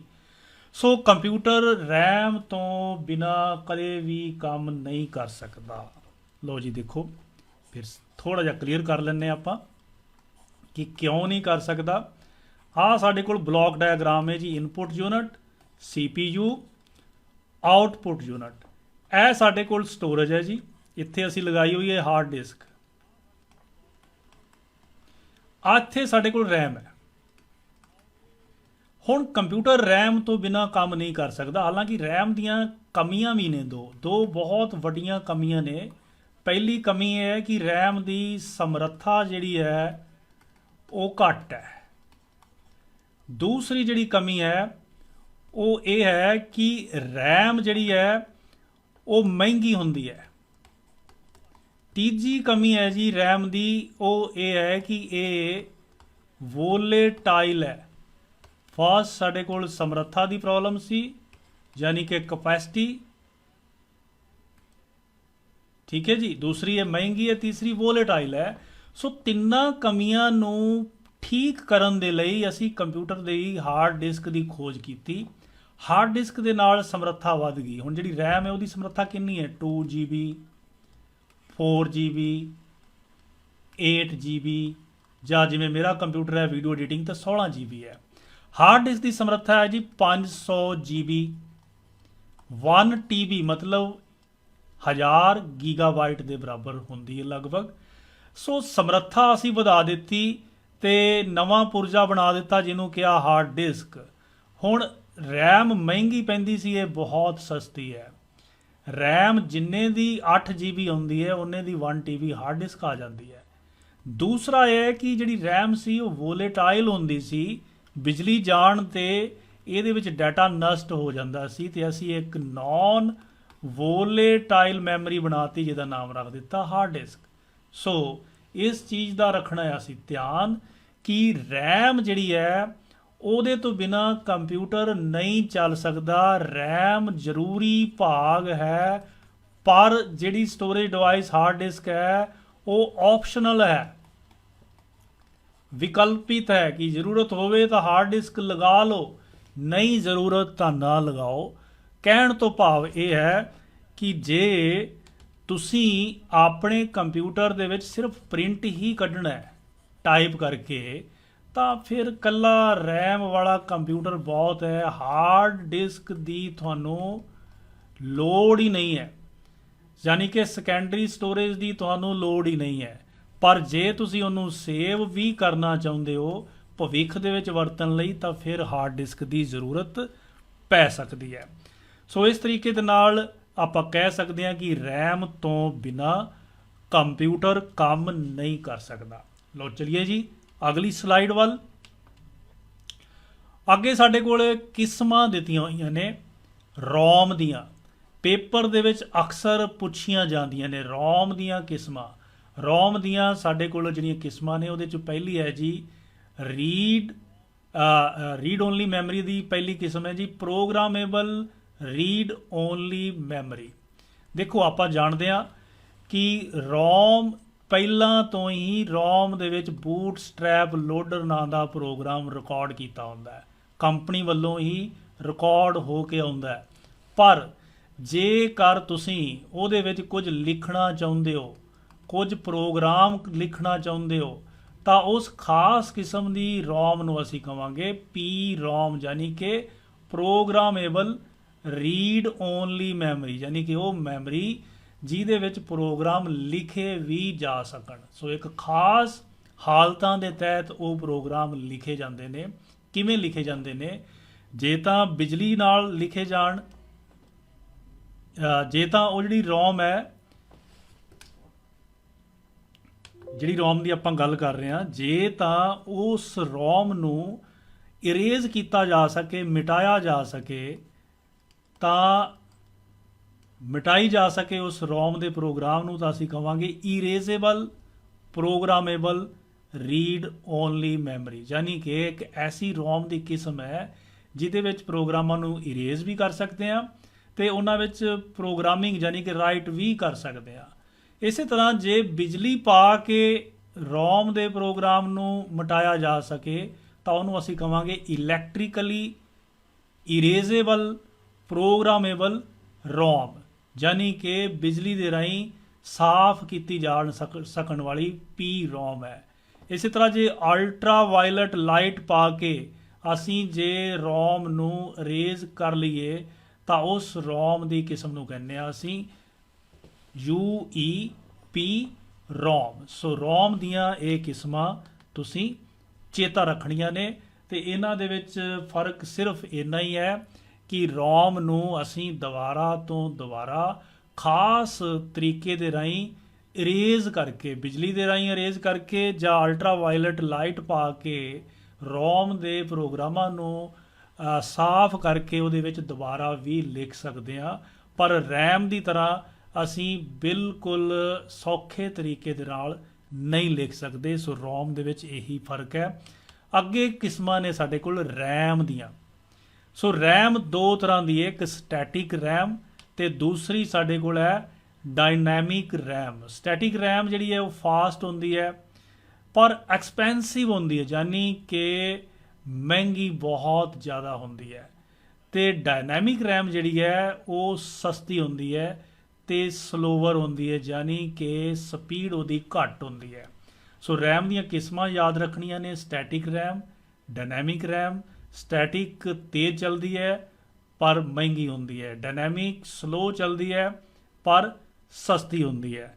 ਸੋ ਅੱਗੇ ਸਾਡੇ ਕੋਲੇ ਜਿਹੜਾ ਰੈਮ ਦੀਆਂ ਦੋ ਕਿਸਮਾਂ ਸੀਗੀਆਂ ਜਿਹਨੂੰ ਅਸੀਂ ਡਾਇਨਾਮਿਕ ਰੈਮ ਤੇ ਸਟੈਟਿਕ ਰੈਮ ਕਹਿੰਦੇ ਆ, ਉਹਨੂੰ ਆਮ ਤੌਰ ਤੇ ਪੇਪਰ ਦੇ ਵਿੱਚ ਐਸ ਰੈਮ ਤੇ ਡੀ ਰੈਮ ਦੇ ਨਾਂ ਨਾਲ ਵੀ ਪੁੱਛ ਲਿਆ ਜਾਂਦਾ ਹੈ। ਸੋ ਇਹ ਚੇਤਾ ਰੱਖਣਾ ਹੈ ਤੇ ਯਾਦ ਰੱਖਣਾ ਹੈ। ਇਹ ਸਵਾਲ ਆਇਆ ਜੀ ਪਿਛਲੀ ਵਾਰ ਕਿ ਜਿਹੜੀ ਡੀ ਰੈਮ ਹੈ ਯਾਨੀ ਕਿ ਡਾਇਨਾਮਿਕ ਰੈਮ ਹੈ ਉਹ ਕਿੰਨਾ ਤੋਂ ਮਿਲ ਕੇ ਬਣੀ ਹੈ? ਉਹ ਬਣੀ ਹੋਈ ਜੀ ਟਰਾਂਜ਼ਿਸਟਰ ਤੇ ਕਪੈਸਿਟਰ ਤੋਂ। ਤੇ ਜਿਹੜੀ ਐਸ ਰੈਮ ਹੈ ਉਹ ਫਲਿਪ ਫਲॉप ਤੋਂ ਬਣੀ ਹੋਈ ਹੈ। ਇੱਕ ਇਲੈਕਟ੍ਰੋਨਿਕ ਸਰਕਟ ਹੁੰਦਾ ਹੈ ਜੀ, ਉਸ ਸਰਕਟ ਦੇ ਰਾਹੀਂ ਇਹ ਜਿਹੜੀ ਰੈਮ ਹੈ ਬਣੀ ਹੁੰਦੀ ਹੈ ਜਿਹਨੂੰ ਅਸੀਂ ਫਲਿਪ ਫਲॉप ਸਰਕਟ ਕਹਿੰਦੇ ਹਾਂ। ਸੋ ਨਾਮ ਯਾਦ ਰੱਖਣਾ ਹੈ। ਅਗਲੀ ਸਲਾਈਡ ਵੱਲ ਜਾਂਦੇ ਹਾਂ ਜੀ। ਸਾਡੇ ਕੋਲ ਇਹ CPU ਦਿਖਾਇਆ ਗਿਆ ਸੀਗਾ ਜਿਹਦਾ ਇਹ ਇੰਟਰਨਲ ਸਾਡੇ ਕੋਲ CPU ਹੈ। CPU ਦੇ ਅੰਦਰਲੇ ਭਾਗ ਨੇ, ਥੱਲੇ ਸਾਡੇ ਕੋਲ ਸਟੋਰੇਜ ਯੂਨਿਟ ਹੈ। ਹੁਣ ਜਿਹੜਾ ਇੰਟਰਨਲ ਪਾਰਟ ਹੈ CPU ਦਾ ਉਹਦੇ ਵਿੱਚ ਇਹ ਚੀਜ਼ਾਂ ਹੀ ਆਉਂਦੀਆਂ ਨੇ, ALU ਆਉਂਦਾ ਹੈ, CU ਮੈਮਰੀ ਹੁੰਦੀ ਹੈ। ਜਿਹੜੀ ਸਟੋਰੇਜ ਯੂਨਿਟ ਹੈ ਉਹਨੂੰ ਅਸੀਂ ਐਕਸਟਰਨਲ ਮੈਮਰੀ ਕਹਿੰਦੇ ਆ। ਸੋ ਯਾਦ ਰੱਖਣਾ ਹੈ ਇੰਟਰਨਲ ਮੈਮਰੀ ਦੇ ਵਿੱਚ ਸਾਡੇ ਕੋਲ ਦੋ ਚੀਜ਼ਾਂ ਹੁੰਦੀਆਂ ਨੇ, ਇੱਕ ਰੈਮ ਤੇ ਦੂਸਰੀ ਰੋਮ। ਇੰਟਰਨਲ ਦਾ ਮਤਲਬ ਜਿਹੜੀ CPU ਦੇ ਅੰਦਰ ਹੈ, ਐਕਸਟਰਨਲ ਦਾ ਮਤਲਬ ਜਿਹੜੀ CPU ਤੋਂ ਬਾਹਰ ਹੈ। ਭਲੇ ਹੀ ਉਹ CPU ਦੇ ਕੈਬਨਟ ਦੇ ਵਿੱਚ ਫਿੱਟ ਕੀਤੀ ਹੋਈ ਹਾਰਡ ਡਿਸਕ ਹੈ ਪਰ ਉਹਦਾ CPU ਨਾਲ, ਮਦਰਬੋਰਡ ਦੇ ਨਾਲ ਸਿੱਧਾ ਕੋਈ ਸੰਬੰਧ ਨਹੀਂ ਹੈ। ਯਾਨੀ ਕਿ ਇਹਦੀ ਵਰਤੋਂ ਤੁਸੀਂ ਕਰੋ ਚਾਹੇ ਨਾ ਕਰੋ, ਸਟੋਰੇਜ ਡਿਵਾਈਸਿਸ ਦੀ ਵਰਤੋਂ ਤੋਂ ਬਿਨਾਂ ਵੀ ਕੰਪਿਊਟਰ ਚੱਲ ਸਕਦਾ ਹੈ। ਸੋ ਗੱਲ ਅਸੀਂ ਇੱਥੇ ਕਰਨੀ ਹੈ ਇੰਟਰਨਲ ਮੈਮਰੀ ਤੇ ਐਕਸਟਰਨਲ ਮੈਮਰੀ ਦੀ। ਜਿਹੜੀ ਇੰਟਰਨਲ ਮੈਮਰੀ ਹੈ ਉਹਦੇ 'ਚ ਦੋ ਚੀਜ਼ਾਂ ਨੇ, ਰੈਮ ਤੇ ਰੋਮ। ਔਰ ਜਿਹੜੀ ਐਕਸਟਰਨਲ ਮੈਮਰੀ ਹੈ ਉਹਦੇ ਵਿੱਚ hard disk, pen drive, memory card, ਹੋਰ ਬਹੁਤ ਸਾਰਾ ਸਾਡੇ ਕੋਲ ਇਹਦੇ ਵਿੱਚ CD DVD ਫਲੋਪੀ ਡਿਸਕ ਜਿਹੜੀ ਕਿ ਹਾਲਾਂ ਅੱਜ ਕੱਲ੍ਹ ਨਹੀਂ ਯੂਜ਼ ਕੀਤੀ ਜਾਂਦੀ। ਇਸੇ ਤਰ੍ਹਾਂ ਮੈਗਨੈਟਿਕ ਡਰਮ ਯੂਜ਼ ਕੀਤਾ ਜਾਂਦਾ ਸੀ ਪੁਰਾਣੇ ਟਾਈਮ। ਮੈਗਨੈਟਿਕ ਟੇਪ, ਜਿਨ੍ਹਾਂ ਨੇ ਟੇਪ ਰਿਕਾਰਡਰ ਵੇਖੇ ਹੋਏ ਨੇ, ਕੰਪਿਊਟਰ ਦੇ ਵਿੱਚ ਵੀ ਡਾਟਾ ਸੇਵ ਕਰਨ ਦੇ ਲਈ ਇਸ ਤਰ੍ਹਾਂ ਦੀ ਮੈਗਨੈਟਿਕ ਟੇਪ ਯੂਜ਼ ਕੀਤੀ ਜਾਂਦੀ ਸੀ। ਜਿਹੜੀ ਇੰਟਰਨਲ ਮੈਮਰੀ ਹੈ ਉਹਨੂੰ ਅਸੀਂ ਪ੍ਰਾਇਮਰੀ ਮੈਮਰੀ ਕਹਿੰਦੇ ਆ, ਔਰ ਦੂਸਰੀ ਨੂੰ ਅਸੀਂ ਸੈਕੰਡਰੀ ਮੈਮਰੀ ਦਾ ਨਾਮ ਵੀ ਦੇ ਦਿੰਦੇ ਆ। ਇਸੇ ਤਰ੍ਹਾਂ ਦੋਸਤੋ ਸਾਡੇ ਕੋਲ ਜਿਹੜੀ ਮੇਨ ਮੈਮਰੀ ਹੈ ਉਹ ਇੰਟਰਨਲ ਮੈਮਰੀ ਨੂੰ ਕਹਿੰਦੇ ਆ, ਆਗਜ਼ਿਲਰੀ ਮੈਮਰੀ ਐਕਸਟਰਨਲ ਮੈਮਰੀ ਨੂੰ ਕਹਿੰਦੇ ਆ।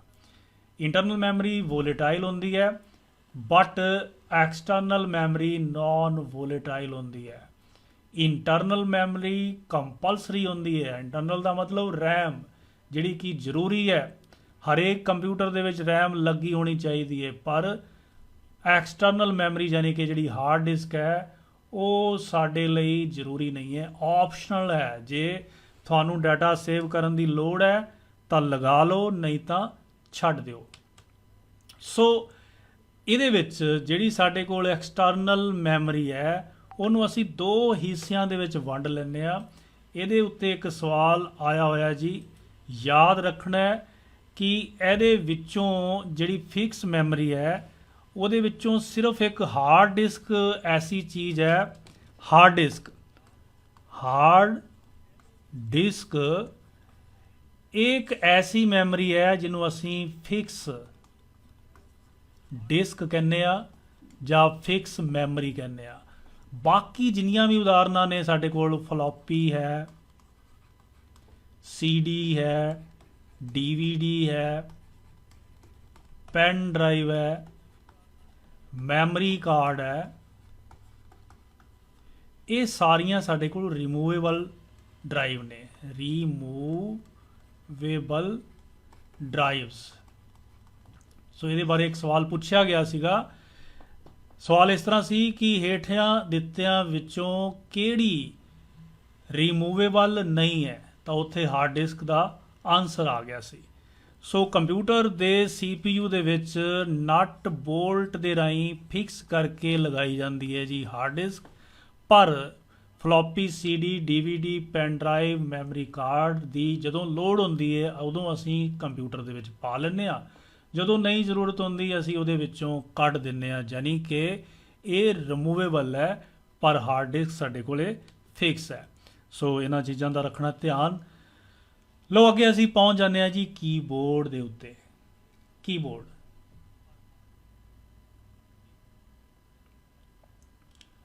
ਹਰੀਸ਼ ਕੁਮਾਰ, ਗੁਰਪ੍ਰੀਤ ਸਿੰਘ, ਇਹਨਾਂ ਨੇ ਸਵਾਲ SSD ਬਾਰੇ ਪੁੱਛਿਆ ਜੀ, SSD ਬਾਰੇ। ਤੇ ਅਰਸ਼ਵਿੰਦਰ ਕਹਿੰਦੇ ਨੇ ਕਿ ਸਰ ਮੋਬਾਈਲ ਵਿੱਚ ਵੀ ਹਾਰਡ ਡਿਸਕ ਹੁੰਦੀ ਹੈ। ਦੇਖੋ ਜੀ, ਹਾਰਡ ਡਿਸਕ ਮੋਬਾਈਲ ਦੇ ਵਿੱਚ ਨਹੀਂ ਹੁੰਦੀ, ਪਰ ਇੰਟਰਨਲ ਮੈਮਰੀ ਉਹਦੇ ਵਿੱਚ ਪਾਈ ਹੁੰਦੀ ਹੈ ਰੈਮ ਤੋਂ ਇਲਾਵਾ, ਜਿਹਦੇ ਵਿੱਚ ਡਾਟੇ ਨੂੰ ਪੱਕਾ ਸਟੋਰ ਕਰ ਸਕਦੇ ਹੋ।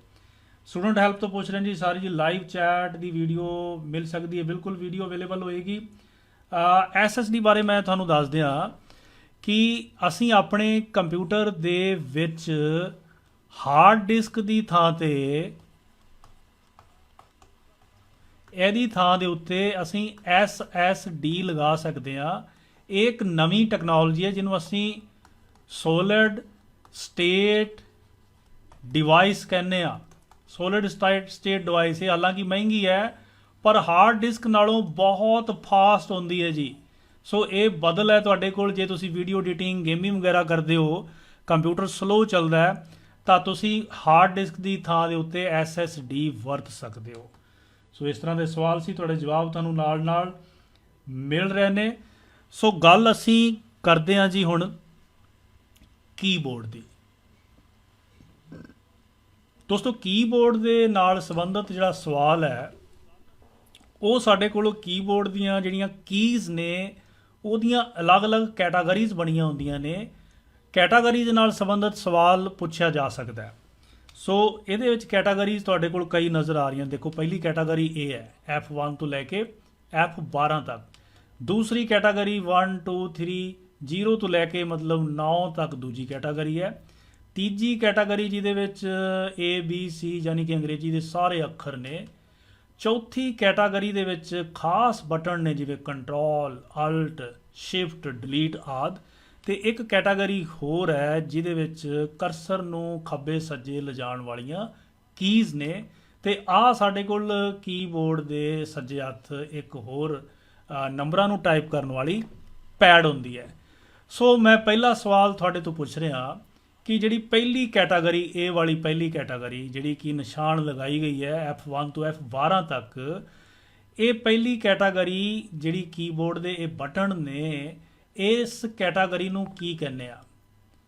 ਇਸ ਕੈਟਾਗਰੀ ਦਾ ਕੀ ਨਾਮ ਹੈ? ਮੈਂ ਇੱਥੇ ਨੰਬਰਿੰਗ ਵੀ ਕਰ ਦਿੰਦਾ, 1 ਨੰਬਰ, 2 ਨੰਬਰ। ਤੁਸੀਂ ਸਹੀ ਜਵਾਬ ਦੇਣਾ ਹੈ ਕਿ F1 ਤੋਂ F12 ਤੱਕ ਜਿਹੜੀਆਂ ਕੀਜ਼ ਨੇ ਉਹਨਾਂ ਨੂੰ ਕੀ ਨਾਮ ਦਿੱਤਾ ਗਿਆ?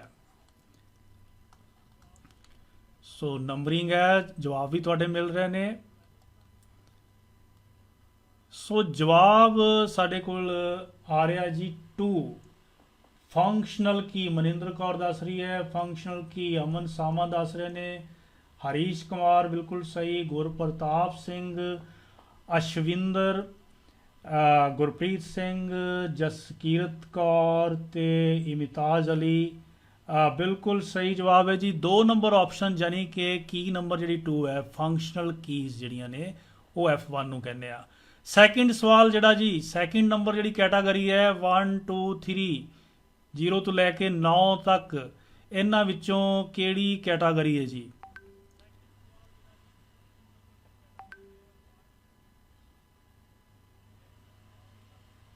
ਨੰਬਰ 2 0 ਤੋਂ ਲੈ ਕੇ 9 ਤੱਕ ਜਿਹੜੀਆਂ ਕੀਜ਼ ਕੀਬੋਰਡ ਦੇ ਉੱਤੇ ਹੁੰਦੀਆਂ ਨੇ ਉਹਨਾਂ ਨੂੰ ਕਿਹੜੀਆਂ ਕੀਜ਼ ਕਹਿੰਦੇ ਆ? Numeric keys. ਹਰੀਸ਼ ਕੰਬੋਜ ਦਾ ਜਵਾਬ ਬਿਲਕੁਲ ਸਹੀ ਹੈ। ਔਰ ਇਹ 5 ਨੰਬਰ ਹੈ ਜੀ, 3 ਨਹੀਂ ਹੈ, ਸੌਰੀ, ਤੁਹਾਨੂੰ ਬਰੀਕ ਨੇ ਅੱਖਰ ਉਸ ਕਰਕੇ ਹੋ ਸਕਦਾ ਸਮਝ ਨਾ ਆ ਰਹੀ ਹੋ। ਨੂਮੈਰਿਕ ਬਿਲਕੁਲ ਸਹੀ ਹੈ ਜੀ। ਜਟਾਣਾ ਜੀ, ਅਰਸ਼ਵਿੰਦਰ, ਰਸ਼ਪਾਲ, ਸਾਰਿਆਂ ਦਾ ਜਵਾਬ ਬਿਲਕੁਲ ਸਹੀ ਹੈ। ਅੱਗੇ ਆਪਾਂ ਸਵਾਲ ਨਵੇਂ ਦੀ ਗੱਲ ਕਰਦੇ ਹਾਂ। ਸਵਾਲ ਨੰਬਰ 3, ਜਿਹੜੇ ਕਿ ਆ ਕੀਜ਼ ABC ਵਾਲੀਆਂ ਨੇ 3 ਨੰਬਰ ਕੀਜ਼, ਇਹਨਾਂ ਨੂੰ ਅਸੀਂ ਕੀ ਕਹਿੰਦੇ ਆ?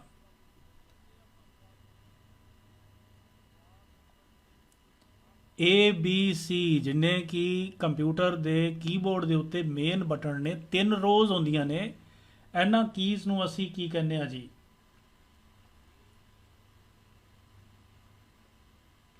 ਅਲਫਾਬੈਟ ਕੀ। ਅਰਸ਼ਵਿੰਦਰ ਬਿਲਕੁਲ ਸਹੀ ਜਵਾਬ, ਰਾਜਪਾਲ ਦਾ ਜਵਾਬ ਸਹੀ ਹੈ ਜੀ, ਮਨਿੰਦਰ,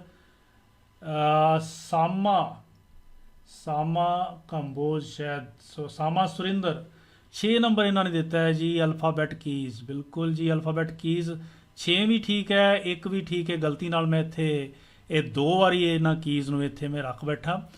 ਸੋ ਅਗਲਾ ਸਵਾਲ ਹੈ ਜੀ, ਜਿਹੜੀਆਂ ਸਾਡੇ ਕੋਲੇ ਕੰਟਰੋਲ, ਆਲਟ, ਡਿਲੀਟ ਕੀਜ਼ ਨੇ, ਇਹਨਾਂ ਨੂੰ ਅਸੀਂ ਸਪੈਸ਼ਲ ਕੀਜ਼ ਕਹਿੰਦੇ ਆ, ਯਾਨੀ ਕਿ 9 ਨੰਬਰ ਜਵਾਬ ਬਿਲਕੁਲ ਸਹੀ ਹੈ।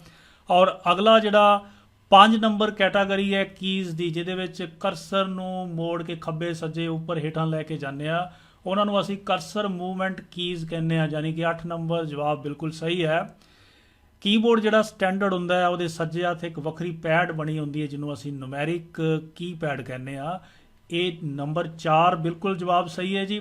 ਲਓ ਜੀ, ਕੀਬੋਰਡ ਦੇ ਬਾਰੇ ਇਸ ਤਰ੍ਹਾਂ ਦਾ ਸਵਾਲ ਹੀ ਆ ਸਕਦਾ ਹੈ, ਕੁਝ ਜ਼ਿਆਦਾ ਔਖਾ ਸਵਾਲ ਇਹਦੇ ਬਾਰੇ ਨਹੀਂ ਪੁੱਛਿਆ ਜਾਏਗਾ। ਅਗਲੀ ਸਕਰੀਨ ਤੇ ਦੋਸਤੋ ਸਾਡੇ ਕੋਲ 3 ਮੋਨੀਟਰ ਨਜ਼ਰ ਆ ਰਹੇ ਨੇ, 1 ਨੰਬਰ, 2 ਨੰਬਰ, 3 ਨੰਬਰ। ਅਸੀਂ ਪੁਰਾਣੇ ਇਤਿਹਾਸ ਦੇ ਵਿੱਚ ਪਹੁੰਚ ਗਏ ਹਾਂ ਮੋਨੀਟਰਾਂ ਦੇ। ਸੋ ਮੋਨੀਟਰ ਦੇ ਇਸ ਤਰ੍ਹਾਂ ਦੇ ਸਵਾਲ ਕੰਪਿਊਟਰ ਦੇ ਪੇਪਰ ਦੇ ਵਿੱਚ ਆਏ ਹੋਏ ਨੇ, ਧਿਆਨ ਨਾਲ ਦੇਖੋ। CRT monitor, LCD monitor, LED monitor, vacuum tube ਵਾਲੇ ਮੋਨੀਟਰ।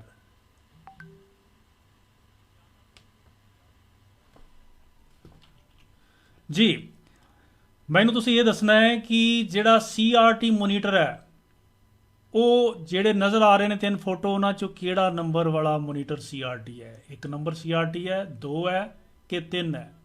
CRT ਦਾ ਪੂਰਾ ਨਾਮ ਹੁੰਦਾ ਜੀ ਕੈਥੋਡ ਰੇ ਟਿਊਬ, ਯਾਨੀ ਕਿ ਟਿਊਬਾਂ ਵਾਲੇ ਮੋਨੀਟਰ ਇਹਨਾਂ ਵਿੱਚੋਂ ਕਿਹੜੇ ਸੀਗੇ? 1 ਨੰਬਰ ਜਸਕੀਰਤ ਕਹਿੰਦੀ 1 number, Gurpreet Singh 1 number, Jatana Sahib 1 number ਕਹਿ ਰਹੇ ਨੇ, Jasvir, Jashan, Ishwar Kumar, Aman Sama, Sama Surinder, Harsimran Singh, Harish Kumar, JS gaming, Gurpartap, Imtiaz Ali, students help, Malkit Singh, Maninder Kaur, Gurvinder Kamboj, Ashwinder Singh ਤੇ ਸਾਡੇ ਕੋਲ ਰਾਜਪਾਲ ਵੀ ਜੁੜੇ ਨੇ, ਨੇਹਾ ਵੀ। ਸਾਰਿਆਂ ਦਾ ਜਵਾਬ ਬਿਲਕੁਲ ਸਹੀ ਹੈ ਜੀ, ਕਿਉਂਕਿ ਪੁਰਾਣੇ ਮੋਨੀਟਰ ਜਿਹੜੇ CRT ਵਾਲੇ ਸੀ ਉਹ ਬਹੁਤ ਵੱਡੇ ਲੰਬੇ ਚੌੜੇ ਹੁੰਦੇ ਸੀ, ਪਿਛਲੇ ਸਾਈਡ ਤੋਂ ਵਧੇ ਹੁੰਦੇ ਸੀਗੇ। ਦੂਸਰਾ ਜਿਹੜਾ ਸਵਾਲ ਹੈ ਜੀ, LCD ਮੋਨੀਟਰ ਕਿਹੜਾ ਹੈ? ਇਹਨਾਂ ਵਿੱਚੋਂ LCD ਮੋਨੀਟਰ ਕਿਹੜਾ ਹੈ? LCD 2 ਨੰਬਰ ਹੈ ਜਾਂ 3 ਨੰਬਰ? LCD ਦਾ ਪੂਰਾ ਨਾਮ ਯਾਦ ਰੱਖ ਲੈਣਾ ਹੈ, liquid crystal diode. Liquid crystal diode ਇੱਕ ਟੈਕਨੋਲੋਜੀ ਹੈ ਜਿਹਦੇ ਰਾਹੀਂ ਇਹ ਮੋਨੀਟਰ ਬਣਾਇਆ ਗਿਆ ਸੀ। ਜਵਾਬ ਨੰਬਰ 2 ਆ ਰਿਹਾ ਜੀ। ਜਸਕੀਰਤ ਕੌਰ ਕਹਿੰਦੀ ਹੈ ਕਿ 2 ਤੇ 3 ਦੋਨੇ ਨੇ, ਦੋਨੇ ਨਹੀਂ ਨੇ ਜੀ, ਬਿਲਕੁਲ ਸਿਰਫ 2 ਨੰਬਰ ਜਵਾਬ ਹੈ ਜੀ। ਤੇ ਤੀਜਾ ਜਵਾਬ ਤਾਂ ਮੈਂ ਆਪ ਹੀ ਤੁਹਾਨੂੰ ਦੱਸ ਦਿੰਦਾ, ਕਿਉਂਕਿ ਮੇਰੇ ਲਈ ਵੀ ਬੜਾ ਸੌਖਾ ਕੰਮ ਕਰਤਾ ਤੁਸੀਂ। ਜਿਹੜਾ LED ਜਿਹੜੀ ਸਭ ਤੋਂ ਲੇਟੈਸਟ ਟੈਕਨੋਲੋਜੀ ਹੈ, ਯਾਦ ਰੱਖਣ ਵਾਲੀ ਗੱਲ ਇਹ ਹੈ ਕਿ CRT ਸਭ ਤੋਂ ਪੁਰਾਣੀ ਟੈਕਨੋਲੋਜੀ ਸੀ, ਫਿਰ ਲਿਕੁਇਡ ਕ੍ਰਿਸਟਲ ਡਾਇਡ ਯਾਨੀ ਕਿ LED ਆਏ। ਹੁਣ ਅੱਜ ਕੱਲ੍ਹ ਜਿਹੜਾ ਦੌਰ ਚੱਲ ਰਿਹਾ ਮੋਨੀਟਰਾਂ ਦਾ ਉਹ ਹੈ ਜੀ LED, ਲਾਈਟ ਇਮਿਟਡ ਡਾਇਡ, ਜਾਂ ਡਿਸਪਲੇ ਵੀ ਕਹਿ ਸਕਦੇ ਹੋ, ਲਾਈਟ ਇਮਿਟਡ ਡਿਸਪਲੇ। ਸੋ LED ਵਾਲੇ ਮੋਨੀਟਰ ਅੱਜ ਕੱਲ੍ਹ ਚੱਲ ਰਹੇ ਨੇ। 3 ਨੰਬਰ ਦੇ ਵਿੱਚ ਤੁਸੀਂ ਦੇਖ ਰਹੇ ਹੋ ਕਿ ਬਹੁਤ ਹੀ ਪਤਲੇ ਮੋਨੀਟਰ ਜਿਨ੍ਹਾਂ ਦੀ ਵੀਡੀਓ ਦੀ ਕੁਆਲਿਟੀ ਬਹੁਤ ਚੰਗੀ ਹੁੰਦੀ ਹੈ, ਉਹ LED ਮੋਨੀਟਰ ਅੱਜ ਕੱਲ੍ਹ ਯੂਜ਼ ਕੀਤੇ ਜਾ ਰਹੇ ਨੇ। ਚਾਹੇ ਸਮਾਰਟ TV ਹੋਵੇ ਉਹਦੇ ਵਿੱਚ ਵੀ LED ਮੋਨੀਟਰ ਅਸੀਂ ਯੂਜ਼ ਕਰਦੇ ਹਾਂ।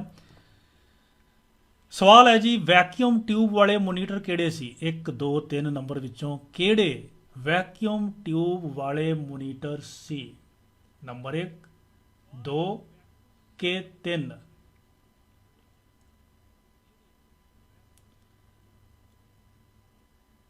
ਦੋਸਤੋ ਇੱਕ ਗੁਜ਼ਾਰਿਸ਼ ਕਿ ਥੋੜੀ ਦੇਰ ਸਵਾਲ ਜਵਾਬ ਨੂੰ ਵਿਰਾਮ ਦੇ ਕੇ ਵੱਧ ਤੋਂ ਵੱਧ ਆਪਣੇ ਚੈਟ ਰੂਮ ਦੇ ਰਾਹੀਂ, WhatsApp ਦੇ ਰਾਹੀਂ, ਫੇਸ ਰੂਮ ਦੇ ਰਾਹੀਂ, Facebook ਦੇ ਰਾਹੀਂ ਆਪਣੇ ਦੋਸਤਾਂ ਨੂੰ ਇਹ ਲਿੰਕ ਸ਼ੇਅਰ ਕਰੋ, ਤਾਂ ਜੋ ਵੱਧ ਤੋਂ ਵੱਧ ਲੋਕ ਜਿਹੜੇ ਨੇ ਇਹਦਾ ਫਾਇਦਾ ਲੈ ਸਕਣ ਇਸ ਲਾਈਵ ਕਲਾਸ ਦਾ।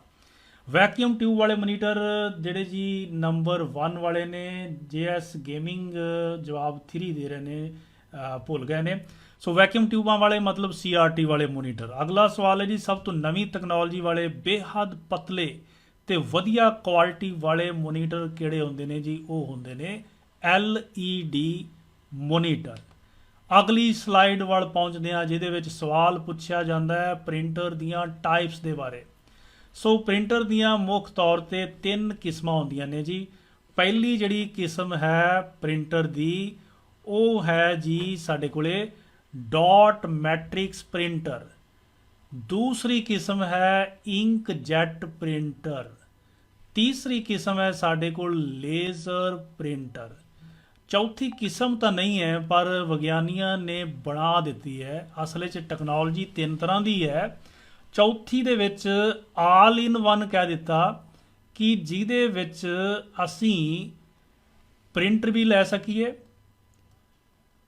ਪ੍ਰਿੰਟ ਤੋਂ ਇਲਾਵਾ ਸਕੈਨ ਵੀ ਕਰ ਸਕੀਏ, ਔਰ ਸਕੈਨ ਤੋਂ ਇਲਾਵਾ ਅਸੀਂ ਇਹਦੇ ਵਿੱਚ ਫੋਟੋ ਕਾਪੀ ਵੀ ਕਰ ਸਕੀਏ। ਉਹਨੂੰ ਅਸੀਂ ਕਹਿੰਦੇ ਆ ਆਲ ਇਨ ਵਨ, ਜਿੱਥੇ ਸਾਰੇ ਕੰਮ ਇਕੱਠੇ ਕੀਤੇ ਜਾ ਸਕਦੇ ਨੇ। ਸੋ ਡਾਟ ਮੈਟ੍ਰਿਕਸ ਜਿਹੜਾ ਪ੍ਰਿੰਟਰ ਹੈ ਉਹ ਸਭ ਤੋਂ ਪੁਰਾਣੀ ਟੈਕਨੋਲੋਜੀ ਦੇ ਪ੍ਰਿੰਟਰ ਨੇ। 3 ਟਾਈਪਸ ਨੇ। ਡਾਟ ਮੈਟ੍ਰਿਕਸ ਜਿਹੜਾ ਪ੍ਰਿੰਟਰ ਨਿੱਕੀਆਂ ਨਿੱਕੀਆਂ ਬਿੰਦੀਆਂ ਦੇ ਸੁਮੇਲ ਨਾਲ ਅੱਖਰਾਂ ਨੂੰ ਪਾਉਂਦਾ ਹੈ, ਡਾਟਸ ਦੀ ਮਦਦ ਨਾਲ ਅੱਖਰਾਂ ਨੂੰ ਪਾਉਂਦਾ ਹੈ, ਉਹਨੂੰ ਅਸੀਂ ਡਾਟ ਮੈਟ੍ਰਿਕਸ ਪ੍ਰਿੰਟਰ ਕਹਿੰਦੇ ਆ। ਉਹਦੇ ਪ੍ਰਿੰਟ ਹੈੱਡ ਦੇ ਵਿੱਚ ਸੂਈਆਂ ਲੱਗੀਆਂ ਹੁੰਦੀਆਂ ਨੇ, ਔਰ ਇੱਕ ਸਿਆਹੀ ਵਾਲੇ ਰੀਬਨ ਦੇ ਉੱਤੇ ਉਹ ਸੂਈਆਂ ਜਦੋਂ ਸਟ੍ਰਾਈਕ ਕਰਦੀਆਂ ਨੇ ਤਾਂ ਪਿੱਛੇ ਲੱਗਿਆ ਹੋਇਆ ਡਰਮ ਦੇ ਉੱਤੇ ਫਿੱਟ ਕੀਤਾ ਹੋਇਆ ਕਾਗਜ਼ ਉਹਦੇ ਉੱਤੇ ਛਪਾਈ ਹੋ ਜਾਂਦੀ ਹੈ।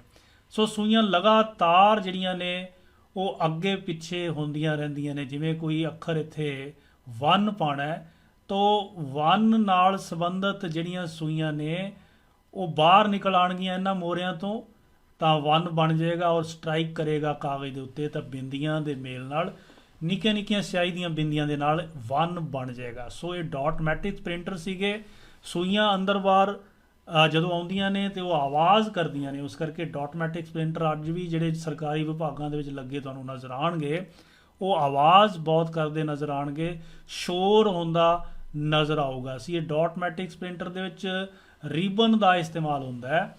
ਦੂਸਰਾ ਸਾਡੇ ਕੋਲ ਇੰਕਜੈਟ ਪ੍ਰਿੰਟਰ ਨੇ, ਜਿਹੜੇ ਕਿ ਕਲਰਡ ਪ੍ਰਿੰਟਰ ਹੁੰਦੇ ਨੇ ਤੇ ਰੰਗਦਾਰ ਛਪਾਈ ਦੇ ਲਈ ਯੂਜ਼ ਕੀਤੇ ਜਾਂਦੇ ਨੇ। ਇਹਨਾਂ ਦੇ ਵਿੱਚ ਅਸੀਂ ਕਾਰਟ੍ਰੇਜ ਪਾਉਂਦੇ ਹਾਂ ਜੀ ਸਿਆਹੀ ਵਾਸਤੇ। ਕਾਰਟ੍ਰੇਜ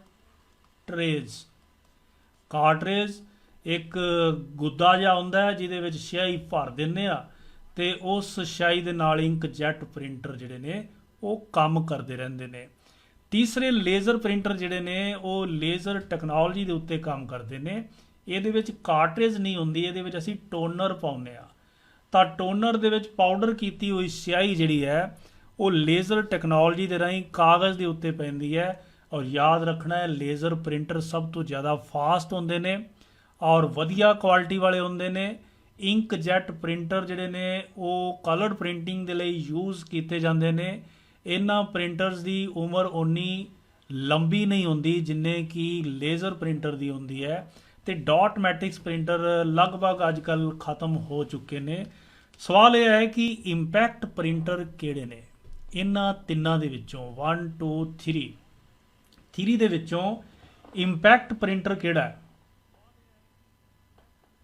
ਜਗਮੋਹਨ ਜਟਾਣਾ ਜੀ ਕਹਿ ਰਹੇ ਨੇ ਕਿ ਪੰਜਾਬੀ ਭਾਸ਼ਾ ਵਿੱਚ ਕੰਪਿਊਟਰ ਬਾਰੇ ਤੁਹਾਡਾ ਸਮਝਾਉਣਾ ਹਰ ਕਿਸੇ ਦੇ ਲਈ ਕੰਪਿਊਟਰ ਨੂੰ ਰੋਚਕ ਵਿਸ਼ਾ ਬਣਾ ਦਿੰਦਾ ਹੈ। ਬਹੁਤ ਬਹੁਤ ਧੰਨਵਾਦ ਜੀ ਜਟਾਣਾ ਸਾਹਿਬ, ਤੁਸੀਂ ਪ੍ਰਸ਼ੰਸਾ ਕੀਤੀ। ਇਸ ਪ੍ਰਸ਼ੰਸਾ ਦੇ ਮੈਂ ਲਾਇਕ ਤਾਂ ਨਹੀਂ, ਪਰ ਆਪ ਦਾ ਪਿਆਰ ਇਸੇ ਤਰ੍ਹਾਂ ਮਿਲਦਾ ਰਿਹਾ ਤਾਂ ਲਗਾਤਾਰ ਅਸੀਂ ਆਪਣੇ ਪੰਜਾਬੀਆਂ ਨੂੰ ਕੰਪਿਊਟਰ ਦੀ ਦੁਨੀਆ ਦਾ ਬਾਦਸ਼ਾਹ ਬਣਾ ਦਾਂਗੇ। ਅਮਨ ਸਾਮਾ ਕਹਿੰਦੇ ਨੇ ਜੀ ਡਾਟਮੈਟ੍ਰਿਕਸ ਇੰਪੈਕਟ ਪ੍ਰਿੰਟਰ ਕਿਹੜੇ ਨੇ? ਡਾਟਮੈਟ੍ਰਿਕਸ। ਜਟਾਣਾ ਸਾਹਿਬ ਕਹਿੰਦੇ ਨੇ ਕਿ 1 ਨੰਬਰ। ਈਸ਼ਵਰ ਕੰਬੋਜ ਸਰ ਡੇਲੀ ਲਾਈਵ ਹੁੰਦੀ ਹੈ ਕਲਾਸ? ਨਹੀਂ ਜੀ, ਇਹ ਹਰ ਬੁੱਧਵਾਰ ਸ਼ਾਮ ਨੂੰ 5 ਵਜੇ ਤੇ ਐਤਵਾਰ ਨੂੰ ਸਵੇਰੇ 1 ਵਜੇ ਲਾਈਵ ਹੋਇਆ ਕਰੇਗੀ। ਜੇ ਤੁਹਾਡਾ ਪਿਆਰ ਜ਼ਿਆਦਾ ਮਿਲਦਾ ਹੈ, ਤੁਸੀਂ ਪਰਿਵਾਰ ਵਧਾ ਲੈਂਦੇ ਹੋ, ਵੱਧ ਤੋਂ ਵੱਧ ਲੋਕ ਜੁੜਦੇ ਨੇ, ਤਾਂ ਇਹ ਕਲਾਸ ਮੈਂ ਡੇਲੀ ਵੀ ਲਗਾ ਸਕਦਾ। ਸੋ ਜਵਾਬ ਤੁਹਾਡਾ ਸਾਰਿਆਂ ਦਾ ਬਿਲਕੁਲ ਸਹੀ ਹੈ ਜੀ, ਇੰਪੈਕਟ ਪ੍ਰਿੰਟਰ ਹੁੰਦੇ ਨੇ ਡਾਟਮੈਟਿਕਸ ਪ੍ਰਿੰਟਰ। ਪਰ ਇੱਥੇ ਗੱਲ ਮੈਨੂੰ ਇਹ ਦੱਸੋ ਕਿ ਜਿਹੜੇ ਇੰਪੈਕਟ ਪ੍ਰਿੰਟਰ ਨੇ, ਦੂਸਰੇ ਨੇ ਸਾਡੇ ਕੋਲ ਨੌਨ ਇੰਪੈਕਟ, ਦੋਨਾਂ ਦੇ ਵਿੱਚ ਫਰਕ ਕੀ ਹੈ? ਇੰਪੈਕਟ ਤੇ ਨੌਨ ਇੰਪੈਕਟ ਦੇ ਵਿੱਚ ਫਰਕ ਪੁੱਛਣਾ ਚਾਹੁੰਦਾ। ਸੋ ਸਮਾਂ ਬਿਨਾਂ ਬਰਬਾਦ ਕੀਤਿਆਂ ਮੈਂ ਇੰਪੈਕਟ ਪ੍ਰਿੰਟਰ ਤੇ ਦੋਨਾਂ ਦੇ ਵਿੱਚ ਤੁਹਾਨੂੰ ਜਵਾਬ ਵੀ ਦੇ ਦਿੰਦਾ। ਜਿਹੜੇ ਪ੍ਰਿੰਟਰ ਦਾ ਹੈੱਡ, ਇਹਨੂੰ ਅਸੀਂ ਹੈੱਡ ਕਹਿੰਦੇ ਆ, ਪ੍ਰਿੰਟ ਹੈੱਡ, ਕਾਗਜ਼ ਦੇ ਨਾਲ ਟੱਚ ਹੋ ਕੇ ਚੱਲਦਾ। ਇਹ ਕਾਗਜ਼ ਹੈ, ਇਹ ਹੈੱਡ ਸੀਗਾ, ਇਹ ਕਾਗਜ਼ ਹੈ। ਕਾਗਜ਼ ਦੇ ਨਾਲ ਟੱਚ ਹੋ ਕੇ ਚੱਲਦਾ, ਫਿਜ਼ੀਕਲੀ ਕੰਟੈਕਟ ਬਣਾ ਕੇ ਚੱਲਦਾ, ਉਹਨਾਂ ਪ੍ਰਿੰਟਰਸ ਨੂੰ ਅਸੀਂ ਕਹਿੰਦੇ ਆ ਇੰਪੈਕਟ ਪ੍ਰਿੰਟਰ। ਪਰ ਉਹ ਪ੍ਰਿੰਟਰ ਜਿਨ੍ਹਾਂ ਦਾ ਹੈੱਡ ਜਿਹੜਾ ਹੈ ਉਹ ਦੂਰੀ ਤੋਂ ਹੀ ਕਾਗਜ਼ ਦੇ ਉੱਤੇ ਪ੍ਰਿੰਟਿੰਗ ਕਰਦਾ ਹੈ। ਪ੍ਰਿੰਟਿੰਗ ਕਿਵੇਂ ਕਰਦਾ? ਜੇ ਤਾਂ ਉਹ ਸਿਆਹੀ ਦੀ ਫੁਆਰ ਦੇ ਰਾਹੀਂ ਦੂਰ ਤੋਂ ਹੀ ਪ੍ਰਿੰਟਿੰਗ ਕਰੇ, ਜਿਵੇਂ ਕਿ ਇੰਕਜੈਟ ਕਰਦਾ ਹੈ। ਇੰਕਜੈਟ ਇੱਕ ਨੋਜ਼ਲ ਦੇ ਰਾਹੀਂ ਸਿਆਹੀ ਦੀ ਫੁਆਰ ਮਾਰਦਾ ਹੈ ਸਾਡੇ ਕਾਗਜ਼ ਦੇ ਉੱਤੇ। ਸੋ ਫਿਜ਼ੀਕਲੀ ਕੋਈ ਕੰਟੈਕਟ ਨਹੀਂ ਹੈ ਕਾਗਜ਼ ਤੇ ਹੈੱਡ ਦੇ ਵਿੱਚ, ਇਸ ਕਰਕੇ ਇਹਨੂੰ ਨੌਨ ਇੰਪੈਕਟ ਕਹਿੰਦੇ ਆ। ਇਸੇ ਤਰ੍ਹਾਂ ਜਿਹੜਾ ਲੇਜ਼ਰ ਪ੍ਰਿੰਟਰ ਨੇ ਉਹ ਵੀ ਸਾਡੇ ਕੋਲੇ ਨੌਨ ਇੰਪੈਕਟ ਪ੍ਰਿੰਟਰ ਨੇ। ਸੋ ਯਾਦ ਰੱਖਣਾ ਹੈ ਕਿ ਇੰਪੈਕਟ ਪ੍ਰਿੰਟਰ ਸਿਰਫ ਡਾਟਮੈਟ੍ਰਿਕਸ ਨੇ ਜਿਨ੍ਹਾਂ ਦੇ ਵਿੱਚ ਹੈੱਡ ਉਹਦੇ ਨਾਲ ਘਿਸਰ ਕੇ ਚੱਲਦਾ ਹੈ ਕਾਗਜ਼ ਦੇ ਨਾਲ। ਸਵਾਲ ਅਗਲਾ, ਨੌਨ ਇੰਪੈਕਟ ਪ੍ਰਿੰਟਰ ਜਿਨ੍ਹਾਂ ਦੇ ਵਿੱਚ ਇੰਕਜੈਟ ਤੇ ਲੇਜ਼ਰ ਦੋਨੇ ਹੀ ਆ ਜਾਂਦੇ ਨੇ। ਅਗਲਾ ਸਾਡੇ ਕੋਲ ਸਵਾਲ ਹੈ ਕਿ ਰੀਬਨ ਕਿਹਦੇ ਵਿੱਚ ਉਪਯੋਗ ਕੀਤਾ ਜਾਂਦਾ ਹੈ? ਸਿਆਹੀ ਵਾਲਾ ਰੀਬਨ 1 2 ਤੇ 3 ਨੰਬਰ ਜਿਹੜੇ ਪ੍ਰਿੰਟਰ ਸੀ ਉਹਨਾਂ ਦੇ ਵਿੱਚੋਂ ਰੀਬਨ ਕਿੱਥੇ ਯੂਜ਼ ਕੀਤਾ ਜਾਂਦਾ ਹੈ ਜੀ?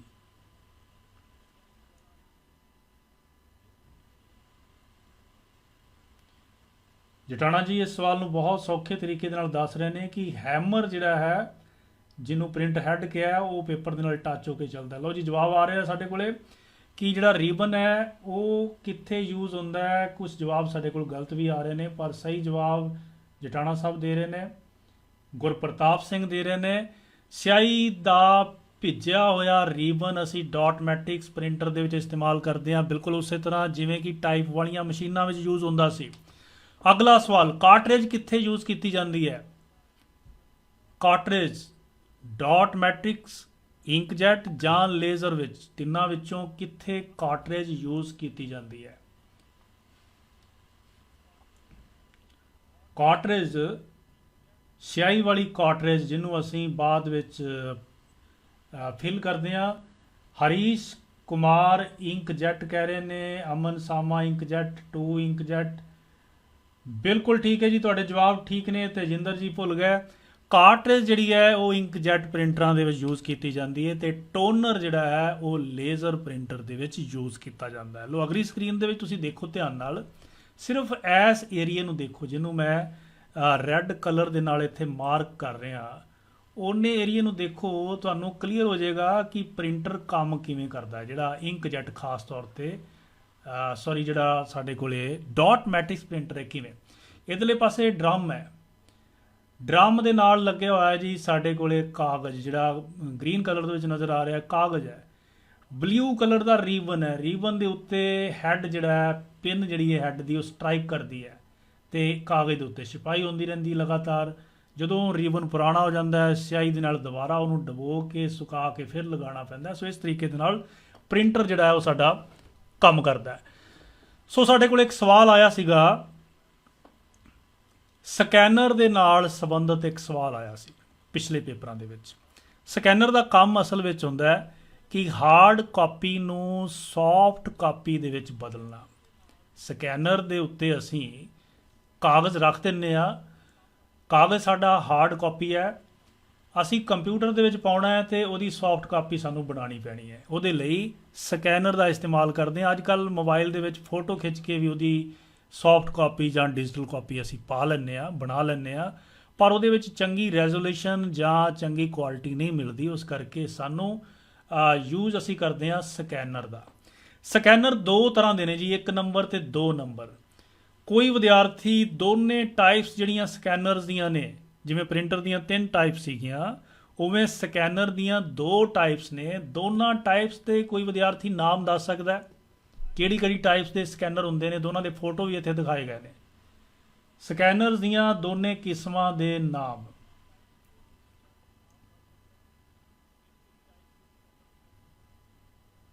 ਜੀ ਸ਼ੇਅਰ ਕਰ ਦਿਓ ਜੀ ਫਟਾਫਟ ਵੀਡੀਓ ਨੂੰ, ਕਿਉਂਕਿ ਇਸ ਲਾਈਵ ਸਟਰੀਮਿੰਗ ਦੇ ਨਾਲ ਸਿਰਫ 51 ਵਿਦਿਆਰਥੀ ਹੀ ਜੁੜੇ ਨੇ। ਮੇਰਾ ਟਾਰਗੇਟ ਸੀ ਕਿ 100 ਕੁ ਵਿਦਿਆਰਥੀ ਇਹਦੇ ਨਾਲ ਜੁੜਦਾ ਹੈ ਤਾਂ ਮੈਂ ਵੀ ਮਿਹਨਤ ਕਰਨ ਦੇ ਵਿੱਚ ਮੈਨੂੰ ਵੀ ਊਰਜਾ ਮਿਲੇਗੀ, ਔਰ ਮੈਂ ਇਹ ਕਲਾਸ ਜਿਹੜੀ ਹੈ ਲਗਾਤਾਰ ਲਗਾ ਸਕਦਾ, ਤੁਹਾਡੇ ਲਈ ਨੋਟਸ ਵੀ ਬਣਾ ਸਕਦਾ। ਸੋ 51 ਗਿਣਤੀ ਬਹੁਤ ਘੱਟ ਹੈ, ਇਸ ਨੂੰ ਵਧਾਉਣ ਦੀ ਕੋਸ਼ਿਸ਼ ਕਰੋ। ਸੋ ਸਕੈਨਰ ਜਿਹੜੇ ਕਿਸਮਾਂ ਦੱਸੀਆਂ ਜਾ ਰਹੀਆਂ ਨੇ ਉਹ ਨੇ ਜੀ flat bed, roller. Maninder Kaur ਦੱਸ ਰਹੀ ਹੈ ਜੀ, ਬਿਲਕੁਲ ਬਿਲਕੁਲ। ਅਮਨ ਸਾਮਾ ਦੱਸ ਰਹੇ ਜੀ ਹੈਂਡ ਹੀਲਡ, ਬਿਲਕੁਲ ਠੀਕ ਹੈ ਜੀ। ਹੈਂਡ ਹੀਲ ਜਿਹੜੀ ਤੀਜੀ ਕੈਟਾਗਰੀ ਉਹ ਮੈਂ ਇੱਥੇ ਨਹੀਂ ਦੱਸ ਸਕਿਆ, ਉਹ ਵੀ ਤੁਸੀਂ ਨੋਟ ਕਰ ਲੈਣੀ ਹੈ। ਹੈਂਡ ਹੀਲਡ ਮਤਲਬ ਸਪਸ਼ਟ ਹੈ। ਲਓ ਹੁਣ ਆਪਾਂ ਦੇਖਦੇ ਹਾਂ ਕਿ ਤਿੰਨੇ ਕੈਟਾਗਰੀ ਦੇ ਜਿਹੜੇ ਸਕੈਨਰ ਨੇ ਉਹ ਕਿਵੇਂ ਕੰਮ ਕਰਦੇ ਨੇ। ਪਹਿਲੀ ਕੈਟਾਗਰੀ ਜਿਹੜੀ ਤੁਹਾਨੂੰ ਨਜ਼ਰ ਆ ਰਹੀ ਹੈ ਇਹਨੂੰ ਅਸੀਂ ਕਹਿੰਦੇ ਆ ਰੋਲਰ ਫੀਡ। ਜਿਹੜੀ ਫਸਟ ਕੈਟਾਗਰੀ ਹੈ ਉਹਨੂੰ ਅਸੀਂ ਕਹਿੰਦੇ ਆ ਰੋਲਰ ਫੀਡ। ਸੈਕਿੰਡ ਕੈਟਾਗਰੀ ਨੂੰ ਅਸੀਂ, ਫਸਟ ਕੈਟਾਗਰੀ ਸਾਡੇ ਕੋਲ ਹੈ ਰੋਲਰ ਫੀਡ, ਜਿਹੜੀ ਇਹ ਵਾਲੀ ਕੈਟਾਗਰੀ ਹੈ ਇਹ ਰੋਲਰ ਫੀਡ ਹੈ। ਥੱਲੇ ਜਿਹੜੀ ਜਿਹਦੇ ਵਿੱਚ ਕਾਗਜ਼ ਅਸੀਂ ਪਾ ਦਿੰਦੇ ਆ ਤੇ ਛਾਬਾ ਬੰਦ ਕਰ ਦਿੰਦੇ ਆ, ਉਹਨੂੰ ਅਸੀਂ ਫਲੈਟ ਬੈੱਡ ਸਕੈਨਰ ਕਹਿੰਦੇ ਆ। ਰੋਲਰ ਫੀਡ ਦੇ ਵਿੱਚ ਕੀ ਹੁੰਦਾ ਹੈ ਕਿ ਜਿਵੇਂ ਤੁਸੀਂ ਫੋਟੋਸਟੇਟ ਵਾਲੀ ਮਸ਼ੀਨ ਵਾਲੀ ਦੁਕਾਨ ਦੇ ਉੱਤੇ ਜਾਂਦੇ ਹੋ ਨਾ, ਤਾਂ ਉੱਥੇ ਇੱਕ ਸਰਟੀਫਿਕੇਟ ਨੂੰ ਲੈਮੀਨੇਸ਼ਨ ਕਰਨ ਵਾਲੀ ਮਸ਼ੀਨ ਹੁੰਦੀ ਹੈ। ਉਹਦੇ ਵਿੱਚ 2 ਰੋਲਰ ਲੱਗੇ ਹੁੰਦੇ ਨੇ, ਕਾਗਜ਼ ਉਹਦੇ ਵਿੱਚੋਂ ਲੰਘਾ ਦਿੰਦੇ ਨੇ, ਲੈਮੀਨੇਸ਼ਨ ਹੋ ਜਾਂਦੀ। ਬਿਲਕੁਲ ਉਸੇ ਤਰ੍ਹਾਂ ਦਾ ਸਕੈਨਰ ਹੁੰਦਾ ਹੈ। ਉਸ ਸਕੈਨਰ ਨੂੰ ਅਸੀਂ ਰੋਲਰ ਫੀਡ ਕਹਿੰਦੇ ਆ ਜੀ। ਰੋਲਰ ਫੀਡ ਬਿਲਕੁਲ ਸੌਖਾ ਹੈ, ਸਮਝ ਆ ਗਿਆ ਹੋਣਾ। ਤੀਜੀ ਕੈਟਾਗਰੀ ਹੈਂਡ ਹੀਲਡ, ਜਿਹੜੀ ਮੈਂ ਭੁੱਲ ਗਿਆ ਸੀ, ਹੈਂਡ ਹੀਲਡ। ਉਹਦੇ ਵਿੱਚ ਕੀ ਹੁੰਦਾ ਹੈ ਜੀ, ਬਹੁਤ ਸੌਖਾ ਹੈ, ਨਾਂ ਤੋਂ ਹੀ ਸਪਸ਼ਟ ਹੈ ਕਿ ਇੱਥੇ ਸਾਡੇ ਕੋਲ ਕਾਗਜ਼ ਹੈ, ਹੱਥ ਦੇ ਵਿੱਚ ਪਕੜ ਕੇ ਉਸ ਸਕੈਨਰ ਨੂੰ ਕਾਗਜ਼ ਦੇ ਉੱਤੇ ਫੇਰ ਦਿੰਦੇ ਹਾਂ ਅਸੀਂ। ਤਾਂ ਥਰਡ ਕੈਟਾਗਰੀ ਦਾ ਸਕੈਨਰ ਜਿਹੜਾ ਹੈ ਹੈਂਡ ਹੀਲਡ ਸਕੈਨਰ ਹੋਣਾ ਚਾਹੀਦਾ ਹੈ, ਜੇ ਉਸ ਤਰ੍ਹਾਂ ਹੱਥ ਨਾਲ ਤੁਸੀਂ ਉਹਦੇ ਉੱਤੇ ਫੇਰਨਾ ਹੈ। ਤਾਂ ਜਿਵੇਂ ਤੁਸੀਂ ਬਾਰ ਕੋਡ ਰੀਡਰ ਦੇਖਿਆ ਹੋਣਾ ਦੁਕਾਨਾਂ ਦੇ ਉੱਤੇ, ਮਾਲਸ ਦੇ ਉੱਤੇ ਜਦੋਂ ਅਸੀਂ ਜਾਂਦੇ ਹਾਂ ਤਾਂ ਉਹ ਹੈਂਡ ਹੀਲਡ ਸਕੈਨਰ ਹੁੰਦਾ ਹੈ, ਉਹ ਬਾਰ ਕੋਡ ਦੇ ਉੱਤੇ ਲਗਾਉਂਦੇ ਨੇ ਤੇ ਉਹਦੀ ਕੈਲਕੂਲੇਸ਼ਨ ਹੋ ਜਾਂਦੀ ਹੈ। ਸੋ ਅੱਗੇ ਚੱਲਦੇ ਹਾਂ ਜੀ ਕੰਪਿਊਟਰ ਦੀ ਹਿਸਟਰੀ ਵੱਲ। ਜੀ ਕਮੈਂਟ ਕਰਕੇ ਦੱਸੋ ਕਿ ਕਲਾਸ ਕਿੰਨਾ ਕੁ ਸਮਾਂ ਹੋਰ ਚੱਲਣੀ ਚਾਹੀਦੀ ਹੈ, ਤੁਸੀਂ ਬੋਰ ਤਾਂ ਨਹੀਂ ਹੋ ਰਿਹਾ? ਕੰਪਿਊਟਰ ਦੀ ਹਿਸਟਰੀ ਬਾਰੇ ਅਕਸਰ ਦੋ ਸਵਾਲ ਕੰਪਿਊਟਰ ਦੀ ਹਿਸਟਰੀ ਨਾਲ ਸੰਬੰਧਿਤ ਪੁੱਛੇ ਜਾਂਦੇ ਨੇ। ਉਹਨਾਂ ਦੋਨਾਂ ਦੇ ਬਾਰੇ ਬੜੀ ਹੀ ਦਿਲਚਸਪ ਜਿਹੜੀ ਹੈ ਸਾਡੇ ਕੋਲ ਇਹ ਪੀਪੀਟੀ ਹੈ। ਬੜੇ ਸੰਖੇਪ ਦੇ ਵਿੱਚ ਨੁਕਤੇ ਉਹੀ ਦੱਸਣੇ ਨੇ ਜਿਹੜੇ ਪੇਪਰਾਂ ਦੇ ਵਿੱਚ ਆਏ ਹੋਏ ਨੇ, ਫਾਲਤੂ ਅਸੀਂ ਥਿਊਰੀ ਦੀ ਗੱਲ ਇਹਦੇ ਵਿੱਚ ਨਹੀਂ ਕਰਨੀ ਜੀ।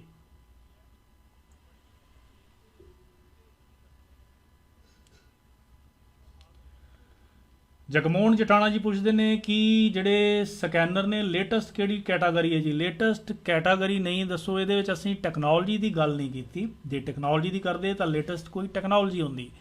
ਇਹ ਸਕੈਨਰ ਦੀਆਂ ਟਾਈਪਸ ਨੇ, ਜਿਵੇਂ ਤਰ੍ਹਾਂ ਦੀ ਜ਼ਰੂਰਤ ਹੈ ਤੁਹਾਨੂੰ ਉਸ ਤਰ੍ਹਾਂ ਦਾ ਸਕੈਨਰ ਤੁਸੀਂ ਖਰੀਦ ਸਕਦੇ ਹੋ। ਸਾਰਿਆਂ ਦੇ ਵਿੱਚ ਕੁਆਲਿਟੀ ਵਧੀਆ ਮਿਲ ਜਾਂਦੀ ਹੈ, ਕੋਈ ਮਸਲਾ ਨਹੀਂ ਹੈ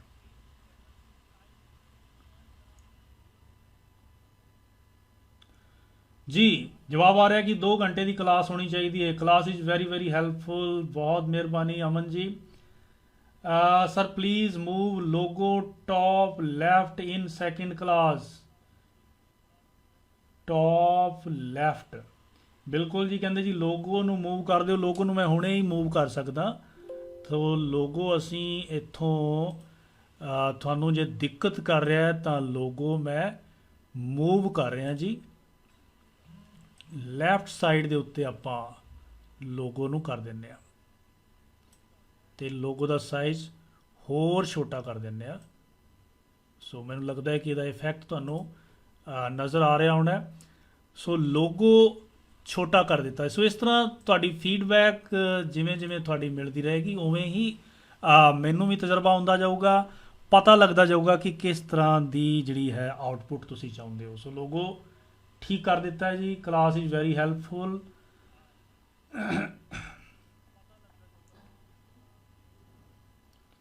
ਜਟਾਣਾ ਸਾਹਿਬ ਫਿਰ ਲਿਖ ਰਹੇ ਨੇ ਕਿ ਬਹੁਤ ਰੋਚਕ ਹੈ ਕਲਾਸ, ਜਿਸ ਨੇ ਇੱਕ ਵਾਰ ਵੇਖਣੀ ਸ਼ੁਰੂ ਕਰ ਦਿੱਤੀ ਉਹ ਬਾਕੀ ਕੰਮ ਛੱਡ ਸਕਦਾ ਹੈ, ਪਰ ਕਲਾਸ ਨਹੀਂ, ਭਾਵੇਂ ਸਾਰਾ ਦਿਨ ਲੱਗੇ ਹੋ। ਜਟਾਣਾ ਸਾਹਿਬ ਬਿਲਕੁਲ ਠੀਕ ਹੈ ਜੀ। ਫਿਰ ਵੀ ਇਹ ਕਲਾਸ ਦਾ ਇੱਕ ਸਮਾਂ ਸਾਡੇ ਕੋਲ ਜ਼ਰੂਰ ਹੋਣਾ ਚਾਹੀਦਾ ਹੈ। ਬਹੁਤ ਸਾਰੇ ਵਿਦਿਆਰਥੀ ਕਹਿ ਰਹੇ ਨੇ ਕਿ ਕੰਟੀਨਿਊਸ ਰੱਖੋ ਜੀ ਕਲਾਸ। ਲੋਗੋ ਨੂੰ ਮੂਵ ਕਰ ਦਿੱਤਾ ਹੈ ਜੀ ਉੱਪਰ। ਲਓ ਜੀ, ਸੋ ਆਪਾਂ ਕੰਟੀਨਿਊ ਰੱਖਦੇ ਹਾਂ ਜੀ ਅੱਧਾ ਘੰਟਾ ਹੋਰ। ਸਾਡੇ ਕੋਲ ਅਗਲੀ ਸਲਾਈਡ ਜਿਹੜੀਆਂ ਆ ਰਹੀਆਂ ਨੇ ਕੰਪਿਊਟਰ ਦੀ ਹਿਸਟਰੀ ਦੇ ਨਾਲ ਸੰਬੰਧਿਤ ਨੇ। ਯਾਦ ਰੱਖਣਾ ਕੰਪਿਊਟਰ ਦੀ ਹਿਸਟਰੀ ਦੇ ਲਈ ਪੂਰੀਆਂ ਕਿਤਾਬਾਂ ਭਰੀਆਂ ਪਈਆਂ ਨੇ, ਪਰ ਮੈਂ ਤੁਹਾਨੂੰ ਸਿਰਫ ਉਹ ਨੁਕਤੇ ਹੀ ਸਾਂਝੇ ਕਰਾਂਗਾ ਜਿਹੜੇ ਪੇਪਰ ਦੇ ਵਿੱਚ ਆਏ ਹੋਏ ਨੇ। ਉਹਨਾਂ ਨੂੰ ਥਿਊਰੀ ਤੇ MCQ ਦੇ ਰੂਪ ਦੇ ਵਿੱਚ ਮੈਂ ਤੁਹਾਡੇ ਸਾਹਮਣੇ ਰੂਬਰੂ ਕਰਨ ਜਾ ਰਿਹਾ ਜੀ। ਪਹਿਲੀ ਸਲਾਈਡ ਕੰਪਿਊਟਰ ਦੀ ਹਿਸਟਰੀ ਦੀ ਹੈ ਜੀ। ਇਹ ਸਾਡੇ ਕੋਲ ਇੱਕ ਸਕਰੀਨ ਦੇ ਉੱਤੇ ਇੱਕ ਪਿਕਚਰ ਨਜ਼ਰ ਆ ਰਹੀ ਹੈ। ਤੁਸੀਂ ਦੱਸਣਾ ਹੈ ਇਹਦਾ ਨਾਮ। ਹੈਰਾਨ ਹੋਗੇ ਕਿ ਇਹਦਾ ਕੰਪਿਊਟਰ ਨਾਲ ਕੀ ਸੰਬੰਧ ਹੈ? ਬਿਲਕੁਲ ਸੰਬੰਧ ਹੈ ਜੀ। ਇਸ ਫੋਟੋ ਦਾ ਕੀ ਨਾਮ ਹੈ ਜੀ? ਚੈਟ ਕਰਕੇ ਦੱਸ ਸਕਦੇ ਹੋ। ਬਾਵੇਜ਼, ਹਰੀਸ਼ ਕੁਮਾਰ ਬਾਵੇਜ਼, ਯਾਨੀ ਕਿ ਗਲਤ। ਹਾਂਜੀ, ਹਰਸ਼ਵਿੰਦਰ ਕਹਿ ਰਹੇ ਨੇ ਜੀ ਢਿੱਲੋਂ ਸਾਹਿਬ ਐਬਾਕਸ, ਐਬਾਕਸ ਦੀ ਫੋਟੋ ਕਹਿ ਰਹੇ ਨੇ। Abacus, ਪਿਨਾਜ਼ Kamboj abacus. First computer ਨਹੀਂ, ਬਿਲਕੁਲ ਜੀ ਐਬਾਕਸ ਬਿਲकुल ठीक है जी। जसकीरत, हरीश, सामा सुरिंदर, किरण, किरण कंबोज बिल्कुल सही जवाब है जी अबाक्स। सो बहुत दूर तो 7 समुद्रों पार भी और पाकिस्तान के बार्डर तो भी विद्यार्थी साडे नाल जुड़े ने। लो जी, ਇਹ ਬਿਲਕੁਲ ਸਹੀ ਹੈ ਜੀ। ਇਸ ਜਿਹੜੀ ਸਕਰੀਨ ਦੇ ਉੱਤੇ ਨਜ਼ਰ ਆ ਰਿਹਾ ਹੈ ਸਾਡੇ ਕੋਲ ਕੰਪਿਊਟਰ ਕਹਿ ਲਓ ਇਸ ਨੂੰ ਜਾਂ ਡਿਵਾਈਸ ਕਹਿ ਲਓ, ਇਹਦਾ ਨਾਮ ਅਬਾਕਸ ਹੈ। ਦੁਨੀਆ ਦੀ ਸਭ ਤੋਂ ਪਹਿਲੀ ਗਣਨਾ ਕਰਨ ਵਾਲੀ ਮਸ਼ੀਨ ਹੈ ਜੀ। ਤੇ ਚੀਨ ਦੇ ਵਿਗਿਆਨੀਆਂ ਨੇ 5000 ਸਾਲ ਪਹਿਲਾਂ ਇਹਨੂੰ ਤਿਆਰ ਕੀਤਾ ਸੀ। ਯਾਦ ਰੱਖਣਾ ਇਹਦੇ 'ਚ ਦੋ ਹੀ ਚੀਜ਼ਾਂ ਯਾਦ ਰੱਖਣ ਵਾਲੀਆਂ ਨੇ ਕਿ ਅਬਾਕ ਸੀਗੀ ਇਸ ਮਸ਼ੀਨ ਦਾ ਨਾਮ, ਤੇ ਤਿਆਰ ਕੀਤੀ ਸੀ ਚੀਨ ਨੇ, ਤੇ 5000 ਸਾਲ ਪਹਿਲਾਂ ਤਿਆਰ ਕੀਤਾ ਸੀ। ਇਹਨੂੰ ਕੈਲਕੂਲੇਸ਼ਨ ਕਰਨ ਦੇ ਲਈ ਯੂਜ਼ ਕੀਤਾ ਜਾਂਦਾ ਹੈ। ਅੱਜ ਵੀ ਬਹੁਤ ਸਾਰੇ ਕੋਚਿੰਗ ਸੈਂਟਰਾਂ ਦੇ ਵਿੱਚ ਬੱਚਿਆਂ ਨੂੰ ਅਬਾਕਸ ਦੀਆਂ ਕਲਾਸਾਂ ਦੇ ਵਿੱਚ ਤਿਆਰੀ ਕਰਵਾਈ ਜਾਂਦੀ ਹੈ। ਔਰ ਸਾਨੂੰ ਅਫਸੋਸ ਹੈ ਕਿ ਇੰਡੀਆ ਦੇ ਵਿੱਚ ਅਸੀਂ ਅਬਾਕਸ ਛੱਡ ਗਏ, ਗਿਣਤੀ ਪਹਾੜੇ ਛੱਡ ਗਏ, ਟੇਬਲ ਛੱਡ ਚੁੱਕੇ ਹਾਂ, ਅਤੇ ਸਲੇਟਾਂ ਫੱਟੀਆਂ ਵੀ ਛੱਡ ਚੁੱਕੇ ਹਾਂ। ਪਰ ਜਾਪਾਨ ਦੇ ਲੋਕ, ਚੀਨ ਦੇ ਲੋਕ ਅਜੇ ਵੀ ਸਕੂਲਾਂ ਦੇ ਵਿੱਚ ਅਬਾਕਸ ਦੀ ਵਰਤੋਂ ਕਰਦੇ ਨੇ। ਸੋ ਇਸ ਵਿੱਚ ਇੱਕ ਲੱਕੜ ਦਾ ਫਰੇਮ ਹੁੰਦਾ ਹੈ, ਅਤੇ ਫਰੇਮ ਦੇ ਨਾਲ ਤਾਰਾਂ ਜਾਂ ਧਾਗੇ ਬੰਨੇ ਹੁੰਦੇ ਨੇ, ਅਤੇ ਇਹਨਾਂ ਧਾਗਿਆਂ ਦੇ ਵਿੱਚ ਹੁੰਦੇ ਨੇ ਜੀ ਮਣਕੇ। ਮਣਕਿਆਂ ਨੂੰ ਧਾਗੇ ਵਿੱਚੋਂ ਇੱਧਰ ਉੱਧਰ ਸਰਕਾ ਕੇ ਅਸੀਂ ਗਣਨਾਵਾਂ ਕਰ ਸਕਦੇ ਹਾਂ, ਯਾਨੀ ਕਿ ਕੈਲਕੂਲੇਸ਼ਨਸ ਕਰ ਸਕਦੇ ਹਾਂ। ਅੱਗੇ ਸਾਡੇ ਕੋਲ ਜਿਹੜਾ ਕੰਪਿਊਟਰ ਹੈ ਉਹਦਾ ਨਾਮ ਹੈ ਜੀ ਨੇਪੀਅਰ ਡੰਡੀਆਂ, ਯਾਨੀ ਕਿ ਨੇਪੀਅਰ ਬੌਨਸ। ਸੋ ਇਹ ਜਿਹੜਾ ਕੰਪਿਊਟਰ ਸੀਗਾ, ਸਕਾਟਲੈਂਡ ਦੇ ਹਿਸਾਬ ਵਿਗਿਆਨੀ ਯਾਨੀ ਕਿ ਮੈਥਮੈਟੀਸ਼ੀਅਨ ਨੇ, ਜਿਹਦਾ ਨਾਮ ਸੀ ਜੋਹਨ ਨੇਪੀਅਰ, ਉਹਨੇ ਇੱਕ ਕੈਲਕੂਲੇਸ਼ਨ ਕਰਨ ਵਾਲਾ ਡਿਵਾਈਸ ਬਣਾਈ ਸੀਗੀ, ਔਰ ਜਿਹਨੂੰ ਨੇਪੀਅਰ ਦੀਆਂ ਡੰਡੀਆਂ ਜਾਂ ਨੇਪੀਅਰਸ ਬੌਨਸ ਕਿਹਾ ਜਾਂਦਾ ਹੈ। ਯਾਦ ਰੱਖਣਾ ਹੈ, ਤੁਹਾਡਾ ਪੇਪਰ ਜਿਹੜਾ ਹੈ ਅੰਗਰੇਜ਼ੀ ਅਤੇ ਪੰਜਾਬੀ ਦੇ ਵਿੱਚ ਪੈਰਲਲ ਆਏਗਾ, ਪਰ ਇੱਥੇ ਮੈਂ ਕੋਸ਼ਿਸ਼ ਕਰ ਰਿਹਾ ਕਿ ਤੁਹਾਨੂੰ ਮਿਕਸ ਪੜ੍ਹਾਇਆ ਜਾਵੇ। ਪਿਓਰ ਪੰਜਾਬੀ ਜਾਂ ਪਿਓਰ ਅੰਗਰੇਜ਼ੀ ਤੋਂ ਮੈਂ ਗੁਰੇਜ਼ ਕਰ ਰਿਹਾ, ਮਿਕਸ ਸ਼ਬਦ ਵਰਤ ਰਿਹਾ। ਸੋ ਜਿਸ ਤਰ੍ਹਾਂ ਤੁਹਾਨੂੰ ਠੀਕ ਲੱਗੇ ਉਸ ਤਰ੍ਹਾਂ ਉਹਨਾਂ ਨੂੰ ਸਮਝ ਲੈਣਾ।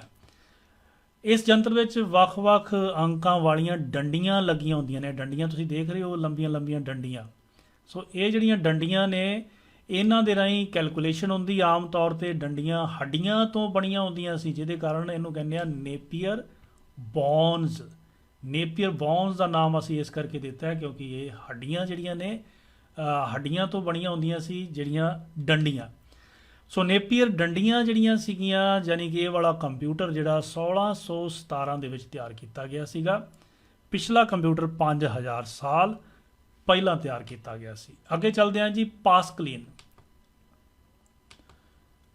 ਪਾਸਕਲੀਨ ਦੁਨੀਆ ਦਾ ਸਭ ਤੋਂ ਪਹਿਲਾ ਗਣਨਾਵਾਂ ਕਰਨ ਵਾਲਾ ਯੰਤਰ ਸੀ। ਪਿਛਲੇ ਜਿਹੜੇ ਕੰਪਿਊਟਰ ਆਪਾਂ ਕੀਤੇ ਨੇ, ਡਿਵਾਈਸਿਸ ਕੀਤੀਆਂ ਨੇ, ਉਹਨਾਂ ਦੇ ਲਈ ਕੈਲਕੂਲੇਸ਼ਨ ਤਾਂ ਆਪਾਂ ਕਰ ਸਕਦੇ ਸੀ, ਪਰ ਪਬਲਿਕਲੀ ਉਹ ਅਵੇਲੇਬਲ ਨਹੀਂ ਸੀਗਾ। ਪਾਸਕਲੀਨ ਦੇ ਰਾਹੀਂ ਅਸੀਂ ਕੈਲਕੂਲੇਸ਼ਨ ਕਰ ਸਕਦੇ ਹਾਂ।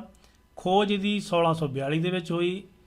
ਬਾਲੇਜ ਪਾਸਕਲ ਨਾਂ ਦੇ ਬੰਦੇ ਨੇ ਇਹ ਬਣਾਇਆ ਸੀ, ਜਿਹਦੇ ਨਾਂ ਤੋਂ ਹੀ ਇਹਦਾ ਨਾਮ ਰੱਖਿਆ ਗਿਆ ਪਾਸਕਲੀਨ। ਸੋ ਥੋੜ੍ਹਾ ਜਿਹਾ ਰੱਟੇ ਵਾਲਾ ਹੈ ਇਹ ਵਾਲਾ ਵਿਸ਼ਾ, ਸੋ ਦਿਲਚਸਪੀ ਬਣਾਈ ਰੱਖਣਾ। ਇਸ ਵਿੱਚ ਗਰਾਰੀਆਂ, ਪੁਲੀਆਂ ਅਤੇ ਜ਼ੰਜੀਰਾਂ ਦੀ ਵਰਤੋਂ ਕੀਤੀ ਜਾਂਦੀ ਹੈ। ਅਗਲਾ ਕੰਪਿਊਟਰ ਹੈ ਜੀ ਬਾਬੇਜ ਦੇ ਕੰਪਿਊਟਰ। ਦੋਸਤੋ ਯਾਦ ਰੱਖਣਾ ਹੈ ਕਿ ਚਾਰਲਸ ਬਾਬੇਜ ਨੂੰ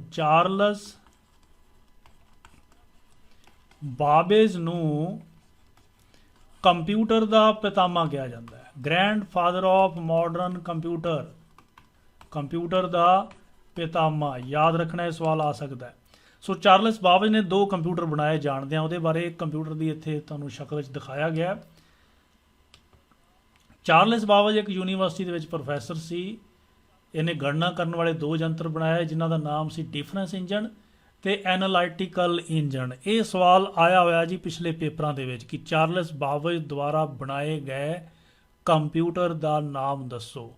ਸੋ ਪਹਿਲਾ ਕੰਪਿਊਟਰ ਸੀ ਡਿਫਰੈਂਸ ਇੰਜਨ, ਦੂਸਰਾ ਸੀ ਐਨਾਲਾਈਟੀਕਲ ਇੰਜਨ। ਚਾਰਲਸ ਬਾਬੇਜ ਦੇ ਗਣਨਾ ਯੰਤਰਾਂ ਦਾ ਕੰਮ ਕਰਨ ਦਾ ਜਿਹੜਾ ਤਰੀਕਾ ਸੀ, ਕਾਫੀ ਹੱਦ ਤੱਕ ਅੱਜ ਦੇ ਕੰਪਿਊਟਰਾਂ ਦੇ ਨਾਲ, ਯਾਨੀ ਕਿ ਮਾਡਰਨ ਕੰਪਿਊਟਰਾਂ ਦੇ ਨਾਲ ਮੇਲ ਖਾਂਦਾ ਹੈ। ਸੋ ਇਸ ਕਰਕੇ ਚਾਰਲਸ ਬਾਬੇਜ ਨੂੰ ਅਸੀਂ ਕਹਿੰਦੇ ਹਾਂ ਕਿ Charles Babbage is the grandfather of modern computer. So ਆਧੁਨਿਕ ਕੰਪਿਊਟਰਾਂ ਦਾ ਪਿਤਾਮਾ। ਪੰਚ ਕਾਰਡ ਬਾਰੇ ਸਵਾਲ ਆਇਆ ਹੋਇਆ, ਇੱਕ ਪੇਪਰ ਦੇ ਵਿੱਚ ਆਇਆ ਸੀ, ਪੰਜਾਬ ਸਰਕਾਰ ਦਾ ਟੈਸਟ ਸੀਗਾ। ਸੋ ਸਵਾਲ ਪੰਚ ਕਾਰਡ ਬਾਰੇ ਇਹ ਹੈ ਕਿ ਪੰਚ ਕਾਰਡ ਕੋਈ ਕੰਪਿਊਟਰ ਨਹੀਂ ਹੈ। ਅੱਜ ਜਿਵੇਂ ਕੰਪਿਊਟਰ ਨੂੰ ਇਨਪੁਟ ਦੇਣ ਵਾਸਤੇ ਕੀਬੋਰਡ ਦਾ ਇਸਤੇਮਾਲ ਕਰਦੇ ਹਾਂ, ਮਾਊਸ ਦਾ ਇਸਤੇਮਾਲ ਕਰਦੇ ਹਾਂ, ਪੁਰਾਣੇ ਜ਼ਮਾਨੇ ਕੀ ਕੀਤਾ ਜਾਂਦਾ ਸੀ, ਇੱਕ ਕਾਰਡ ਦੇ ਵਿੱਚ ਸ਼ੇਕ ਕੀਤੇ ਜਾਂਦੇ ਸੀ, ਪੰਚ ਕਰ ਲਿਆ ਜਾਂਦਾ ਸੀ ਕਾਰਡ ਨੂੰ, ਔਰ ਕੰਪਿਊਟਰ ਨੂੰ ਇਨਪੁਟ ਦੇਣ ਦੇ ਲਈ ਯੂਜ਼ ਕੀਤਾ ਜਾਂਦਾ ਸੀ। ਸੋ ਉਸ ਨੂੰ ਪੰਚ ਕਾਰਡ ਕਹਿੰਦੇ ਸੀ। ਅਤੇ ਇਹ ਪੰਚ ਕਾਰਡ ਦੀ ਜਿਹੜੀ ਕਾਰਡ ਹੈ 1899 ਦੇ ਵਿੱਚ ਹਰਮਨ ਹਰਮਨ ਹੌਲੀਰਿਥ ਨਾਂ ਦੇ ਵਿਗਿਆਨੀ ਨੇ ਕੀਤੀ ਸੀ। ਇਹ ਸਵਾਲ ਆ ਸਕਦਾ ਹੈ। 6 ਕੀਤੇ ਹੋਏ ਸੀ ਕਾਰਡਾਂ ਦੇ ਵਿੱਚ, 5 ਕੀਤੇ ਹੋਏ ਸੀ। ਅੱਗੇ ਸਾਡੇ ਕੋਲ ਇੱਕ ਕੰਪਿਊਟਰ ਆਇਆ ਜੀ, ਐਨੀਅਕ। ਐਨੀਅਕ ਦਾ ਪੂਰਾ ਨਾਮ ਹੈ ਜੀ electronic numerical integrated and calculator. So ਇੱਕ ਪੇਪਰ ਦੇ ਵਿੱਚ ਇਹਦਾ ਨਾਮ ਪੁੱਛਿਆ ਗਿਆ, ਪੂਰਾ ਨਾਮ ਕੀ ਹੈ? Electronic, E for electronic, N for numeric, I for integrated, A for and C for calculator। ਇਹਦਾ ਨਾਮ ਹੈ। 1946 ਦੇ ਵਿੱਚ ਬਣਾਇਆ ਗਿਆ। ਸਭ ਤੋਂ ਪਹਿਲਾ ਆਮ ਮੰਤਵੀ ਡਿਜੀਟਲ ਕੰਪਿਊਟਰ ਸੀ। ਐਬਾਕਸ ਇੱਕ ਜੰਤਰ ਸੀ ਜਿਹਦੇ ਤੇ ਕੈਲਕੂਲੇਸ਼ਨ ਕਰਦੇ ਸੀ, ਪਰ ਉਹ ਬਿਜਲੀ ਤੇ ਨਹੀਂ ਚੱਲਦਾ ਸੀ, ਨਾ ਹੀ ਉਹਨੂੰ ਕੰਪਿਊਟਰ ਕਹਿ ਸਕਦੇ ਆ, ਪਰ ਇੱਕ ਆਮ ਮੰਤਵ ਵਾਲਾ ਜਿਹਦੇ ਵਿੱਚ ਆਮ ਬੰਦਾ ਵੀ ਕੰਮ ਕਰ ਸਕਦਾ ਸੀ, ਔਰ ਡਿਜੀਟਲ ਕੰਪਿਊਟਰ ਸੀ, ਯਾਨੀ ਕਿ ਉਹਨੂੰ ਇਨਪੁਟ ਦਿੰਦੇ ਸੀ, ਪ੍ਰੋਸੈਸਿੰਗ ਕਰਦਾ ਸੀ, ਉਹਨੂੰ ਅਸੀਂ ਐਨੀਅਕ ਦਾ ਨਾਮ ਦਿੱਤਾ ਹੈ। ਇਹਦੇ ਵਿੱਚ ਵੈਕਿਊਮ ਟਿਊਬਾਂ ਵਰਤੀਆਂ ਜਾਂਦੀਆਂ ਸੀਗੀਆਂ। ਵੈਕਿਊਮ ਟਿਊਬਾਂ ਤੁਸੀਂ ਦੇਖਦੇ ਹੋ ਕਿ ਪੁਰਾਣੇ ਟਾਈਮ ਸਾਡੇ ਕੋਲ ਜਿਹੜੇ ਰੇਡੀਓ ਜਾਂ ਟੀਵੀ ਵੀ ਹੁੰਦੇ ਸੀਗੇ, ਉਹ ਵੀ ਬਹੁਤ ਵੱਡੇ ਵੱਡੇ ਹੁੰਦੇ ਸੀ, ਕਿਉਂਕਿ ਉਸ ਟਾਈਮ ਵੈਕਿਊਮ ਟਿਊਬਾਂ ਦੀ ਵਰਤੋਂ ਕੀਤੀ ਜਾਂਦੀ ਸੀ। ਇਸ ਤਰ੍ਹਾਂ ਦੀਆਂ ਵੈਕਿਊਮ ਟਿਊਬਾਂ ਹੁੰਦੀਆਂ ਸੀਗੀਆਂ। ਇਹਨਾਂ ਵੈਕਿਊਮ ਟਿਊਬਾਂ ਦੇ ਰਾਹੀਂ ਜਿਹੜੇ ਸੀ ਕੰਪਿਊਟਰ ਬਣਾਏ ਜਾਂਦੇ ਸੀ। ਕਈ ਹਜ਼ਾਰ ਵੈਕਿਊਮ ਟਿਊਬਾਂ ਜੋੜ ਕੇ ਸਭ ਤੋਂ ਪਹਿਲਾਂ ਕੰਪਿਊਟਰ ਜਿਹੜਾ ਐਨੀਅਕ ਸੀ ਉਹ ਬਣਾਇਆ ਗਿਆ। ਬੜੀ ਦਿਲਚਸਪ ਜਾਣਕਾਰੀ ਐਨੀਅਕ ਦੇ ਬਾਰੇ ਹੈ।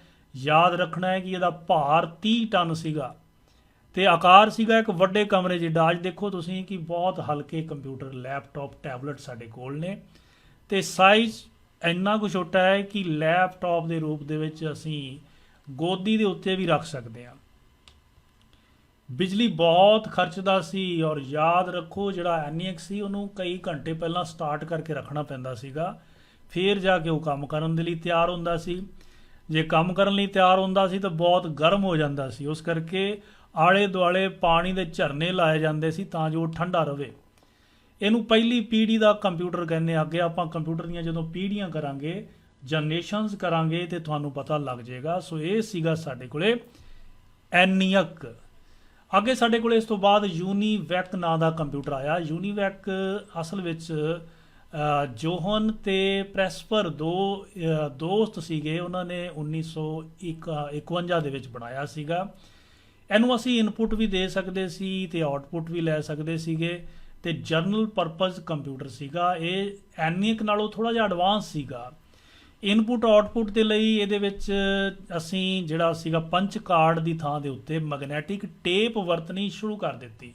ਐਨੀਅਕ ਦੇ ਵਿੱਚ ਤਾਂ ਅਸੀਂ ਪੰਚ ਕਾਰਡ ਵਰਤਦੇ ਸੀਗੇ, ਪੁਰਾਣੀ ਟੈਕਨੋਲੋਜੀ ਸੀ, ਪਰ ਇਹਦੇ ਵਿੱਚ ਅਸੀਂ ਮੈਗਨੈਟਿਕ ਟੇਪ, ਚੁੰਬਕੀ ਟੇਪ ਦਾ ਇਸਤੇਮਾਲ ਕਰਨ ਲੱਗ ਗਏ ਸੀਗੇ। IBM 650 ਜਿਹੜਾ ਸੀਗਾ ਕੰਪਿਊਟਰ ਇਸ ਤੋਂ ਬਾਅਦ ਆਇਆ, ਜਿਹਨੂੰ IBM ਕੰਪਨੀ ਨੇ 1953 ਦੇ ਵਿੱਚ ਤਿਆਰ ਕੀਤਾ। ਇਨਪੁਟ ਆਉਟਪੁੱਟ ਦੋਨੇ ਹੀ ਇਹਦੇ ਵਿੱਚ ਇਸਤੇਮਾਲ ਹੁੰਦੇ ਸੀ। ਅੱਖਰਾਂ, ਚਿੰਨ੍ਹਾਂ ਨੂੰ ਛੋਟੇ ਹਿੰਦਸਿਆਂ ਵਾਲੇ ਡੈਸੀਮਲ ਕੋਡ ਦੇ ਵਿੱਚ ਬਦਲਿਆ ਜਾਂਦਾ ਸੀ। ਹੋਰ ਕੰਪਿਊਟਰ ਸਾਡੇ ਕੋਲ ਹੈਗੇ ਨੇ ਜੀ, ਜਿਹੜੇ ਅਸੀਂ ਅੱਜ ਕੱਲ੍ਹ ਘਰਾਂ ਦੇ ਵਿੱਚ ਵਰਤਦੇ ਹਾਂ, ਦਫ਼ਤਰਾਂ, ਸਕੂਲਾਂ, ਬੈਂਕਾਂ ਦੇ ਵਿੱਚ ਵਰਤਦੇ ਹਾਂ। ਇਹ 1982 ਦੇ ਵਿੱਚ ਬਣਨੇ ਸ਼ੁਰੂ ਹੋਏ। ਇਹ ਸਵਾਲ ਆ ਸਕਦਾ ਹੈ ਜੀ 1982 ਯਾਦ ਰੱਖਣਾ ਹੈ। ਇਹਦੇ ਵਿੱਚ ਬੜੀ ਕਨਫਿਊਜ਼ਨ ਬਣੀ ਹੋਈ ਹੈ। ਕਈ ਕਿਤਾਬਾਂ ਕਹਿੰਦੀਆਂ ਨੇ ਕਿ ਜਿਹੜੇ ਹੁਣ ਵਾਲੇ ਕੰਪਿਊਟਰ ਨੇ, ਮਾਡਰਨ ਕੰਪਿਊਟਰ 1982 ਵਿੱਚ ਬਣਨੇ ਸ਼ੁਰੂ ਹੋਏ, ਕਈ ਕਹਿੰਦੀਆਂ ਨੇ 1990 ਵਿੱਚ ਬਣਨੇ ਸ਼ੁਰੂ ਹੋਏ। ਸੋ ਕਿਤੇ ਵੀ ਇੱਕ ਜਿਹੜੀ ਗੱਲ ਨਹੀਂ ਕਹੀ ਜਾ ਰਹੀ, ਇਹਦੇ ਵਿੱਚ ਕਨਫਿਊਜ਼ਨ ਹੈ। ਕਿਤੇ ਕਲੀਅਰ ਲਿਖਿਆ ਨਜ਼ਰ ਆਉਂਦਾ ਹੈ ਤਾਂ ਅਗਲੀ ਕਲਾਸ ਦੇ ਵਿੱਚ ਤੁਹਾਨੂੰ ਦੱਸਾਂਗਾ। ਅਗਲੀ ਕਲਾਸ ਬੁੱਧਵਾਰ ਨੂੰ ਸ਼ਾਮ ਨੂੰ 5 ਵਜੇ ਲੱਗੇਗੀ। ਸੋ ਜਿਹੜੇ ਕੰਪਿਊਟਰ ਹੁਣ ਅਸੀਂ ਵਰਤ ਰਹੇ ਹਾਂ, ਇਹਨਾਂ ਨੂੰ ਅਸੀਂ ਪਰਸਨਲ ਕੰਪਿਊਟਰ ਜਾਂ PC ਕਹਿੰਦੇ ਹਾਂ, ਕਿਉਂਕਿ ਇਸ ਕੰਪਿਊਟਰ ਦੇ ਉੱਤੇ ਇੱਕ ਸਮੇਂ ਇੱਕ ਬੰਦਾ ਹੀ ਕੰਮ ਕਰ ਸਕਦਾ ਹੈ। ਸੋ ਇਸ ਕਰਕੇ ਨਿੱਜੀ ਕੰਪਿਊਟਰ ਨੇ, ਪਰਸਨਲ ਕੰਪਿਊਟਰ ਨੇ, ਔਰ ਇਹਨਾਂ ਦੇ ਵਿੱਚ ਮਾਈਕਰੋ ਪ੍ਰੋਸੈਸਰ ਲੱਗੇ ਹੁੰਦੇ ਨੇ। ਨਾ ਤਾਂ ਇਹਦੇ ਵਿੱਚ ਵੈਕਿਊਮ ਟਿਊਬਾਂ ਲੱਗੀਆਂ ਹੁੰਦੀਆਂ ਨੇ, ਨਾ ਹੀ IC ਲੱਗੇ ਹੁੰਦੇ ਨੇ, ਨਾ ਹੀ ਟਰਾਂਜ਼ਿਸਟਰ। ਇਹਦੇ ਵਿੱਚ ਲੱਗੇ ਹੁੰਦੇ ਨੇ ਜੀ ਮਾਈਕਰੋ ਪ੍ਰੋਸੈਸਰ। ਆਕਾਰ ਦੇ ਵਿੱਚ ਬੜੇ ਛੋਟੇ ਨੇ, ਹਲਕੇ ਨੇ, ਤੇਜ਼ ਰਫ਼ਤਾਰ ਵਾਲੇ ਨੇ ਤੇ ਸਸਤੇ ਹੁੰਦੇ ਨੇ। ਇਹ ਸੀਗੇ ਸਾਡੇ ਕੋਲ ਅੱਜ ਦੇ ਕੰਪਿਊਟਰ। ਲਓ ਜੀ, ਤੁਹਾਡੇ ਲਈ ਸਵਾਲ ਹੈ, ਚਾਰਲਸ ਬਾਬੇਜ ਨੂੰ ਆਧੁਨਿਕ ਕੰਪਿਊਟਰ ਦਾ ਕੀ ਕਿਹਾ ਜਾਂਦਾ ਹੈ ਜੀ? ਜਵਾਬ ਆਪਣਾ ਤੁਸੀਂ ਚੈਟ ਬਾਕਸ ਦੇ ਵਿੱਚ ਦੇ ਸਕਦੇ ਹੋ। ਚਾਰਲਸ ਬਾਬੇਜ ਨੂੰ ਆਧੁਨਿਕ ਕੰਪਿਊਟਰਾਂ ਦਾ ਕੀ ਕਹਿੰਦੇ ਨੇ?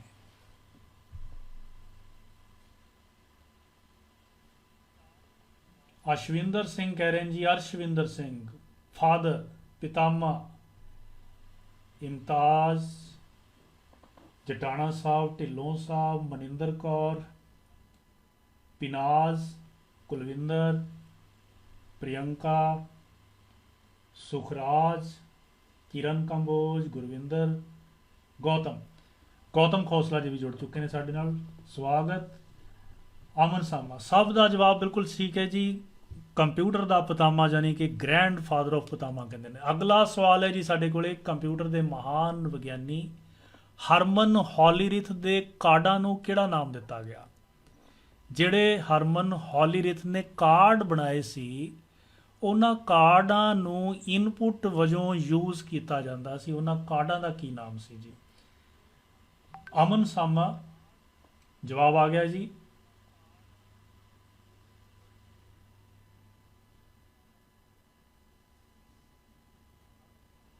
Jagmohan Jatana, Pinaz, Jaskirat, Harvinder Singh Dhillon, Sama Surinder, 17 roll number Kulwinder Kaur, Arshvinder, Priyanka, Harish. ਬਿਲਕੁਲ ਜਵਾਬ ਠੀਕ ਨੇ ਜੀ। ਪੰਚ ਕਾਰਡ ਕਹਿੰਦੇ ਸੀ ਆਪਾਂ ਇਹਨਾਂ ਨੂੰ। ਅਗਲਾ ਸਵਾਲ ਹੈ ਜੀ, ਐਨੀਅਕ ਦਾ ਪੂਰਾ ਜਿਹੜਾ ਨਾਮ ਮੈਂ ਆਪ ਹੀ ਦੱਸ ਦਿੱਤਾ, electronic numeric integrated and calculator ਹੈ। ਸੋ ਅਗਲਾ ਸਵਾਲ ਹੈ ਜੀ, ਦੁਨੀਆ ਦੀ ਸਭ ਤੋਂ ਪਹਿਲੀ ਗਣਨਾ ਕਰਨ ਵਾਲੀ ਮਸ਼ੀਨ ਕਿਹੜੀ ਸੀ? ਤੁਹਾਡੇ ਤੋਂ ਪੁੱਛ ਰਿਹਾ ਜੀ, ਫਟਾਫਟ ਜਵਾਬ ਦਿਓ। ਦੁਨੀਆ ਦੀ ਸਭ ਤੋਂ ਪਹਿਲੀ ਗਣਨਾ ਕਰਨ ਵਾਲੀ ਮਸ਼ੀਨ।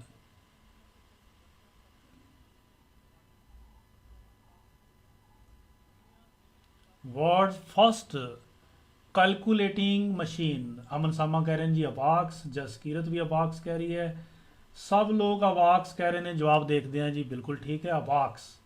सो अबाक्स ਜਿਹੜੀ ਸੀ ਮਸ਼ੀਨ, ਇਹ ਸਭ ਤੋਂ ਪਹਿਲੀ ਗਣਨਾ ਕਰਨ ਵਾਲੀ ਮਸ਼ੀਨ ਸੀ, ਪਰ ਇਹਨੂੰ ਅਸੀਂ ਕੰਪਿਊਟਰ ਨਹੀਂ ਕਹਿਣਾ। ਅਗਲਾ ਸਵਾਲ ਹੈ ਜੀ, ਚੀਨ ਦੇ ਵਿਗਿਆਨੀਆਂ ਨੇ ਡੈਸ਼ ਪਹਿਲਾਂ ਐਬਾਕਸ ਤਿਆਰ ਕੀਤਾ, ਮਤਲਬ ਐਬਾਕਸ ਕਦੋਂ ਤਿਆਰ ਕੀਤਾ ਚੀਨ ਦੇ ਵਿਗਿਆਨੀਆਂ ਨੇ? ਜਵਾਬ ਤੁਹਾਡੇ ਤੋਂ ਪੁੱਛ ਰਿਹਾ ਜੀ, ਫਟਾਫਟ ਜਵਾਬ ਦਿਓ ਜੀ ਚੈਟ ਬਾਕਸ ਦੇ ਵਿੱਚ। ਚਾਈਨੀਜ਼ ਸਾਇੰਟਿਸਟ ਨੇ ਐਬਾਕਸ ਕਦੋਂ ਬਣਾਇਆ? ਕਿੰਨੇ ਸਾਲ ਪਹਿਲਾਂ? 1602, 1642, 5000 ਸਾਲ ਪਹਿਲਾਂ।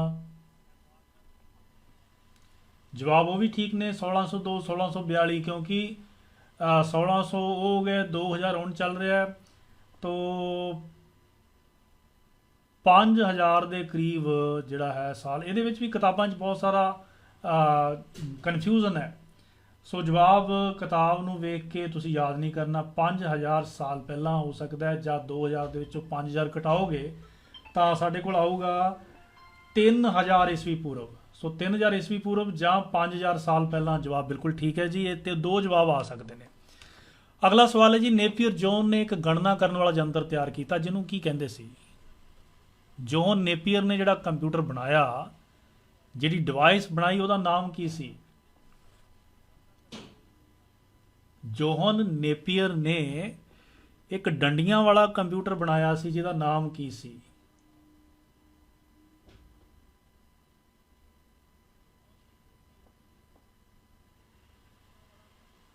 ਜਟਾਣਾ ਸਾਹਿਬ ਕਹਿੰਦੇ ਨੇ ਚੀਨੀ ਤੇਜ਼ ਨੇ, ਬਿਲਕੁਲ ਤੇਜ਼ ਨੇ ਜੀ। ਨੇਪੀਅਰ ਬੌਨਸ ਜਵਾਬ ਆ ਰਿਹਾ, ਬਿਲਕੁਲ ਠੀਕ ਹੈ ਜੀ। ਬਹੁਤ ਸਾਰੇ ਵਿਦਿਆਰਥੀ ਜਿਨ੍ਹਾਂ ਦਾ ਜਵਾਬ ਆ ਰਿਹਾ ਉਹ ਸਾਰਿਆਂ ਦਾ ਸਹੀ ਆ ਰਿਹਾ। ਨੇਪੀਅਰ ਬੌਨਸ, ਨੇਪੀਅਰ ਦੀਆਂ ਡੰਡੀਆਂ। ਅਗਲਾ ਸਵਾਲ ਹੈ ਜੀ, ਨੇਪੀਅਰ ਡੰਡੀਆਂ ਸਾਲ ਡੈਸ਼ ਵਿੱਚ ਤਿਆਰ ਕੀਤੀਆਂ ਗਈਆਂ, ਕਦੋਂ ਤਿਆਰ ਕੀਤੀਆਂ ਗਈਆਂ? ਜਵਾਬ ਮੈਂ ਦੇ ਰਿਹਾ ਜੀ, 1617 ਦੇ ਵਿੱਚ। ਡੈਸ਼ ਦੁਨੀਆ ਦਾ ਸਭ ਤੋਂ ਪਹਿਲਾ ਕੈਲਕੂਲੇਟਿੰਗ ਮਸ਼ੀਨ ਸੀ, ਯਾਨੀ ਕਿ ਗਣਨਾਵਾਂ ਕਰਨ ਵਾਲਾ ਯੰਤਰ ਸੀ। ਤੁਸੀਂ ਦੱਸਣਾ ਜੀ। ਸਵਾਲ ਤੁਹਾਨੂੰ ਸਕਰੀਨ ਦੇ ਉੱਤੇ ਫਲੈਸ਼ ਹੋ ਰਿਹਾ ਜੀ, ਦੁਨੀਆ ਦਾ ਸਭ ਤੋਂ ਪਹਿਲਾ ਗਣਨਾਵਾਂ ਕਰਨ ਵਾਲਾ ਯੰਤਰ ਕਿਹੜਾ ਸੀ? Calculating machine, world's first calculating machine.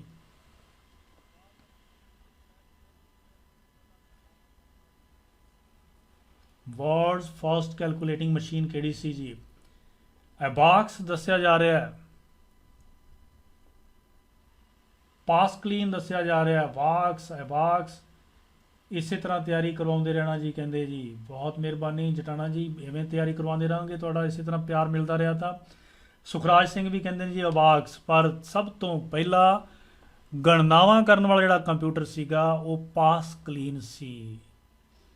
ਪਾਸਕਲੀਨ ਦੁਨੀਆ ਦਾ ਸਭ ਤੋਂ ਪਹਿਲਾ ਗਣਨਾਵਾਂ ਕਰਨ ਵਾਲਾ ਕੈਲਕੂਲੇਸ਼ਨ ਵਾਲਾ ਜੰਤਰ।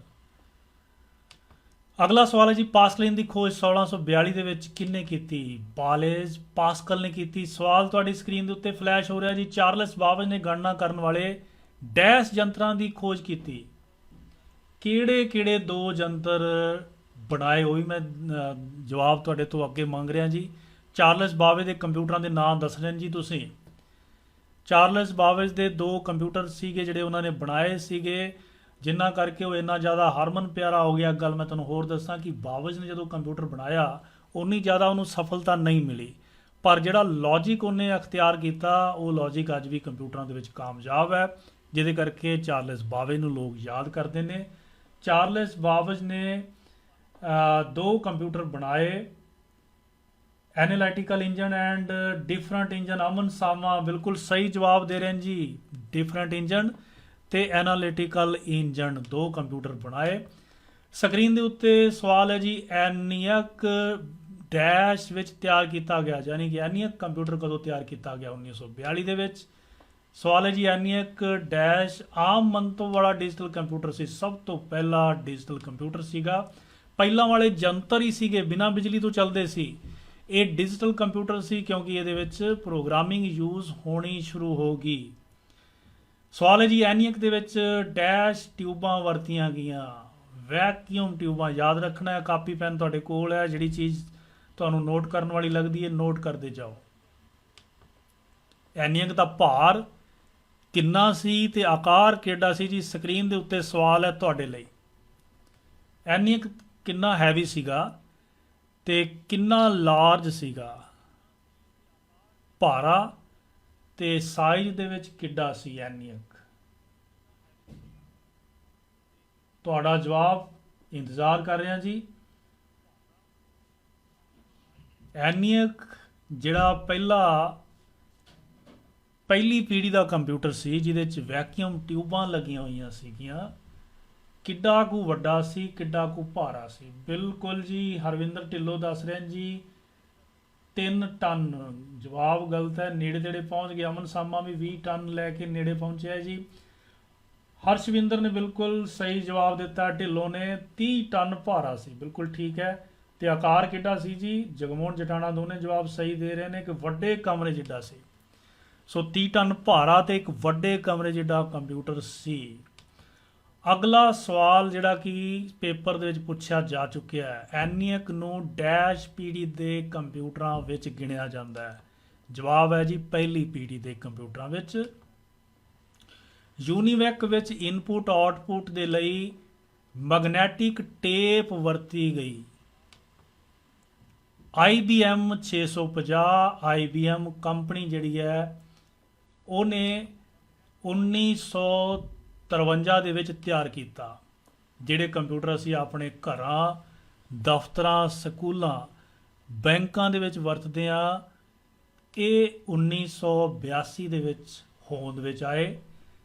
ਜੇ 1982 ਤੁਹਾਨੂੰ ਆਪਸ਼ਨ ਨਾ ਮਿਲੇ ਤਾਂ 1990 ਵੀ ਠੀਕ ਹੋ ਸਕਦੀ ਹੈ। ਸੋ ਇਹ ਸੀਗੀਆਂ ਕੰਪਿਊਟਰ ਦੀ ਹਿਸਟਰੀ ਦੇ ਨਾਲ ਸੰਬੰਧਿਤ ਸਵਾਲ। ਸੋ ਅਗਲੀ ਕਲਾਸ ਜਿਹੜੀ PPT ਦੇ ਵਿੱਚ ਬਹੁਤ ਕੁਝ ਹੈ ਸਾਡੇ ਕੋਲ ਅਜੇ, ਪਰ ਇਹ ਕਲਾਸ ਅਸੀਂ ਇੱਥੇ ਸਮਾਪਤ ਕਰਦੇ ਹਾਂ। ਬੁੱਧਵਾਰ ਨੂੰ ਅਸੀਂ ਇਹਨੂੰ ਕੰਟੀਨਿਊਸ ਕਰਾਂਗੇ। ਇੱਕ ਝਲਕ ਦਿਖਾ ਦਿੰਦਾ ਅੱਗੇ ਤੁਹਾਨੂੰ ਕਿ ਅਗਲੀ ਕਲਾਸ ਦੇ ਵਿੱਚ ਅਸੀਂ ਕੀ ਕੁਝ ਕਰਨ ਜਾਵਾਂਗੇ।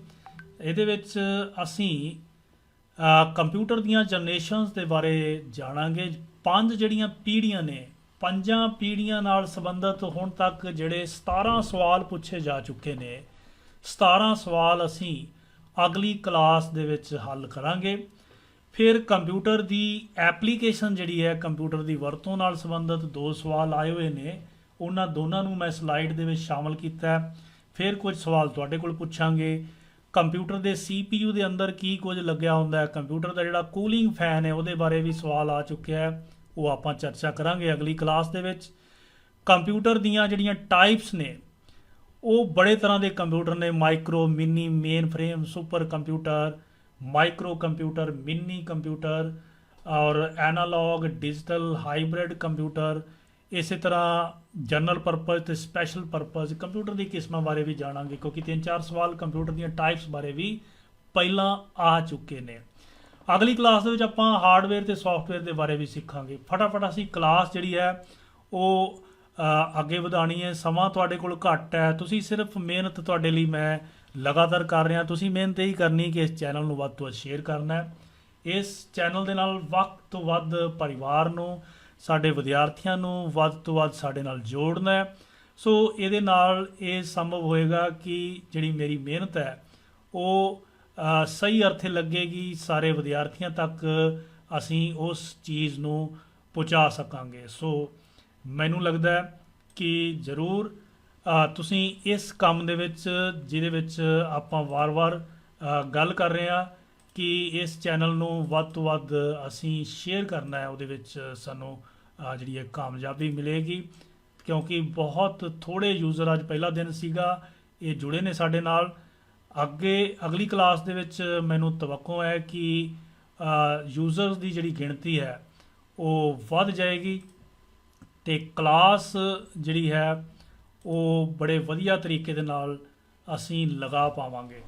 ਸੋ ਬਹੁਤ ਬਹੁਤ ਤੁਹਾਡਾ ਸ਼ੁਕਰੀਆ। ਆਖੀਰ ਦੇ ਵਿੱਚ ਤੁਹਾਡੇ ਤੋਂ ਮੈਂ ਕੁਝ ਰਾਇਆਂ ਜਿਹੜੀਆਂ ਨੇ ਉਹ ਲੈਣਾ ਚਾਹਾਂਗਾ, ਕੋਈ ਸੁਜੈਸ਼ਨ। ਇਸ ਲਾਈਵ ਸੈਸ਼ਨ ਨੂੰ ਹੋਰ ਜ਼ਿਆਦਾ ਅਸੀਂ ਪ੍ਰਭਾਵਸ਼ਾਲੀ ਜੇ ਬਣਾਉਣਾ ਚਾਹੁੰਦੇ ਹਾਂ ਤਾਂ ਤੁਹਾਡੇ ਕੁਝ ਜੇ ਸੁਝਾਅ ਮੈਨੂੰ ਦੇਣਾ ਚਾਹੋ ਤਾਂ ਉਹ ਮੈਨੂੰ ਤੁਸੀਂ ਚੈਟ ਬਾਕਸ ਦੇ ਵਿੱਚ ਲਿਖ ਕੇ ਹੁਣੇ ਹੀ ਸੈਂਡ ਕਰ ਦਿਓ। ਧੰਨਵਾਦ ਕਰ ਰਹੇ ਨੇ ਜੀ ਸ਼ਿਲਪਾ ਅਰੋੜਾ ਜੀ, ਧੰਨਵਾਦ ਜਗਮੋਹਨ ਜਟਾਣਾ ਜੀ ਕਰ ਰਹੇ ਨੇ, ਬਹੁਤ ਮਿਹਰਬਾਨੀ।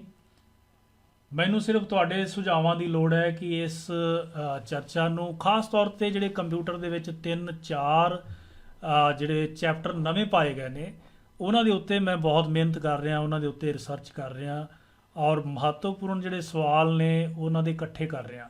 ਸੋ ਉਹ ਵੀ ਅਗਲੀ ਕਲਾਸ ਦੇ ਵਿੱਚ ਜਲਦੀ ਆਪਾਂ ਤੁਹਾਡੇ ਨਾਲ ਸ਼ੇਅਰ ਕਰਾਂਗੇ। ਕੋਈ ਸੁਝਾਅ ਇਸ ਕਲਾਸ ਨੂੰ ਹੋਰ ਜ਼ਿਆਦਾ ਇਫੈਕਟਿਵ ਬਣਾਉਣ ਦੇ ਲਈ ਤਾਂ ਤੁਸੀਂ ਇੱਥੇ ਮੇਰੇ ਨਾਲ ਉਹ ਸੁਝਾਅ ਵੀ ਸਾਂਝਾ ਕਰ ਸਕਦੇ ਹੋ। ਇੰਤਜ਼ਾਰ ਹੈ ਮੇਰਾ, ਨਜ਼ਰ ਤੁਹਾਡੀ ਇਸ ਚੈਟ ਬਾਕਸ ਦੇ ਉੱਤੇ ਹੈ ਕਿ ਚੈਟਿੰਗ ਦੇ ਰਾਹੀਂ ਤੁਸੀਂ ਕੋਈ ਨਵੀਂ ਗੱਲ ਦੱਸੋਗੇ। ਹਰਵਿੰਦਰ ਸਿੰਘ ਢਿੱਲੋਂ ਕਹਿ ਰਹੇ ਨੇ ਕਿ sir, first is that the class is very long but interesting but ਮੈਨੀ ਲੈਫਟ ਇਟ। ਬਿਲਕੁਲ ਠੀਕ ਹੈ ਜੀ, ਲਾਈਵ ਕਲਾਸਾਂ ਜਿਹੜੀਆਂ ਨੇ ਅਕਸਰ ਲੰਬੀਆਂ ਹੀ ਹੁੰਦੀਆਂ ਨੇ। YouTube ਦੇ ਉੱਤੇ ਬਹੁਤ ਸਾਰੇ ਮੇਰੇ ਵੀਡੀਓਜ਼ ਪਏ ਨੇ 10-10, 8-8 ਮਿੰਟ ਦੇ, ਉਹ ਮੈਂ ਤੁਹਾਨੂੰ ਲਿੰਕ ਭੇਜਾਂਗਾ, ਕਿਉਂਕਿ ਲਾਈਵ ਕਲਾਸ ਦੇ ਵਿੱਚ ਬਹੁਤ ਸਾਰੇ ਲੋਕ ਜਿਹੜੇ ਜੁੜੇ ਨਹੀਂ ਹੁੰਦੇ, ਉਹਨਾਂ ਨੂੰ ਤੁਸੀਂ ਮੈਸੇਜ ਕਰਕੇ ਜੋੜਨਾ ਵੀ ਹੁੰਦਾ ਹੈ। ਸੋ ਲਾਈਵ ਕਲਾਸ 1.5 ਤੋਂ 2 ਘੰਟਿਆਂ ਦੀ ਜਾਂ ਘੰਟੇ ਤੋਂ 2 ਘੰਟੇ ਦੀ ਆਮ ਤੌਰ 'ਤੇ ਹੁੰਦੀ ਹੈ। ਸੋ ਦੇਖਾਂਗੇ ਆਪਾਂ, ਅਗਲੀ ਕਲਾਸ ਛੋਟੀ ਰੱਖ ਲਾਂਗੇ। ਸਿਲੇਬਸ ਸ਼ੇਅਰ ਕਰ ਦਿਓ ਜੀ। ਪਹਿਲਾਂ ਸਿਲੇਬਸ ਬਿਲਕੁਲ ਮੈਂ ਸ਼ੇਅਰ ਕਰ ਦਿੰਦਾ। ਅਸੀਂ ਇੱਕ YouTube ਚੈਨਲ ਜਿਹੜਾ ਹੈ, YouTube ਚੈਨਲ ਦੇ ਉੱਤੇ ਤੁਹਾਨੂੰ ਮੈਂ ਕੁਝ ਜਾਣਕਾਰੀ ਹੋਰ ਦੇਵਾਂਗਾ। ਪਹਿਲਾਂ ਮੈਂ ਤੁਹਾਡਾ ਚੈਟ ਪੜ੍ਹ ਲਵਾਂ। ਸਰ, WhatsApp ਗਰੁੱਪ ਬਣਾ ਲਓ ਜੀ। ਬਿਲਕੁਲ ਠੀਕ ਹੈ ਜੀ ਸਲਾਹ। ਸਾਰੇ ਇਸ ਤਿਆਰੀ ਵਾਲੇ ਬੱਚਿਆਂ ਲਈ ਕੋਈ WhatsApp ਗਰੁੱਪ ਜਾਂ Telegram ਗਰੁੱਪ ਬਣਾ ਲਿਆ ਜਾਵੇ ਤਾਂ ਵਧੀਆ ਹੈ ਜੀ। ਕਲਾਸ ਬਹੁਤ ਹੀ ਪ੍ਰਭਾਵਸ਼ਾਲੀ ਹੈ, ਬਸ ਜ਼ਰੂਰਤ ਹੈ ਪਿਆਸੇ ਨੂੰ ਖੂਹ ਤੱਕ ਪਹੁੰਚਾਉਣ ਦੀ। ਬਿਲਕੁਲ ਠੀਕ ਹੈ ਜਟਾਣਾ ਜੀ। ਸੋ ਜਿਹੜੀ ਤੁਸੀਂ ਗੱਲ ਕਰ ਰਹੇ ਹੋ ਕਿ ਇੱਕ WhatsApp ਗਰੁੱਪ ਬਣਾ ਲਿਆ ਜਾਏ, ਬਿਲਕੁਲ ਠੀਕ ਹੈ। ਸੋ ਦੇਖਣਾ ਹੈ ਕਿ WhatsApp ਗਰੁੱਪ ਦੇ ਵਿੱਚ ਇੱਕ ਲਿਮਟ ਦਾਇਰਾ ਹੁੰਦਾ ਹੈ। ਜਿਹੜੀ ਟੈਲੀਗ੍ਰਾਮ ਹੈ ਉਹਦੇ 'ਚ ਅਸੀਂ ਗਿਣਤੀ ਵਧਾ ਸਕਦੇ ਹਾਂ, ਪਰ ਸ਼ੁਰੂ ਦੇ ਵਿੱਚ ਅਸੀਂ WhatsApp ਗਰੁੱਪ ਹੀ ਬਣਾਵਾਂਗੇ। WhatsApp ਗਰੁੱਪ ਦਾ ਜਿਹੜਾ ਲਿੰਕ ਹੈ ਉਹ ਮੈਂ ਤੁਹਾਨੂੰ ਸ਼ੇਅਰ ਕਰਾਂਗਾ YouTube ਦੀ ਕਮਿਊਨਿਟੀ ਵਾਲੇ ਹਿੱਸੇ ਦੇ ਵਿੱਚ ਇੱਕ ਪੋਸਟਰ ਪਾ ਕੇ। ਸੋ ਯਾਦ ਰੱਖਣਾ ਕਿ ਇਹ ਜਿਹੜਾ ਲਿੰਕ ਹੈ WhatsApp ਦੇ ਵਿੱਚ ਜੁਆਇਨ ਕਰਨ ਦੇ ਲਈ, ਗਰੁੱਪ ਨੂੰ ਜੁਆਇਨ ਕਰਨ ਦੇ ਲਈ, ਉਹ ਤੁਸੀਂ ਜੁਆਇਨ ਕਰ ਲੈਣਾ ਹੈ। ਉਹਦਾ ਮੈਂ ਲਿੰਕ ਜਿਹੜਾ ਹੈ ਸ਼ੇਅਰ ਕਰਾਂਗਾ ਸੋਸ਼ਲ ਮੀਡੀਆ ਦੇ ਉੱਤੇ, WhatsApp ਦੇ ਉੱਤੇ ਵੀ ਪਾਵਾਂਗਾ, Facebook ਦੇ ਉੱਤੇ ਵੀ ਪਾਵਾਂਗਾ, Facebook ਵਾਲੇ ਮੇਰੇ ਪੇਜ ਦੇ ਉੱਤੇ ਵੀ ਪਾਵਾਂਗਾ, WhatsApp ਦੇ ਉੱਤੇ ਸਟੇਟਸ ਵੀ ਲਗਾ ਦਿਆਂਗਾ। ਸੋ ਅਲੱਗ-ਅਲੱਗ ਤਰੀਕਿਆਂ ਰਾਹੀਂ ਤੁਹਾਡੇ ਕੋਲੋਂ ਲਿੰਕ ਪਹੁੰਚ ਜਾਏਗਾ। ਕਲਿੱਕ ਕਰਕੇ ਤੁਸੀਂ WhatsApp ਗਰੁੱਪ ਨੂੰ ਜੁਆਇਨ ਕਰ ਲੈਣਾ ਹੈ। ਬਾਕੀ ਜਿਹੜੀ ਜਾਣਕਾਰੀ ਨੋਟਸਾਂ ਦੇ ਨਾਲ ਸੰਬੰਧਿਤ ਜਾਣਕਾਰੀ ਉਹ ਆਪਾਂ WhatsApp ਗਰੁੱਪ ਦੇ ਉੱਤੇ ਸਾਂਝੀ ਕਰਦੇ ਰਵਾਂਗੇ। ਰਸਵੀਰ ਜੀ ਕਹਿ ਰਹੇ ਨੇ ਕਿ ਕਲਾਸ ਵਿੱਚ ਜੋ ਵੀ ਕਰਾਉਣਾ ਹੈ ਉਹਦਾ ਸਿਲੇਬਸ ਸ਼ੇਅਰ ਕਰ ਦਿੱਤਾ ਜਾਵੇ ਕੰਪੀਟੀਟਿਵ ਪਰਪਸ ਨੂੰ ਲੈ ਕੇ। ਸੋ ਸਿਲੇਬਸ ਬਿਲਕੁਲ ਕਲੀਅਰ ਹੈ। ਜੋ ਪਟਵਾਰੀ ਦਾ ਸਿਲੇਬਸ ਹੈ ਉਹਨੂੰ ਅਸੀਂ ਸਿਸਟਮੈਟਿਕਲੀ ਕਰ ਰਹੇ ਹਾਂ, ਸ਼ੁਰੂ ਤੋਂ ਲੱਗੇ ਹਾਂ, ਔਰ ਉਹਨੂੰ ਅੱਗੇ ਰੈਗੂਲਰ ਜਿਹੜਾ ਕੰਟੈਂਟ ਅੱਗੇ ਆਊਗਾ ਉਹਨੂੰ ਉਸ ਤਰੀਕੇ ਨਾਲ ਹੀ ਕਰਦੇ ਜਾਵਾਂਗੇ। ਫਿਰ ਵੀ ਉਹਦਾ ਜਿਹੜਾ ਹੈ ਸਿਲੇਬਸ ਉਹ ਮੈਂ ਸ਼ੇਅਰ ਕਰ ਦਾਂਗਾ WhatsApp ਗਰੁੱਪ ਦੇ ਵਿੱਚ। ਹੋਰ ਵੀ ਜੋ ਅਪਡੇਟ ਪਟਵਾਰੀ ਐਗਜ਼ਾਮ ਦੇ ਨਾਲ ਰਿਲੇਟਿਡ ਹੈ ਉਹ ਵੀ ਮੈਂ ਵੀ ਧਿਆਨ ਰੱਖੇ ਹੋਏ ਨੇ। ਤੁਸੀਂ ਵੀ ਮੈਨੂੰ ਦੱਸਦੇ ਰਹਿਣਾ ਹੈ ਤਾਂ ਜੋ ਸਾਰੇ ਪਰਿਵਾਰ ਤੱਕ ਅਸੀਂ ਉਹਦੇ ਅਪਡੇਟ ਵੀ ਸਾਂਝੇ ਕਰਦੇ ਰਹੀਏ ਜੀ। ਠੀਕ ਹੈ ਜੀ, ਫਿਰ ਬਹੁਤ ਬਹੁਤ ਸਵਾਗਤ, ਇਸ ਉਮੀਦ ਨਾਲ ਕਿ ਅਗਲੀ ਜਿਹੜੀ ਕਲਾਸ ਬੁੱਧਵਾਰ ਨੂੰ ਸ਼ਾਮੀ 5 ਵਜੇ ਹੋਏਗੀ ਉਹਦੇ ਲਈ ਕੋਈ ਬਹੁਤੀ ਮੈਨੂੰ ਪਬਲਿਸਿਟੀ ਨਾ ਕਰਨੀ ਪਵੇ, ਤੁਹਾਨੂੰ ਸਮੇਂ ਦਾ ਇੰਤਜ਼ਾਰ ਰਵੇ। ਤੁਸੀਂ ਖੁਦ ਉਹਦੀਆਂ ਪੋਸਟਾਂ ਬਣਾ ਕੇ ਅਗਾਊਂ ਸਾਰੇ ਵਿਦਿਆਰਥੀਆਂ ਨੂੰ ਸੂਚਿਤ ਕਰ ਦੇਣਾ ਹੈ ਤਾਂ ਜੋ ਵਿਦਿਆਰਥੀ ਵੱਧ ਤੋਂ ਵੱਧ ਇਸ ਕਲਾਸ ਨੂੰ ਲਗਾ ਸਕਣ, ਕਿਉਂਕਿ ਕੰਪਿਊਟਰ ਦੇ ਇਹ 15 ਨੰਬਰ ਜਿਹੜੇ ਨੇ ਪੱਕੇ ਕਰਨੇ ਬਹੁਤ ਜ਼ਰੂਰੀ ਨੇ। ਬਹੁਤ ਸਾਰੇ ਅਧਿਆਪਕ ਤੁਹਾਨੂੰ ਡਰਾਉਣਗੇ ਕਿ GK ਕਰ ਲਓ, ਮੈਂਟਲ ਬਿਲਿਟੀ ਕਰ ਲਓ, ਮੈਥ ਕਰ ਲਓ, ਐਗਰੀਕਲਚਰ ਕਰ ਲਓ, ਕੰਪਿਊਟਰ ਦੇ ਵਿੱਚ ਨੰਬਰ ਨਹੀਂ ਆਉਣੇ। ਐਸਾ ਨਹੀਂ ਹੈ। ਪਿਛਲੇ 2016 ਦੇ ਵਿੱਚ ਜਿਹੜਾ ਕੰਪਿਊਟਰ ਦਾ ਟੈਸਟ ਆਇਆ ਸੀ, ਕਿਸੇ ਕਾਰਨ ਕਰਕੇ ਸਵਾਲ ਉਹਦੇ 'ਚ ਔਖੇ ਜ਼ਰੂਰ ਆਏ ਸੀ, ਪਰ ਉਹਦੇ ਲਈ ਜ਼ਰੂਰੀ ਨਹੀਂ ਕਿ ਹਰ ਵਾਰੀ ਉਸ ਤਰ੍ਹਾਂ ਦੇ ਸਵਾਲ ਹੀ ਆਉਣ। ਮੈਨੂੰ ਪੂਰੀ ਉਮੀਦ ਹੈ ਕਿ ਟੈਸਟ ਬਹੁਤ ਸੌਖਾ ਆਏਗਾ ਅਤੇ ਪਿਛਲੇ ਜਿਹੜੇ ਪੇਪਰ ਆਏ ਨੇ ਉਹਨਾਂ ਪੇਪਰਾਂ ਦੇ ਵਿੱਚ ਜਿਹੜੇ ਪੁੱਛੇ ਗਏ ਨੇ ਸਵਾਲ ਉਹਨਾਂ ਨੂੰ ਧਿਆਨ ਦੇ ਵਿੱਚ ਰੱਖ ਕੇ ਹੀ ਮੈਂ ਜਿਹੜੀਆਂ PPTs ਡਿਜ਼ਾਈਨ ਕਰ ਰਿਹਾ ਔਰ ਨੋਟਸ ਵੀ ਤਿਆਰ ਕਰ ਰਿਹਾ। ਬਹੁਤ ਜਲਦੀ ਤੁਹਾਨੂੰ ਨੋਟਸ ਵੀ ਇੱਥੇ ਉਪਲਬਧ ਹੋਣਗੇ, ਪਰ ਇਸ ਮਿਸ਼ਨ ਨੂੰ ਅਸੀਂ ਵਿੱਚੇ ਨਹੀਂ ਛੱਡਣਾ। ਹੌਸਲੇ ਦੇ ਲਈ, ਮੈਨੂੰ ਹੋਰ એનર્ਜੀ ਦੇਣ ਦੇ ਲਈ ਚੈਨਲ ਦੇ ਨਾਲ ਵੱਧ ਤੋਂ ਵੱਧ ਮੈਂਬਰਾਂ ਨੂੰ ਜੋੜਨਾ ਤੁਹਾਡਾ ਫਰਜ਼ ਹੈ। ਸੋ ਬਹੁਤ ਬਹੁਤ ਮਿਹਰਬਾਨੀ। ਲਾਈਵ ਸਟ੍ਰੀਮਿੰਗ ਮੈਂ ਬੰਦ ਕਰਨ ਜਾ ਰਿਹਾ।